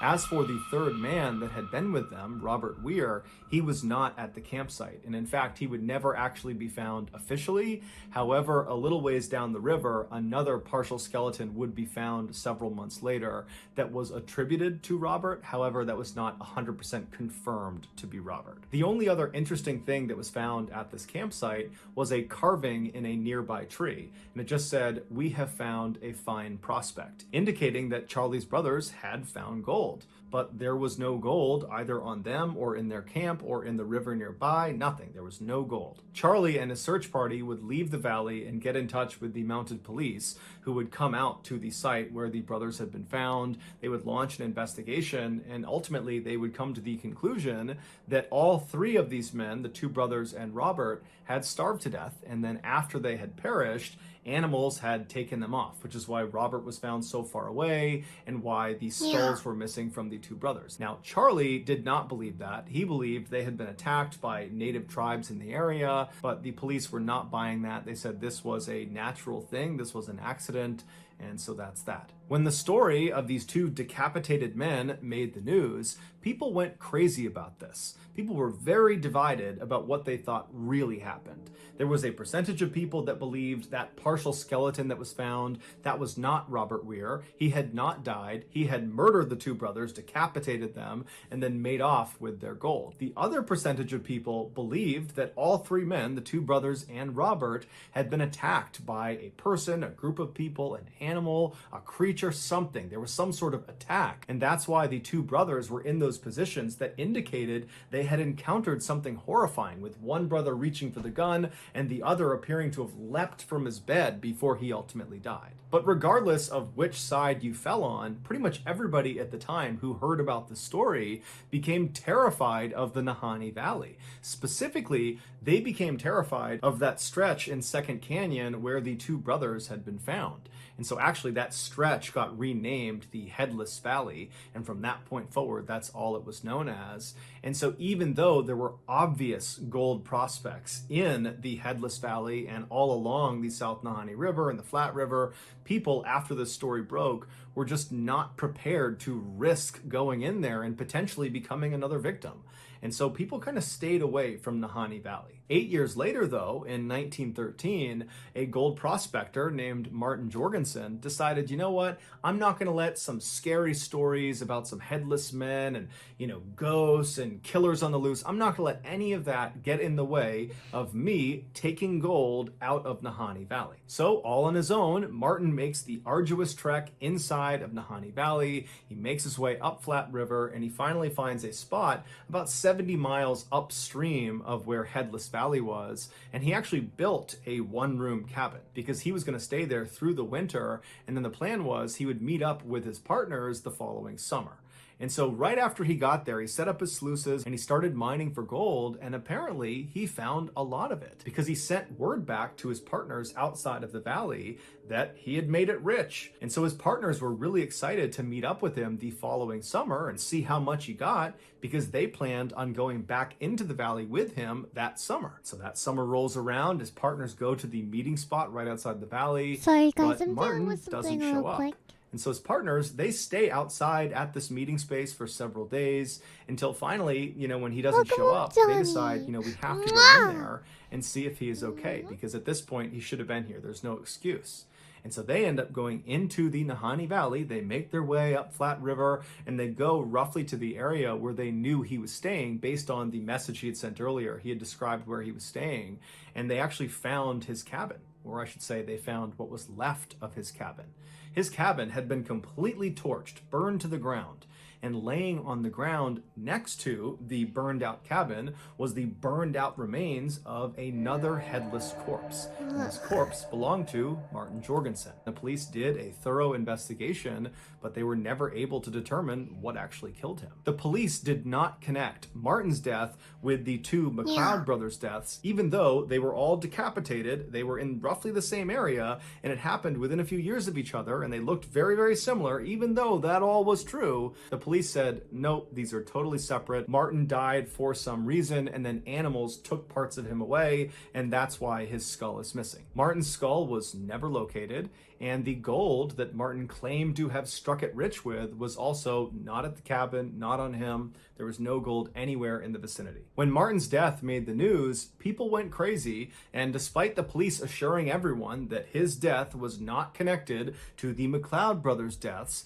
even though the police were saying that, the public didn't see it that way. It was just too easy to connect one decapitation with two other decapitations that have happened close together in a relatively short time frame, and so a lot of people assumed there must be a killer on the loose somewhere in Nahanni Valley. 7 years later, in 1921, the rumors of a killer on the loose were still alive and well when gold prospector John O'Brien and his partner decided, you know what, despite the rumors of this so-called killer or whatever's going on in the Nahanni Valley, let's go into the Nahanni Valley and try our hand. Let's try to get some gold. And so the two of them made their way into the valley, and they set up camp in Headless Valley, not far from where the McLeod brothers had been found decapitated. Such a freaking They set up their camp, and they're there for a couple of days. They're doing well. They're finding gold. And then at some point, John tells his partner that he's going to go out and check all of their traps along the river, and he'll be back in about 8 or 9 days. And so his partner waits 8 or 9 days, and John doesn't come back. And a couple of days after that goes by, and now John's past due, and so the partner decides he has to go out looking for him.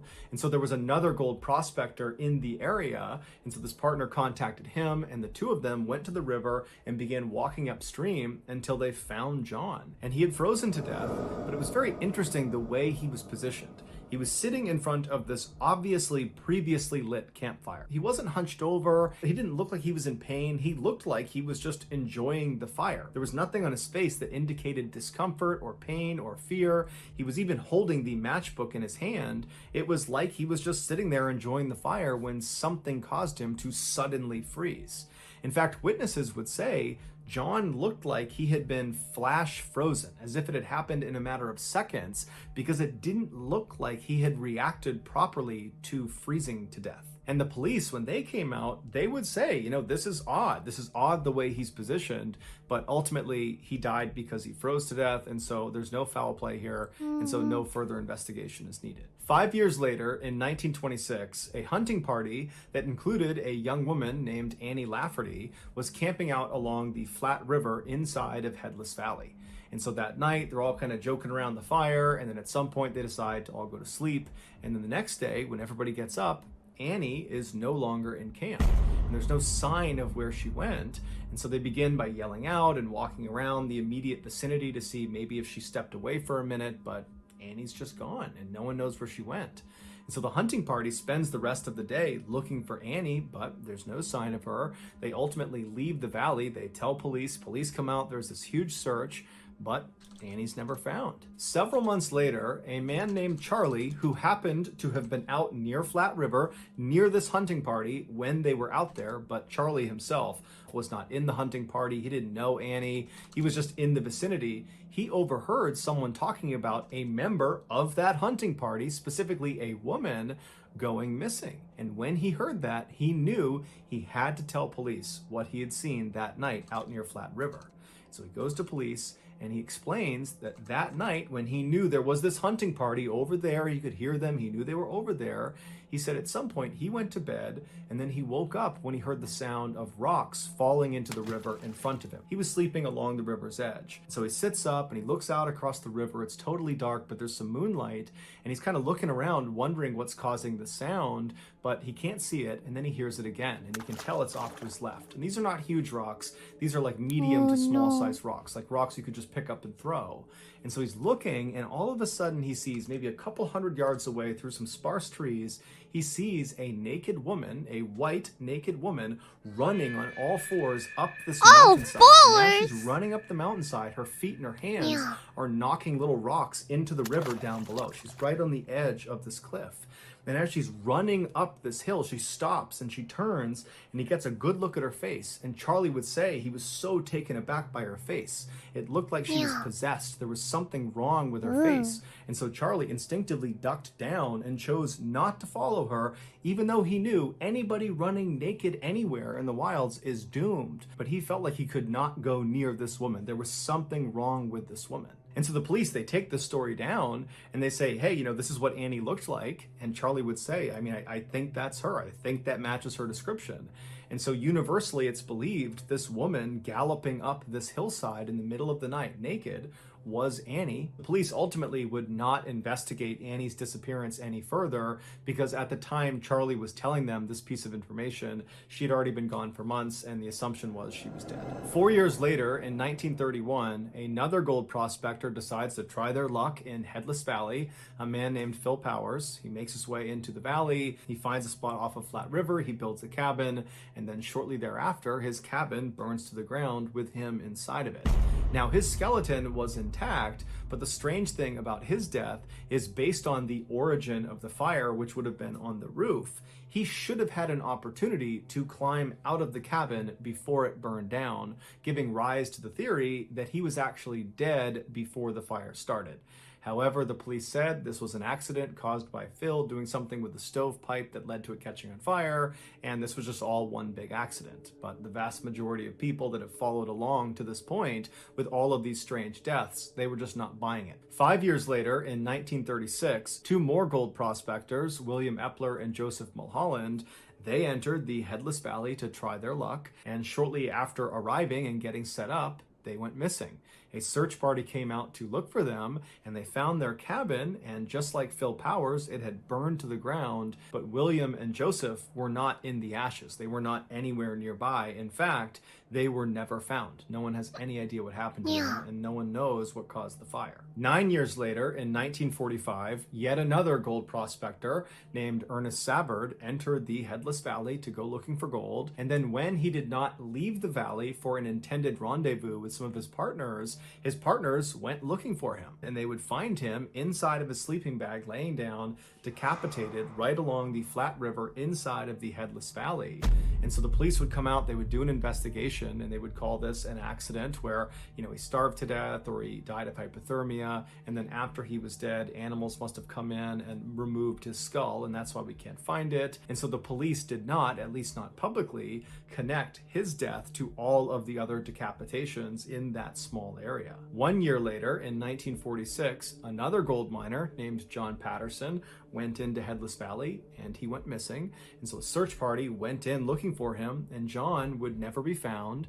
But on one of the last nights that the search party was in the Headless Valley, they were camping out near Flat River, some native tribes people came into their camp, and they warned them about some white figures that were walking around the valley that night. They're down near the river, they're out in the forest, they're kind of all around here, and so you really need to be careful. You don't want them to see you. And then these tribes people just left. And so the search party is absolutely horrified. They know about the rumors of this place. They're out here looking for someone that's gone missing in this place. And all night, all they hear are distant howls and screams that they hadn't heard in the previous nights. They're hearing these wailing sounds coming from all around them, like these things that are out there were intentionally trying to scare them to get them to leave. It felt like they were not supposed to be there. The next day, first thing when they got up and they left, the leader of that search party would say he just felt like the whole valley was totally sinister, and that constant wailing they heard the night before, he said he will never forget. From the mid-1940s onward, there have been far less strange incidents reported inside of Nahanni Valley, but one could attribute that to the fact that far less people have been going into Nahanni Valley ever since the 1940s. And in recent times, huge segments of the park have been permanently closed. The park has said the reason they're doing that is to protect that segment of the park. But other people have speculated that at least part of the reason why they're closing these segments, many of which are right near the Headless Valley, is because they're trying to protect people from getting anywhere near whatever it is that's lurking inside of that park. But regardless, it is still a fact that over the last century, there have been dozens and dozens and dozens of people that have either gone missing or who have died under very mysterious circumstances inside of this valley. And the truth is, nobody knows why. So that's going to do it, guys. If you found the secret in today's episode, let us know in the comments section what it is and where you found it, so give us the timestamp. And if you're the first to do that, we'll pin you at the top of the comments section. If you got something out of today's episode and you haven't done this already, please invite the like button to your kid's birthday party and then ask them if they want to hit the piñata. And then after you get their blindfold on, replace the piñata with a beehive. Also, please subscribe to our channel and turn on all notifications so you don't miss any of our weekly 2 or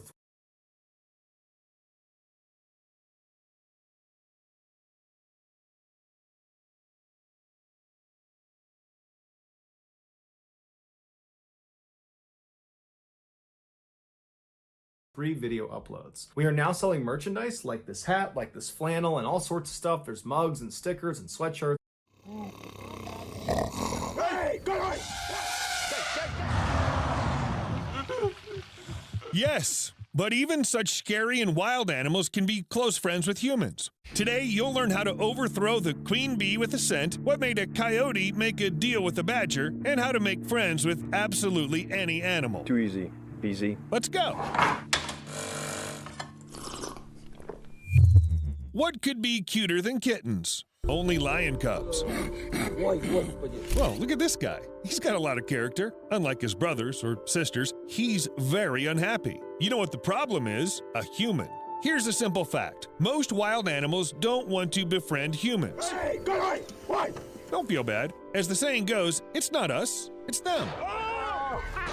Being friends with humans is contrary to animals' nature. Outside of animated movies, it rarely happens. But then why are these two lion cubs sitting so calmly in the man's arms? And what about all those stories of amazing animal-human friendship? Lots of examples. versus one angry lion cub. In fact, there's a reason for his behavior. Dean Schneider understands wild predators so well that he's even managed to become a part of the pride. Literally, he raised several lions, which then became a family in the sanctuary and took the human in. Although he's not exactly a human, Dean claims that the lions don't consider him a different species because the man speaks their language, rolls around with everyone else, and does other lion stuff. That's because Dean has been with them for a very, very long time. You see where I'm going with this? Any animal can become your friend if you have been in its life since childhood. Now back to the angry lion cub. Things are starting to clear up, aren't they? Unlike the couple the humans had been taking care of since birth, this fellow had only been around lions for 2 months. No wonder he's not thrilled with Homo sapiens. It'll be very difficult to change his mind. It'll take a lot of time, effort, patience, and will not necessarily end successfully. So it turns out that animals don't see people as their friends, even if they're on good terms with them. Our best chance is to become a member of the pack? Sounds reasonable, but what about those stories when people have rescued mature animals, and then they're meeting them very emotionally? Here, look at the lion named Jupiter hugging the woman who saved him from death. This is what he used to look like. The difference is remarkable. The video went viral in 2011, but everyone seemed to forget that Jupiter was not found starving in the savannah, but was rescued from a circus. At the time of his rescue, he was quite young. In addition, he'd been in contact with humans all his life, since childhood. So it doesn't count. And what about the pelican named Big Bird? People found him on the shore after a big storm, nursed him back to health, taught him to fly, and even went fishing together. He too was a baby when he got separated from the flock, so he took the rescuers for his kin. Their beaks are kind of small, of course, but you can't choose your family. Okay, I've got it all figured out with baby animals. You find one, raise it up, and you have yourself a furry or feathered friend. But what about the adults? There must be a way to find an understanding with them. Well, not a lion. Seriously, don't try that. But there's a way to do this, and it works without fail on any critter, regardless of its species, sex, or age. An absolutely ingenious and yet simple method. When I learned about it, I was shocked. Just give them food. Seriously. For example, someone managed to make friends with a wild boar. Actually, boars are hardly friendly animals, but all it takes is to feed them a few times with some bread or potatoes, and the animals will quickly realize that some people are actually nice. However, after that, they might well start pestering everyone. I mean, literally everyone, making no distinction between those who fed them and completely random people. It's unnerving and even frightening when you don't expect it, and I understand people who think there's something wrong with this animal. As I said, wild animals themselves don't want to be friends with people. So if any animal starts to show I don't ask for help much.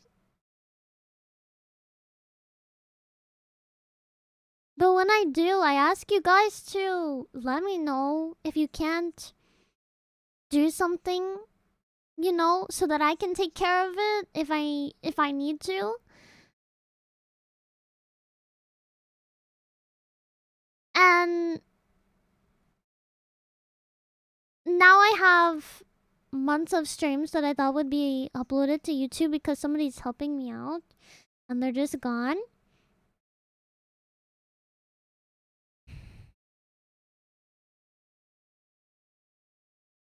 Not uploaded to YouTube, not on Twitch, deleted from Twitch, or not downloaded from Twitch and deleted into oblivion. They're supposed to be uploaded to YouTube so that I or other people can use it, you know? And they didn't upload them. It's just sitting on their hard drive. For 2 months, they haven't been doing it. So like 2 months worth of my VODs are just gone. Or sitting on somebody's hard drive, just doing nothing. Videos that could be videos that could get me copyright strike, DMCA, are not deleted from the channel. I know I didn't like babysit or like overview them like crazy, but I didn't think that I had to because they didn't like tell me that they needed it or anything. You know, I've been busy. people get busy. I don't get mad if people get busy. I just wish they told me that they got busy so that I could either handle it or find somebody else to help me out with it. So I'm just annoyed right now. I was about to ask one of you guys to help me. That's why I paused the video a little bit ago. But now I don't feel like I can trust people with it. So I'm just gonna figure out a way that I can squeeze it into my schedule every day. So I'm just mad. Unexpected friendliness comes out of the woods into the city, approaches people, it's better to stay away from it. Yeah, maybe that fox. I don't know, it was raised by chickens, that's why it likes people? But most likely it's just a carrier of rabies, and this is a disease that threatens a painful death. Understandably, if a wolf suddenly starts wandering the streets, no one would decide to rub its ears. But harmless and cute-looking animals like foxes and raccoons can pose a deadly danger. Like material I was gonna use to make clips or hire somebody to help me make clips onto, you know, for you guys. Now it's just gone. So... to humans as well. Just keep in mind that unless you're a Disney princess, wild animals shouldn't come out of the woods to socialize with you. If you think about it, all the examples I've already mentioned can't be called friendship. They're simple tricks, real-life cheat codes, isolated, rare occurrences. And boars just like to eat. Wait, but then how do you explain all these cool and overwhelmingly cute stories? Well, it's time to take a closer look, because they have something in common. Yes, it's all about humans. Each of these animals has been domesticated, which means they're used to socialization. Because of their frequent contact with humans, it becomes easy for them to be friends with each other, and that basically works both ways. Now, you can befriend almost any animal yourself, as long as it's domesticated and you have the patience. Even if it's a chicken, you can teach it to play the piano and go on tour. Yeah, Ninja, I'm not mad that they didn't do it. I just wish that they told me that they weren't doing it or couldn't do it. That's the part that I am more upset at. I don't get mad at people who have life. Life happens to literally everyone. I just get mad when it's like there's not communication about it. Because then I can get people or myself to take care of things that need to be taken care of, you know?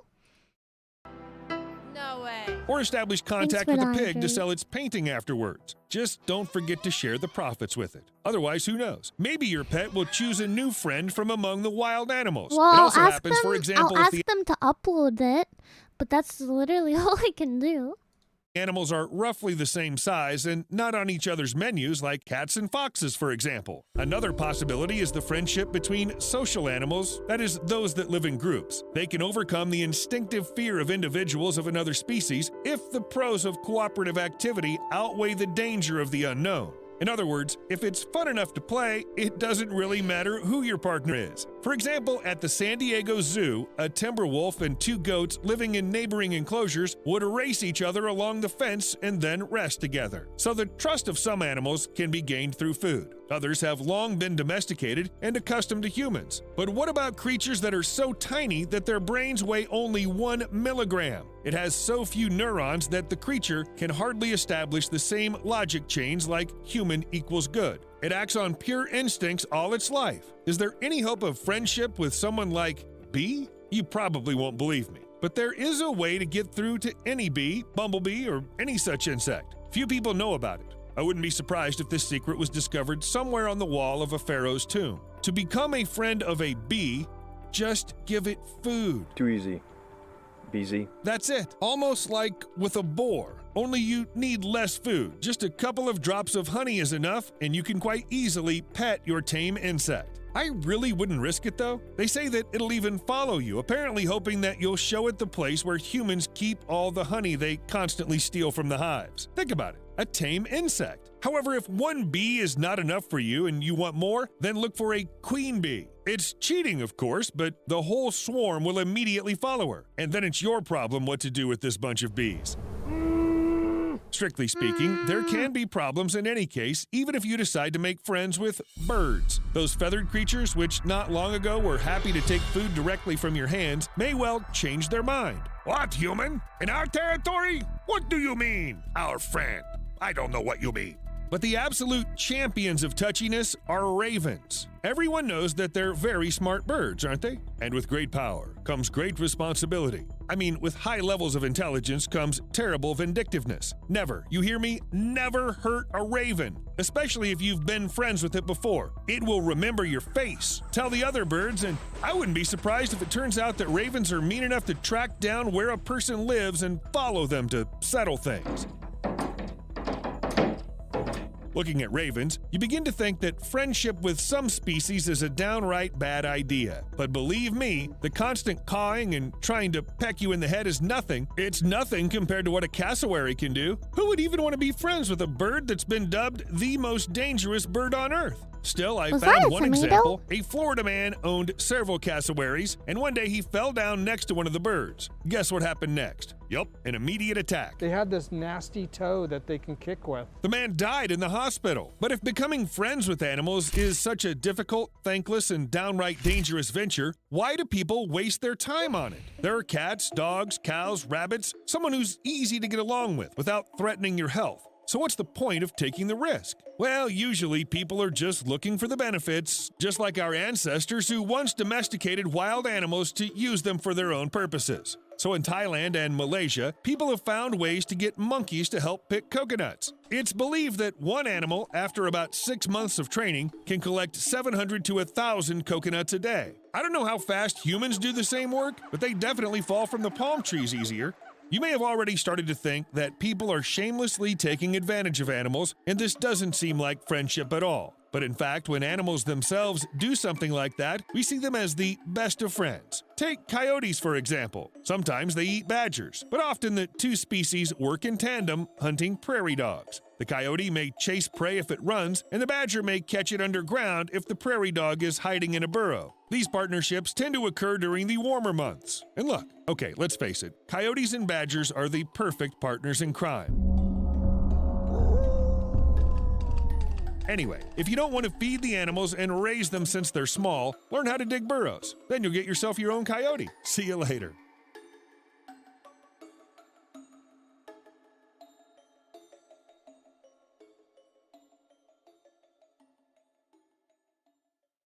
Today, I'm going to share with you 3 progressively more disturbing stories, and at the end of each of them, I'm going to share with you the video that is famously associated with them. But before I get into today's stories, if you're a fan of the strange, dark, and mysterious delivered in story format, then you've come to the right channel because that's all I do, and I upload 3, 4, even 5 times every week. So if that's of interest to you, please offer to make the like button a peanut butter and jelly sandwich, but employ a 6-to-1 peanut butter to jelly ratio.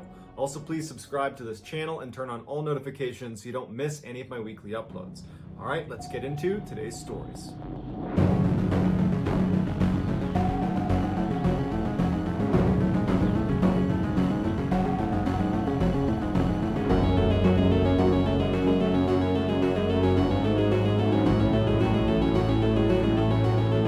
In 2015, 30-year-old mother of 2, Lisa McKenzie, lived in what she called a safe neighborhood in Bridgend, Wales. One day when she was cleaning up her kids' toys in her backyard, she noticed something strange about her back door. She thought maybe one of her kids had taken paint and slapped it across the back door, or perhaps it was even mud. But then when she walked up to the door itself, she could tell that there were 2 very deep gouges in the door right next to the locking mechanism. Also, the key portion of the lock had loads of scratches all over it. Initially, she thought maybe these have been here the whole time and I just haven't noticed them until right now. But when she looked at the 2 gouge marks in the door, they looked fresh. Since she did not own a dog and didn't know of any other dogs in the area that might come into her property that could have scratched up the door, she figures, okay, it's gotta be my kids. So she calls her kids outside and she points at the marks on the door, and the kids swear they didn't do it. And they say, I don't remember ever seeing that. That's new. At this point, Lisa has this sinking feeling that someone must have tried to break into our house. But she doesn't want to scare her kids, so she tells them to go back in the house.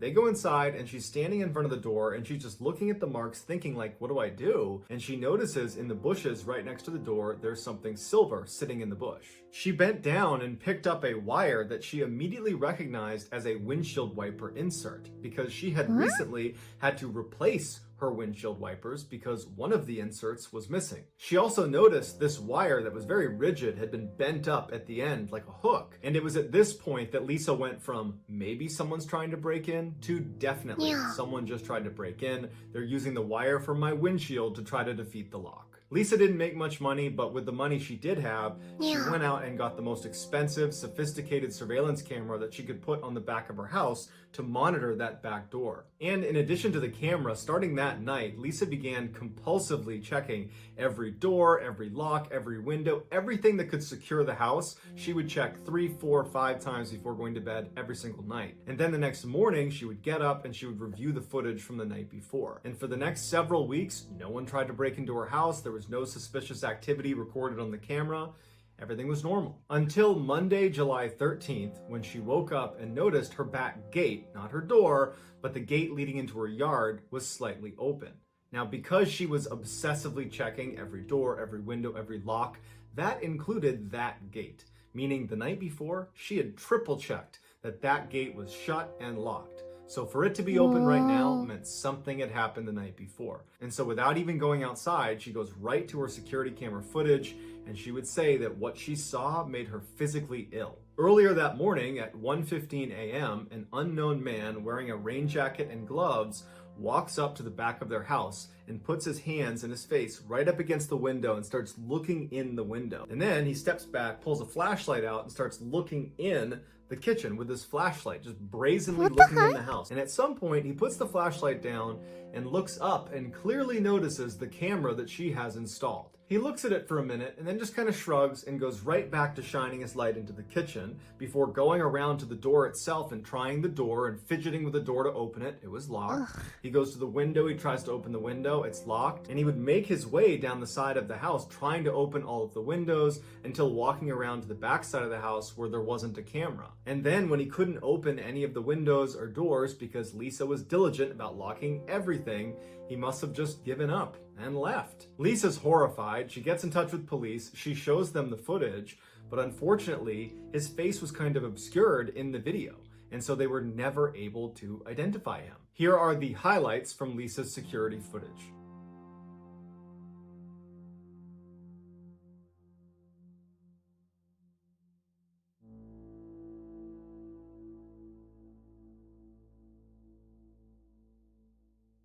Ugh, that's so creepy.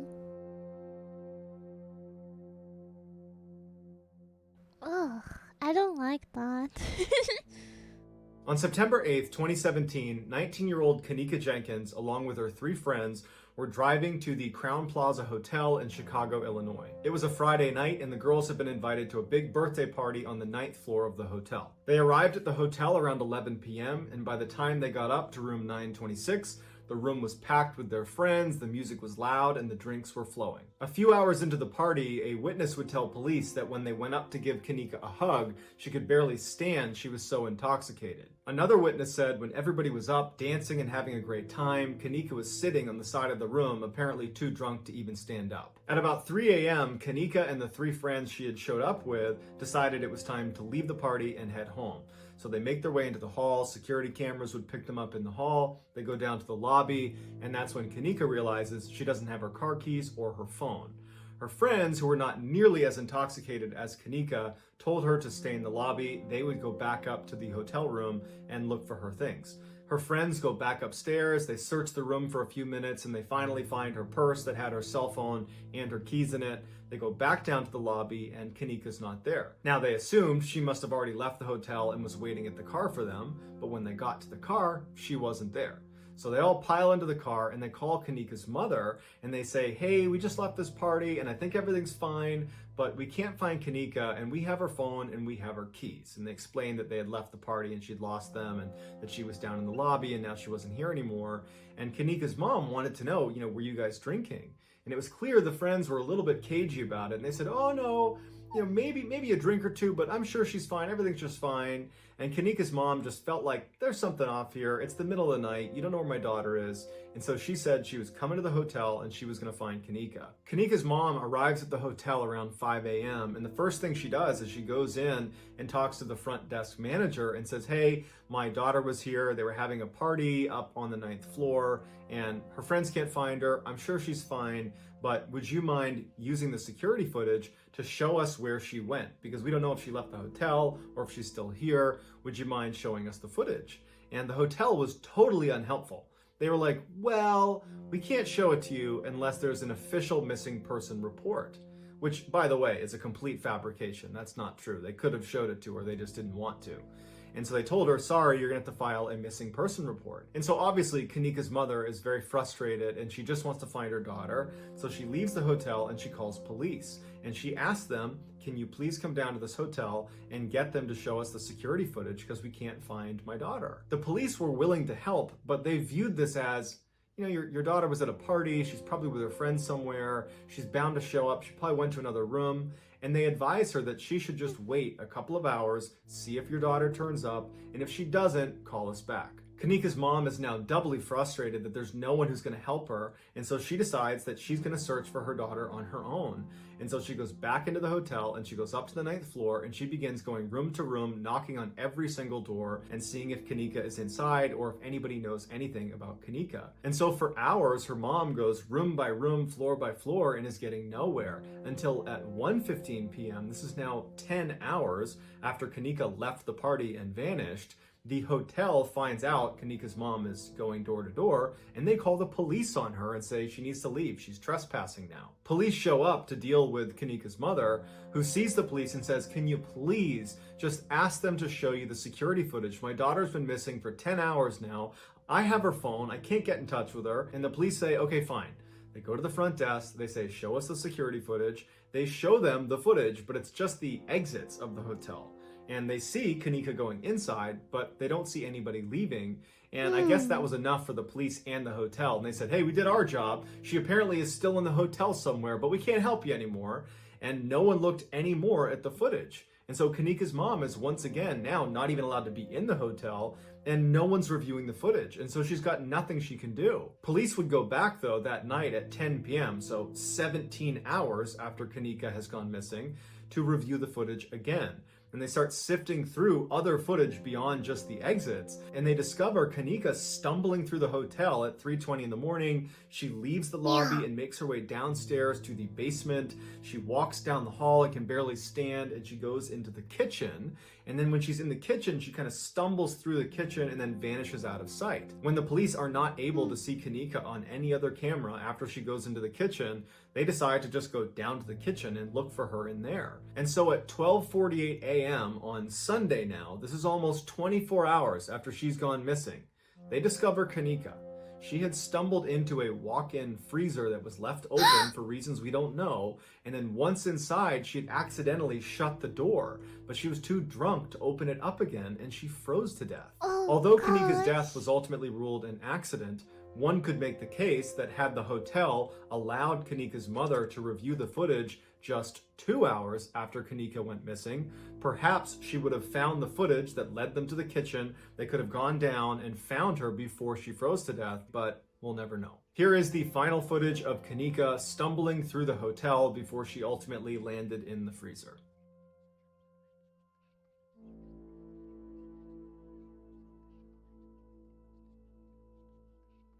She's very drunk.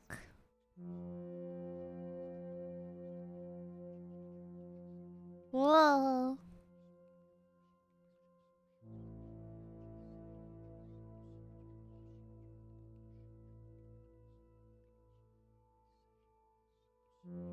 Oh no. In the early 1970s, a man named Marshall Applewhite was fired from his music teaching job for having an inappropriate relationship with a male student. Shortly after, he admitted himself.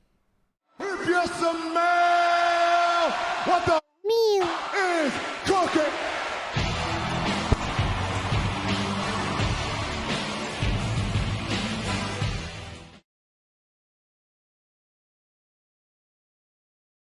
himself into a psychiatric institution where he met a nurse who worked there named Bonnie Nettles. That's a sad Both had meme. a deep interest in biblical prophecy, and Applewhite, after meeting Nettles, was convinced they had met in a previous life. Nettles agreed and took it a step further, saying extraterrestrials had come to her and preordained that she would someday meet Applewhite. The two did not have a romantic relationship at all. It was strictly platonic. They bonded over a desire to ascend to a higher level of existence and ultimately reach the kingdom of heaven. Applewhite began calling himself Bo, and Nettles became Peep, and together they would start an infamous cult known as Heaven's Gate. The premise of Heaven's Gate was that an alien spacecraft that they simply called the UFO was going to come to Earth and whisk away Heaven's Gate cult members, elevating them to a new world and a better life that they referred to as Tela, or the evolutionary level above human. There was a catch though. Anybody on Earth who did not get on the UFO whenever it got here would be recycled, i.e. destroyed, along with everybody else on Earth, and then at some point a new human population would grow and another UFO would come, and whoever got on that would be saved over and over and over again. That was just how it worked. And Bo and Peep were telling everyone they talked to about Heaven's Gate that we're already in end times. Apparently there were signs that this UFO is going to be here any day. And so now is the time to join the cult. And so by 1975, Bo and Peep had recruited 20 people to be a part of their cult, which meant they gave up their families, they gave up their possessions, they basically gave up everything in their life and moved to Colorado to live in total poverty as they waited for this UFO to arrive. For 10 years, cult members waited and waited for this UFO that never showed up. And Bo and Peep are aggressively reminding people that this is the path, you just gotta stay the path. And then Peep unexpectedly died of cancer in 1985, which really screwed things up for the cult. In their doctrine, it was destiny that Bo and Peep would get on that UFO and make their way to Tela, the evolutionary level above human. That was their destiny. And now Peep has died on planet Earth. She did not get on the UFO. She did not ascend to Tela. She will not get to Heaven's Gate. Bo was devastated and horribly depressed, and it wasn't really clear what was going to happen to Heaven's Gate. But he composed himself and he began to tweak his messaging a little bit. Bo began telling his followers that Peep had in fact ascended to Tela. Yes, she did not get on the UFO. However, the aliens must have given her a signal that if she leaves behind this human body, this mere vessel, you'll still ascend to Tela. Basically, he was preaching to them, if you just end your own life at the right moment, you can go to Tela too. But Bo didn't really know what the right moment was. He didn't know what the trigger was going to be. Until 1995, when astronomers discovered the Hale-Bopp comet was going to be passing by Earth 2 years later in 1997. And Bo saw this as the trigger. The UFO was going to be hiding behind the trail of this comet, and for sure, Peep was riding on that UFO, and as soon as it passes by Earth, we need to ascend. And so fast forward to March 26, 1997, as the Hale-Bopp comet passed by Earth, 39 of the Heaven's Gate cult members, including Bo, they began their journey. Bo told them they would be exiting the Earth in 3 groups. And so on March 26th, Group 1 entered their San Diego mansion and consumed applesauce mixed with barbiturates, followed it up with a whole bunch of vodka, and then put a bag over their head and waited for death. Then on March 27th, Group 2 entered the San Diego mansion, knowing full well what they were walking into. They all had specific jobs of how they were going to clean up the mess left from Group 1. They cleaned it up. Then they picked up the Group 1 members and placed them in beds and put a purple cloth over their face before they, Group 2, consumed their own applesauce mixed with barbiturates and put a bag over their head and waited for death. On March 28th, the 3rd group entered the San Diego mansion, and this included Bo, and they did the same cleanup as Group 2. They put the Group 2 deceased members in bed as well, and then they consumed applesauce and barbiturates, followed it up with vodka, bag over their head, waited for death. Bo had given special instructions to 2 of the members that were within that 3rd group to wait until he had exited Earth and take special care to put him in a specific bed, organized a certain way, and then when they consumed their own applesauce and barbiturates followed up with vodka, they should do that in their bed because they're the last 2. There's nobody else to move them. When a former cult member stopped by the San Diego mansion to check in on the cult, They went inside not knowing what they were up to and found all 39 cult members deceased, laying in bunk beds with identical black and white Nike running shoes on their feet with purple shrouds over their bodies, and they were all wearing matching armbands that read Heaven's Gate Away Team. Just hours before they exited the Earth, each of the groups would perform exit interviews where they would record themselves talking about why they were doing this, why it was important, and what they expected on the other side. They are remarkably cheerful and happy considering what they all know they are about to do. Here are some highlights from those exit interviews. Okay, we have Thirstody with us, and I believe that you chose the name Thirstody because you wanted to be reminded of your thirst for next level knowledge. Is that correct? That's right. I know my vehicle's, or this vehicle that I'm wearing's, pretty nervous, pretty scared. Some may say, well, boy, it's quite a irreversible step.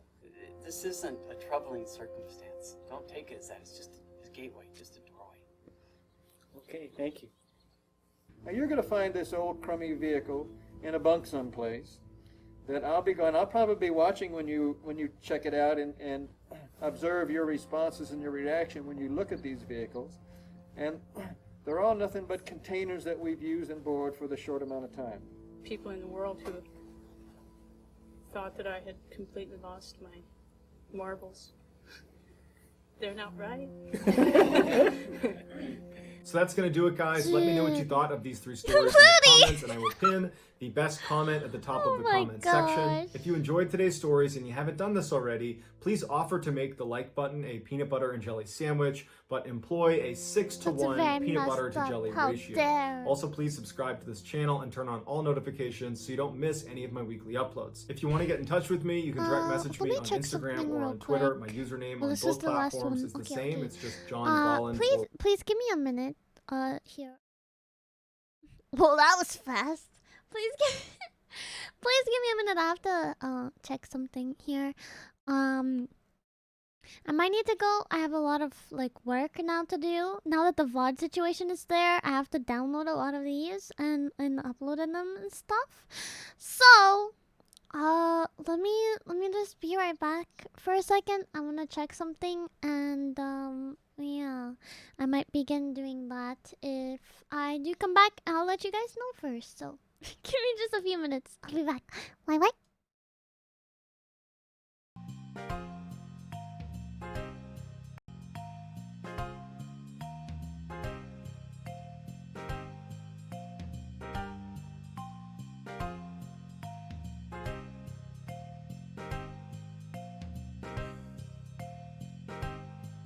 Yeah.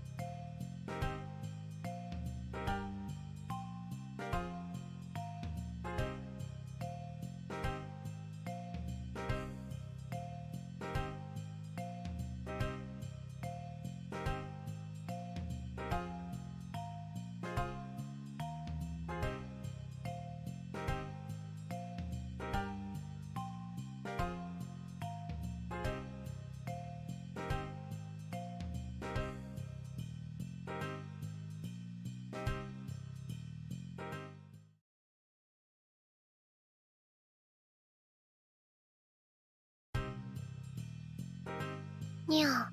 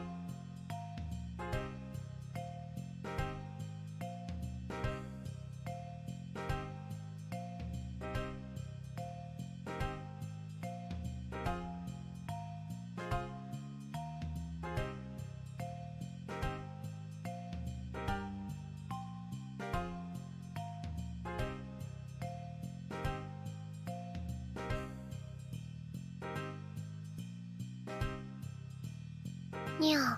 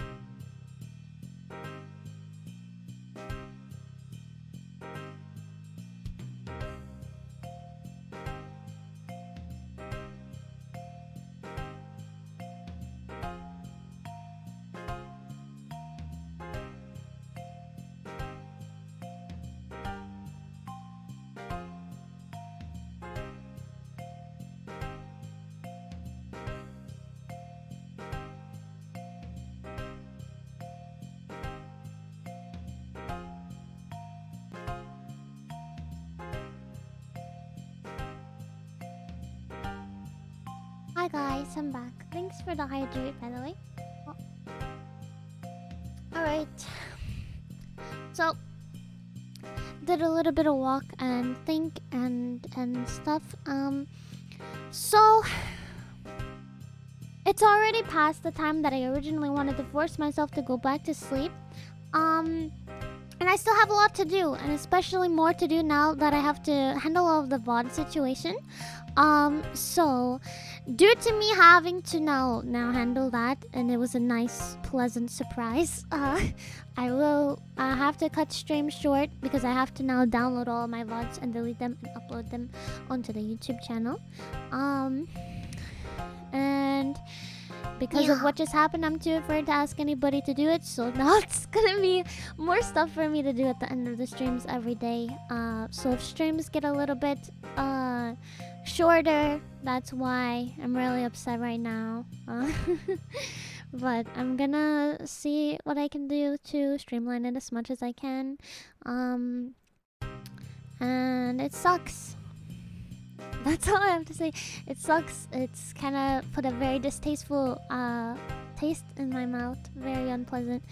The biggest reason I'm upset right now is, like, you know, back when I implemented this, back when I had somebody offer to help me, and I had them tell me if you can handle it, like if anything comes up. This reason was to bypass getting DMCA striked onto my Twitch channel. So although I have not received any, it very much could have ended in a DMCA strike on my channel, just because it was neglected. Even Olat, she like yells at me because she like chewed me out. She's really pissed off. She's like, I should have watched them more or something, so yeah. So I'm just gonna get off for tonight, and I'll see you guys later.